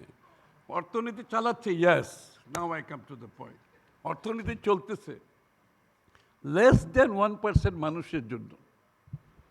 ওই যে বললাম পেট্রন ক্লায়েন্ট রিলেশনশিপ, পৃষ্ঠপোষকতার অর্থনীতি, তাদের জন্য অর্থনীতি চলছে। ওই যারা $100 বিলিয়ন বিদেশে পাচার করছে, আবার তাদের জন্য ইনসেন্টিভ আছে, কিন্তু যারা পাচার করছে ইনসেন্টিভ আছে। গত বছরে মনে আছে, আপনি যদি ওখানে সম্পদ থাকে সেটার উপর 15% ট্যাক্স দিয়ে ওই সম্পদ বৈধ হয়ে যাবে। দিস ইজ বাংলাদেশ গভর্নমেন্টের। আমি শেষ করে দাঁড়ান, এটা আমাকে ইম্পর্টেন্ট পয়েন্ট। কীরকম কোন পর্যায়ে গেলে একটা দেশ, এরা তো পাচার করছে, তাদের জন্য ইনসেন্টিভ। ওখানে সম্পদ থাকলে 15% ট্যাক্স দিয়ে ওইটা বৈধ। আচ্ছা, ওখানে টাকা থাকলে 10% ট্যাক্স দিয়ে ওইটাও বৈধ। আর দেশে যদি ওই টাকা, চুরির টাকা ফেরত আনেন আপনি, তার উপর 7% ট্যাক্স দিলে বৈধ। কিন্তু দুঃখের বিষয় কি জানেন, কেউ আনে নাই।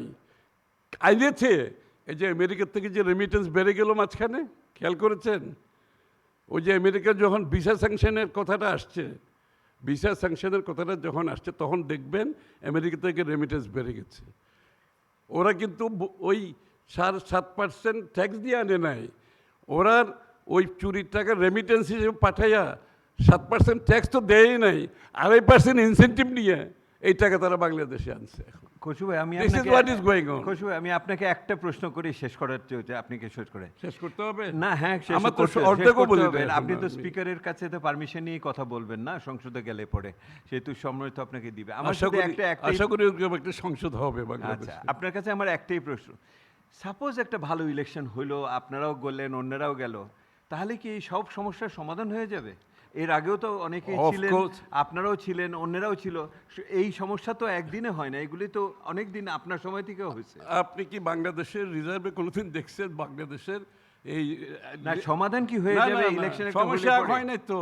এই যে ফ্লোটিং, এই যে এক্সচেঞ্জ রেটের কথা বলছি, আমরা ফ্লোটিং রেঞ্জ করেছিলাম। All the reforms were done by us actually, quite honestly.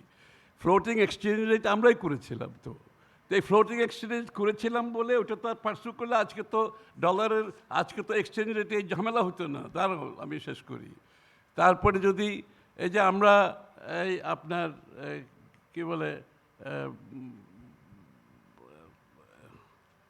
VAT, আপনাদের মনে আছে, আজকে কিন্তু টোটাল করের 32% কিন্তু ভিএটি। আমরা যখন ভিএটি ইন্ট্রোডিউস করেছিলাম, আওয়ামী লীগ হরতাল ডেকেছিল, দেশে হরতাল ডেকেছিল। আজকে ভিএটি হচ্ছে টোটাল রেভিনিউর 32%, বিকজ আমরা করেছিলাম বলে। তখন কিন্তু ওরা হরতাল ডেকেছে আমাদের বিরুদ্ধে।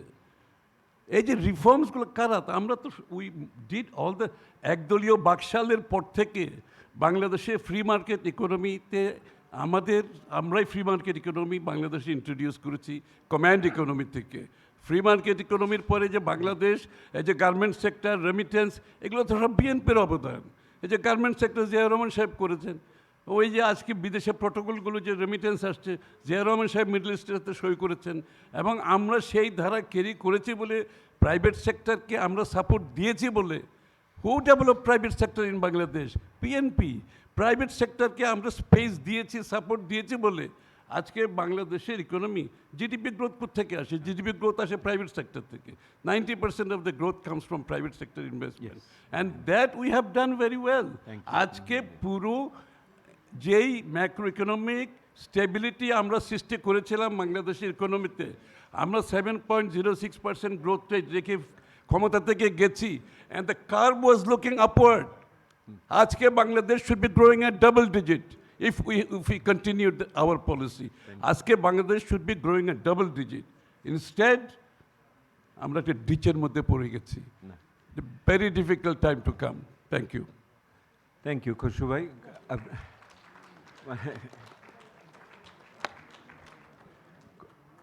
আমাদের খসু ভাইয়ের কথা বক্তব্য হলো যে নির্বাচন না হলে আর কিছু হবে না, কিন্তু নির্বাচন হলেই যে সব কিছু সমাধান হবে ওই রকম একটা আশ্বস্ত আমি পাচ্ছি না আর কি। এইটা না, ঠিক আছে, that's the point is well taken. এগুলো কেন হচ্ছে? ঠিক আছে, আমি তো বলেছি আমাদের রিফর্মস করেছি, বাকি যেগুলো আমরা তো আমাদের 27 পয়েন্ট দিয়েছি কি রিফর্ম।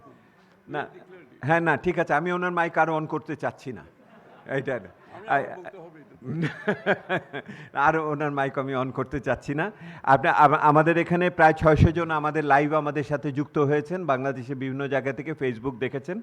আমি আপনাদের বলি যে মানে the high spirit of democracy is their ability to listen to your critic, এবং এইটাতে যদি কাউকে উপাধি দেওয়া যায় বাংলাদেশে এই মুহূর্তে, তো আমি মান্নান সাহেবকে এটা দেওয়ার পক্ষপাতী।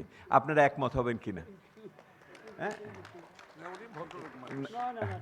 না, উনি শুধু ভদ্রলোক না, উনি রাজনীতিবিদও বটে। আমি মানে আপনি দুটো শব্দকে প্রতিস্থাপন করেন না, রাজনীতিবিদও ভদ্রলোক হয়।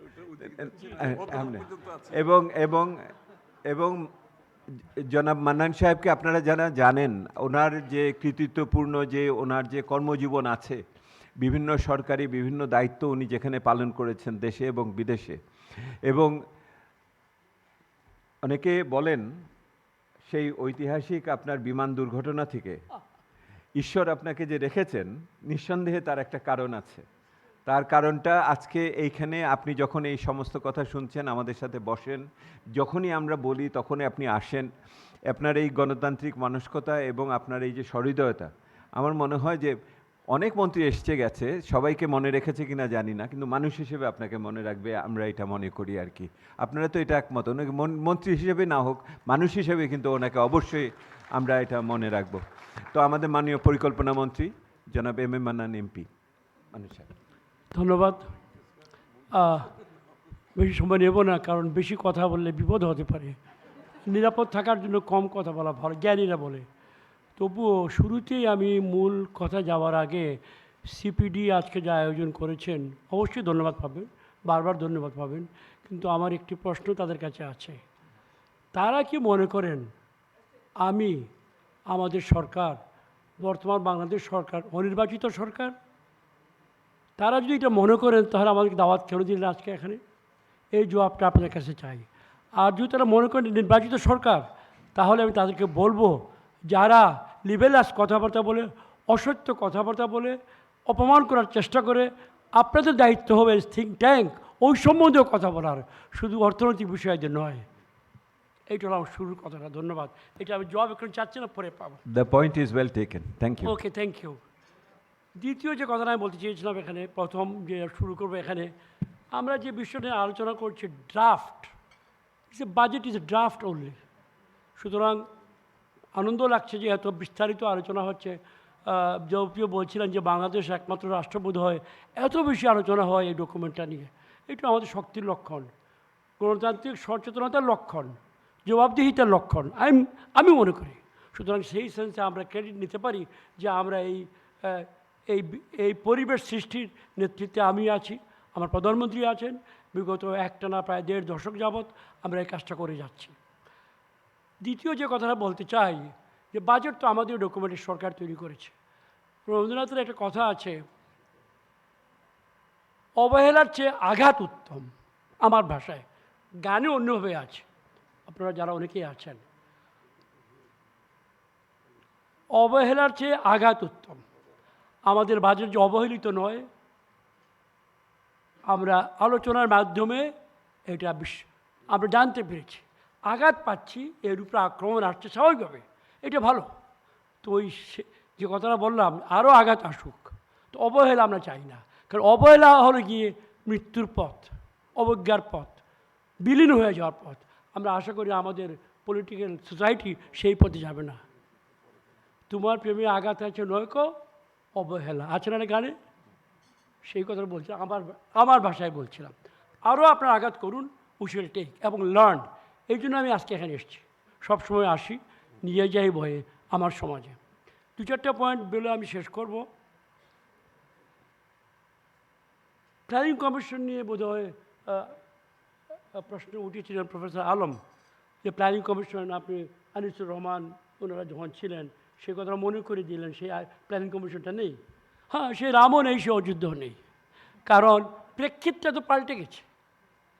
তখন যে প্ল্যানিং কমিশন যে আমাদের সমাজতন্ত্র প্রতিষ্ঠা করার লক্ষ্যে আমাদের জাতির জনক বঙ্গবন্ধু শেখ মুজিবুর, তার সঙ্গে যারা ছিলেন, তাজউদ্দিন সাহেবেরা, তারা যে স্বপ্ন নিয়ে শুরু করেছিলেন প্ল্যানিং কমিশন, সেটা ছিল ভিন্ন একটা আদর্শ, সমাজতান্ত্রিক আদর্শ, ন্যায়ের আদর্শ ইত্যাদি। সেটা তো আপনারা হত্যা করেছেন। আমাদের এখানে বসে আছে কারা কারা হত্যা করেছে, কেউ কেউ আছে এখানে। তো যারা হত্যা করলো এখন, তাদের সেই প্ল্যানিং কমিশন তখন হবে না। সম্পূর্ণ রাম চলে গেছে, অযোধ্যাও চলে গেছে, আমরা একটা নতুন অযোধ্যায় আছি। সেখানে বর্তমান প্ল্যানিং কমিশন ডক্টর আলম, হয়তো আপনি খুশি নন, বাট আমরা চেষ্টা করেছি যতটুকু পারি আমরা সেটাকে সুরক্ষা করার জন্য। এবং আমি পারছি না, এটা আমাদের সরকার প্রধানের নেতৃত্বে এই কাজটা হচ্ছে। নেবু যে দ্বীপটি ছিল এই দেশের, মানব কল্যাণের, মানবিকতার, জাতীয়তাবাদের, গণতন্ত্রের, যারা পরপর 2টি স্বৈরাচার হত্যা করে গেছে, ধ্বংস করে গেছে, বিধ্বস্ত করে গেছে, স্বৈরাচার 1, স্বৈরাচার 2, আপনি তাদেরকে চিনেন, আমরা সবাই চিনি। সেই জায়গায় আমরা নির্মাণ করছি একটা গণতান্ত্রিক পরিবেশ, যেটা আমরা 75-এর হত্যার সময় হারিয়েছিলাম। তো সেটা আশা করি আপনারা যারা বিদ্যুৎজন আছে মনে রাখবেন বিষয়টা। এখানে বিষয়টা আমি এখন যেটা মূল আলোচনা যাচ্ছে, আমাদের এই বাজেটের কয়েকটা দিয়েছে, আমি শুধু বড় যেগুলো খুব বেশি আলোচিত। ইনফ্লেশন, এটা বাজেটের সঙ্গে সম্পর্ক নয়, এটা হচ্ছিল গত কয়েকদিন যাবৎ, বাড়ছে। গ্লোবাল আছে, রিজনাল আছে, আমাদের বিশেষ করে আছে, ব্যাখ্যা হয়তো আছে অনেক কিছু। কেউ কেউ বলছেন আমাদের যে ইকোনমিক সিস্টেমটা নট ওয়েল রান, বাজার ব্যবস্থার মধ্যে অনেক ত্রুটি আছে, অনেক অনেক কথাবার্তা আছে, এখানে আমরা এটা অস্বীকার করি না। ট্রুথ ইজ আমরা চেষ্টা করছি এটাকে মোকাবেলা করার জন্য। আমাদের চেষ্টা হয়তো মধ্যবিত্ত, উচ্চবিত্ত তো আউট অফ কোয়েশ্চন, তাদের সঙ্গে যাচ্ছে না বেশি, তারা এটা ফিল করছেন না। আমাদের টার্গেট হচ্ছে নিম্নবিত্ত। নিম্নে যে 30% মানুষ আছেন, প্রায় 20% তো আক্ষরিক অর্থে দরিদ্র বিশ্বব্যাংকের মাপে, আরও 10-15% ধরব কোনো মতে টায় আছে। আমাদের সরকারের, আমাদের প্রধানমন্ত্রীর সকল সংগ্রাম, সকল স্ট্রাগল, সকল উদ্দেশ্যের কেন্দ্র হলো এই সকল ব্যক্তি। তো ইনফ্লেশন ফাইটিং কিন্তু আমরা কী করছি? আমরা সোশ্যাল সেফটি নেটের মাধ্যমে ভাতা বাড়াচ্ছি, আমরা কম দামে চাল ডাল বিক্রি করছি, তেল বিক্রি করছি, আমরা বিনামূল্যে দিচ্ছি, আমরা 1 কোটি পরিবারকে আমরা কম মূল্যে, সাশ্রয়ী মূল্যে আমরা রেশন দিচ্ছি, বলতে পারেন রেশন শব্দটা। সুতরাং আমাদের সেই দায়িত্ব আমরা পালন করছি। হ্যাঁ, উচ্চ পর্যায়ে বা মধ্যবিত্ত পর্যায়ে এটা অতটা যাচ্ছে না, তবে আশা করি আমরা যদি ওটা অ্যাড্রেস করতে পারি তাহলে উপরেও এই কল্যাণটা আস্তে আস্তে যাবে। আরেকটি বিষয় বলতে চাই, এই সঙ্গে সবাই ফিল করেছে গত বিদ্যুৎ নিয়ে আমার বেশি বলার নয়, আমি এক্সপার্ট নই। শামসুল আলম সাহেব বলেছেন, ভদ্রলোক যিনি বললেন যে আমরা বর্তমান যেগুলো আছে আমাদের আমরা নিচ্ছি না, অনেক ভিউজ আছে, এগুলো ভিউজে আমি যাব না, ভিউজে গেলে পরে কারণ আমার সেই জ্ঞান নেই। তবে হ্যাঁ, ছিল, মাঝে একটু উবলিং করেছে, কেঁপেছে, আবার নর্মালাইজ হচ্ছে। এটা হতে পারে, যে কোনো বিষয় হতে পারে। আপনি জ্ঞানী মানুষ, সচেতন মানুষ, আপনি বুঝেন। সবচেয়ে বড় ক্রেডিট ছিল হাজার লক্ষ মাইল তার ট্রেনে বাড়ি শেষ প্রান্তে যে কৃষক ব্যক্তিরা বসে আছে আমার হাওড়ে, সুনামগঞ্জের হাওড়ে 1 কিলোমিটার দূরে ছোট্ট কুড়ে করে একজন মৎস্যজীবী বাস করে, তাকে যে আমি 1 কিলোমিটার তার নিয়ে গিয়ে তার ঘরে একটা বাতি পৌঁছে দিয়েছি, এটা কি ক্রেডিট নয়?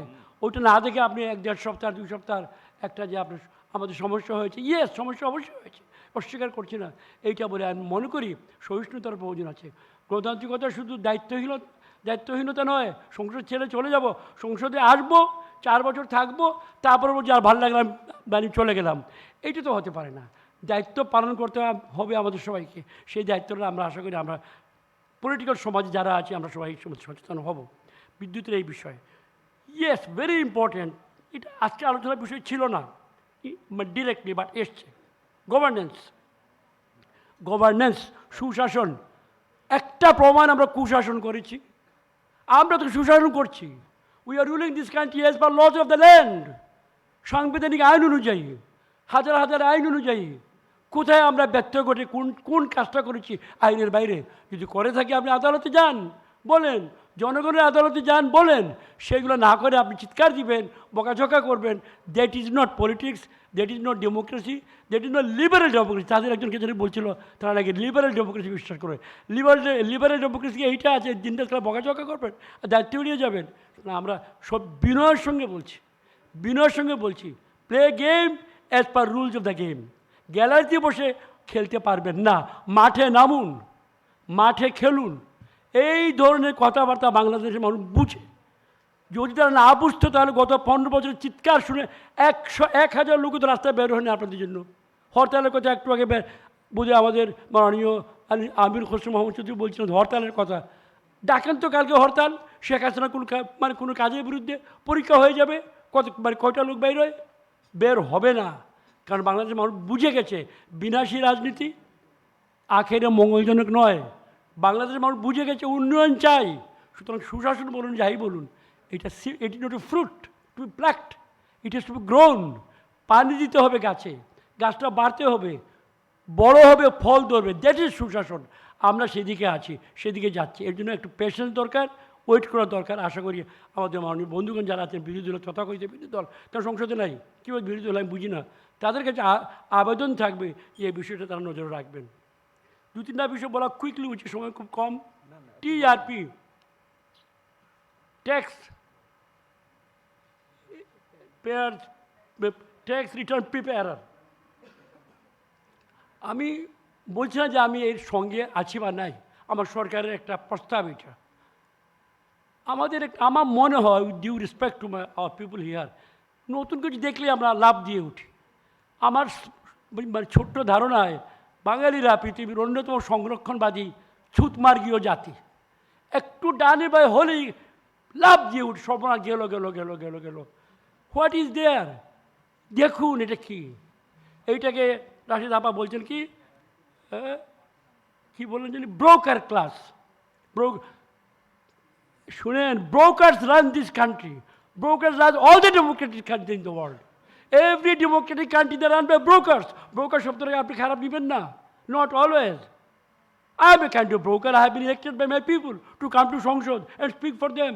In a sense, that is also brokering. সুতরাং এই যে আমরা প্রস্তাবটা এনেছি নতুনভাবে নাড়া দিয়ে, যে ঠিক আছে আমাদের ছেলেমেয়েরা আছে, মিনিমাম এডুকেশন গ্র্যাজুয়েটের কথা বলা হয়েছে, প্রশিক্ষণের কথা বলা হয়েছে, যদি কিছু বুঝিয়ে সুঝিয়ে করে আনতে পারে, লাইক ইন্স্যুরেন্স এজেন্টস আগে যেমন ছিল গ্রামেগঞ্জে, নিজেরা কামাই করতো, we are going to try that. যদি অন্যায় হয়ে বাদ দিয়ে দিব, খারাপ হয়, কিন্তু একটা প্রস্তাবের চেয়ে ট্রায়াল বেসিসে পাইলটভাবে করা উচিত। আমার মনে হয় this should be considered in detail by all citizens, দেখা উচিত। এবং সম্ভাবনা আছে একটা ক্ষেত্রের এখানে, যেমন ব্যাট নাকি আমির খসরু মাহমুদ চৌধুরী বললেন ব্যাট নাকি প্রথম খুব অপোজ করা হয়েছিল, এখন পক্ষে বলা হয়। সিমিলারলি এখানেও যারা এটা অপোজ করছেন তাদেরকে বলবো গভীরভাবে দেখেন, ট্রায়ালভাবে শুরু করুক সরকার কোনো কোনো জায়গায়, that is how it turns up. খারাপ হলে উই ক্যান অলওয়েজ চেঞ্জ। আরেকটা কথা যে 2000 টাকা, not for everybody, not all tin holders. যে টিন হোল্ডার ট্যাক্স রিটার্ন দিতে চান, অথবা ফ্ল্যাট কিনতে চান, অথবা গাড়ি কিনতে চান, অথবা জমি কিনতে চান, এরকম 40টি সেবার কথা বলা আছে অ্যাবাভ একটা সার্টিন লেভেল, ওদের জন্য 2000 টাকা। আমার টিন আছে, আমি রিটার্ন দিই না, আমি কোনো গাড়ি কিনি না, আমি কোনো ফ্ল্যাট কিনি না, কোনো সেবার জন্য যাই না সরকারের কাছে, ট্যাক্স রিটার্ন দিতে হয় না, আমাকে 2000 টাকা দিতে হবে না। 2000 টাকা only for those who will seek those upper class সেবা। চাল ডাল কেনার জন্য নয়, রেস্টুরেন্টে খাওয়ার জন্য নয়, হাসপাতালে যাওয়ার জন্য নয়। It is only for very high class সেবা, যারা চাইবে গাড়ি কেনার সেবা, প্লট কেনার সেবা, বিদেশে গিয়ে চিকিৎসা করার সেবা, এই সকল কাজের জন্য এই 2000 টাকা অনলি বিগিনিং। আর সকলের জন্য এইটা তবু আমি বলছি, এক্সামিন করেন, দেখেন, ক্রিটিসাইজ করুন অবশ্যই। This government is a government of the people, by the people, for the people. আমাদের নাক কান চোখ খোলা, we always listen to you. এই প্রধানমন্ত্রী কোনো বোবা খেলা ব্যক্তি নয়, আই ক্যান এশিওর ইউ। এই কথাগুলো ওনাদের কানে যাবে, আপনারা বলবেন এটা। এই সরকার এই বাজেটে এই দেশে অনেকগুলো অভিনব কাজ করেছে। লেটেস্ট হলো ইউনিভার্সাল পেনশন স্কিম। ইউনিভার্সালি সবাই এটা পছন্দ করেছে। এই দরিদ্র দেশে এই ধরনের একটা সাহসী প্রকল্প হাতে নেওয়া, আমার নিজের ভয় হচ্ছে যে আমি পারবো কি না, বাট আমার ধারণা আমরা পারবো। কারণ বড় বড় কাজ এই সরকার শেখ হাসিনা করেছে, পদ্মা করেছে, মেট্রো করেছে, রূপপুর করেছে, আরও নাম বলতে পারবো, এইটাও পারবে। তো আমার আবেদন থাকবে, দয়া করে বিবেচনা করুন, পড়ুন, গভীরে যান, অ্যানালাইজ করুন, পর্যালোচনা করুন, প্রস্তাব দেন। It is done, it will be done. Universal pension স্কিমের বিরুদ্ধে কেউ আজ পর্যন্ত বলে নাই। আরেকটি কথা যেটা বললাম, আইএসআই, সেই আইএসআই নয়, বাপরে বাপ, ওয়ান আইএসআই আছে বাক্কানা কোন জায়গায় থাকে, ইম্পোর্ট সাবস্টিটিউটিং ইন্ডাস্ট্রিজ, তাদেরকে বিশেষ রেয়াত দেওয়া হয়েছে। এবার যে সকল ইন্ডাস্ট্রি আমাদের এখানে গড়ে উঠছে, নাম বলা উচিত না, পাবলিসিটি হয়ে যাবে, যাদের সম্ভাবনা আছে তারা রিপ্লেস করতে পারে বিদেশি ইম্পোর্ট, তাদের জন্য ট্যাক্স ব্রেক দেওয়া হয়েছে বিভিন্ন ধরনের। That is a good step forward. এটা আমাদের সকলের সমর্থন পাওয়া উচিত বলে আমি মনে করি। ওকে, ও আমার ডক্টর আলম, আপনি আই এম ভেরি সরি, আপনার কথা বলা উচিত।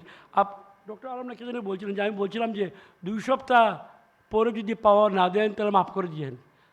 ইট was not an open landed. আমি বলছিলাম 2 সপ্তাহের জায়গা যদি 2-1 দিন বেশি হয়ে যায় তাহলে দয়া করে মাফ করে দিবেন। I did not leave it open যে 2 সপ্তাহ পরে 6 মাস চলবে, 9 মাস চলবে, আপনি মাফ করে দিবেন। That was not my decision.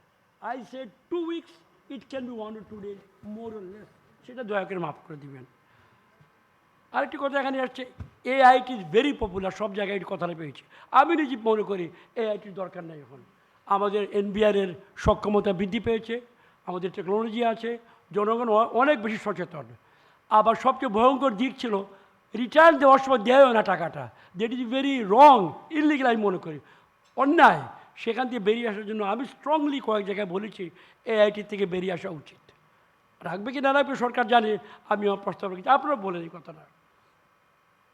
আরেকটি বিষয় আমি বলতে চাই, এখানে বলা হয়েছে উইমেন বা অন্যান্য, এই দেশে একটা কথা, with due respect to my superiors, কেউ কেউ ছিলেন, জেলা বাজেট, মহিলা বাজেট, শিশু বাজেট, এখানে আসার মনসুর আছেন, তাত্ত্বিক ইকোনমিস্ট হামিদা আছেন, প্রিয় আছেন, এই ধরনের সেক্টরাল বাজেটিং পৃথিবীর কোথাও আমি শুনি না, আমি যেটা সামান্য পড়াশোনা করেছি। কাজটা হলো world comprehensive budget, holistic approach, যেটা পুরোপুরি ইমপ্লিমেন্ট হবে, তাহলে নারীও উপকার পাবে, শিশুও পাবে, সিলেট জেলাও পাবে, টাঙ্গাইল জেলাও পাবে। সো দিস সর্ট অফ ধারণা একটা এক ধরনের অ্যাডভেঞ্চারাস ধরনের, যে শিশু বাজেট চাই, মহিলা বাজেট চাই, মা বাজেট, বাবা budget, this are counterproductive. এগুলো থেকে আমাদের বেরিয়ে আসা উচিত বলে আমি সবিনয়ে নিবেদন করছি। হ্যাঁ, প্রত্যেকজন আমাদের বাজেট লাগবে, তাহলে মহিলা বাজেট না, trekking within this different thing, budget বলছে আলাদা। ওই যে আমিন বললেন জেলায় জেলায় গিয়ে আপনারা যান, 64 জেলায়, দরকার তো নাই, ডিজিটাল বাংলাদেশ। এখানে টিপা জেলায় তো রংপুর যাচ্ছে, পঞ্চগড় যাচ্ছে, আমাকে যেতে হবে কেন? You can sit there and listen to what Sheikh Hasina says, what his colleague say. সুতরাং জেলায় জেলায় যাওয়া দরকার, কথা বলা ভালো যত হবে, তবে ইট ইজ নট এ সিলেকন না, এটা করতেই হবে এমন কোনো বিষয় নয়। It can be done sitting in Dhaka. আমার শেষ পর্যায়ে চলে এসেছে, বেশি সময় নেওয়া ঠিক না, অন্যরা কম সময় নিয়েছেন, অনেক বিষয় আছে, আমি আর যাবো না ওইগুলোতে। ইনকাম ট্যাক্স, আমি আইনটার সম্বন্ধে ধারণা খুব দুর্বল। একটা এখন পার্লামেন্টে আছে, একটা তো উনি চলে গেলেন, যে ভদ্রলোক যিনি বলছিলেন, he had some very strong comments. আমরা আইল ক্যারি দিস মেসেজ ওরা পাচ্ছি। এনজিওজ অ্যান্ড এনজিওজ, আমি নিজে এনজিও বিরোধী কিছুদিন কাজ করেছি প্রায় 30 বছর আগে। I have high regards for them. আপনি তো দায়িত্বেই ছিলেন। জনাব আনিসুল ইসলাম মাহমুদ যে বললেন যে মহিলাদেরকে বের করে নিয়ে আসা, I agree in many other things, but some of them also have resorted to some businesses. Not everyone, I'm not saying that. ব্যবসা করে, মাল্টি স্টোরি বিল্ডিং করে, মাল্টি স্টোরি কর্পোরেশন চালায়, ট্রান্সপোর্ট চালায়, অনেক কিছু আছে। এটা দেখার জন্য সিম্পলি, নট টু চার্জ। যারা স্মল স্কুল চালায় এদের জন্য নয়, যারা অ্যাসেটটাকে ট্রান্সফার করে প্যারালাল অন্য কিছু করছে, those will be looked into, those will be checked, আর কিছু না। এটা ভয়ের কোনো ব্যাপার না। এই সুবাদে আপনাদের কাছে দুজন তো আমি দেখছি, শারমিন দেখছি এবং রাশেদ দেখছি, আপনার কাছে আমার নিবেদন, গ্রামাঞ্চলে হাজার হাজার যে নানা ধরনের শিক্ষা প্রতিষ্ঠান গড়ে উঠছে, ওর মোকাবেলায় আপনারা কেন শিক্ষা প্রতিষ্ঠান গড়ছেন না? কয়টা শিক্ষা প্রতিষ্ঠান আপনারা গড়েছেন? যদি আপনারা গড়তেন সাফিসিয়েন্ট প্রতিষ্ঠান, তাহলে আমাদের এইসব বাচ্চা কাচ্চা ওই সকল প্রতিষ্ঠানে যেত না। You have failed, no you are not doing enough. এই কয়েকটা সিলেটে করেছে, দেহির মারা গেছে, আপনি হয়তো কয়েকটা করেছেন, hundreds of square miles of 100,000 square miles of, যান আপনি হাওড়ে একটা স্কুল এনজিও নেই। ইন দ্যাট ভ্যাকুয়াম কে স্কুল খুলছে আপনি জানেন তো? বুঝতে পারছেন? You will be responsible, I will be responsible. এটা আমাদের সকলের জয়েন্ট দায়িত্ব। সুতরাং আমি বলবো এনজিওরা প্রাইমারি এডুকেশনে যেখানে বাচ্চারা স্কুল পাচ্ছে না, please come strongly, so that এখানে আপনাদের একটা ইয়ে থাকে। এরপরে আর কথা কি বলবো? ওকে, আমি যেটা বলতে চাই সর্বশেষ ডিউ রেসপেক্ট, 2-3 জন ইকোনমিস্ট, তাত্ত্বিক ইকোনমিস্ট 4-5 জন আছেন, আমাদের মতো মাঠের ইকোনমিস্ট নিজেরা ক্লেম করি, গা খেয়ে শিখেছি, কেউ কেউ আছে। আবার আমাদের যেমন সিদ্দিকুর রহমান চৌধুরী এরা আছে, যারা প্রায়োগিক ইকোনমিক্সে, মানে উনি তো ছিল বোধহয় আমাদের finance secretary. everyone all over the world agrees এই ব্যাপারটাতে, কাম হোয়াট মে, যদি সোশিয়াল স্ট্যাবিলিটি, ধারাবাহিকতা না থাকে, তাহলে উন্নয়ন সম্ভব নয়। মাহাতির মোহাম্মদ মালয়েশিয়া হলে ভালো, আমাদের শেখ হাসিনা মাহাতিরের মতো হলে তখন ভালো না। দিস ক্যানট দিয়ে ডাবল স্ট্যান্ডার্ড চলবে না। লি কুয়ান ইউ সিঙ্গাপুরে 40 বছর থাকলে ভালো, ট্রিমেন্ডাস ভালো। শেখ হাসিনা 10 বছর থাকলে টায়ার্ড, ভালো লাগে না। That is not correct. এইটা দায়িত্বের পরিচয় নয়। সুতরাং আমাদের দেশে what she has achieved in the last 10 years, স্বীকৃত বাই এভরিওয়ান, স্বীকৃত বাই এভরিওয়ান, সবার পেটে ভাত আছে, সবার ঘরে বিদ্যুৎ আছে। এইটা কন্টিনিউ করার জন্য আমাদের স্থিতিশীলতা, ধারাবাহিকতা দরকার। এই ধারাবাহিকতার জন্য দরকার আমাদের যারা যারা খেলতে চান, জনাব আনিসুল ইসলাম মাহমুদ, জনাব আমির হোসেন মাহমুদ চৌধুরী, জনাব রাশেদ খান মেনন, আরও মানে যারা আছেন সংসদে বিভিন্ন জনে আছেন, আমাদের সকলকে we must be within the parliament. মন্দ parliament is better than no parliament, দুর্বল parliament is better than military rule. সেইটা যদি আমরা মনে রাখি তাহলে লেট আস নার্চার দিস। আর যাদের মনে মিলিটারি রুল সম্বন্ধে ইমোশনাল সাংস্কৃতিক দুর্বলতা আছে, তারা খেয়ে পরে মানুষ হয়েছেন ওদের ঘরে, তাদেরকে আমি সম্মান করে বলছি ওখান থেকে বেরোলে আরও জায়গা দুনিয়াতে আছে, সেখানে আসুন। সেখানে আসলে আপনারা আওয়ামী লীগকে আপনাদের সঙ্গে পাবেন। Awami League has been doing this for the last 70 years, will continue to do it. এই যে স্বাধীন করেছে, এই দেশে এখন উন্নয়ন এনেছে, আগামীতেও আনবে। তো এই হলো মোটামুটি কথা। সিপিডিকে অনেক ধন্যবাদ ফর দিস আয়োজন। ফাহিদা আপনাকে ধন্যবাদ একটা চমৎকার কাগজের জন্য।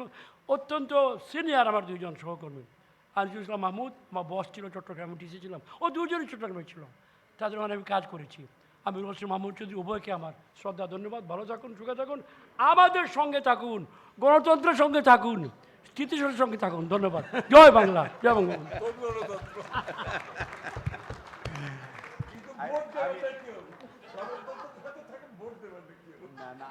আর কথা হবে না, আর কথা হবে না। অনেক ধন্যবাদ। আমি শেষ করার জন্য প্রফেসর মুস্তাফিজুর রহমানকে বলছি, কারণ এই বক্তৃতার পর আমার আর কোনো বক্তব্য নাই।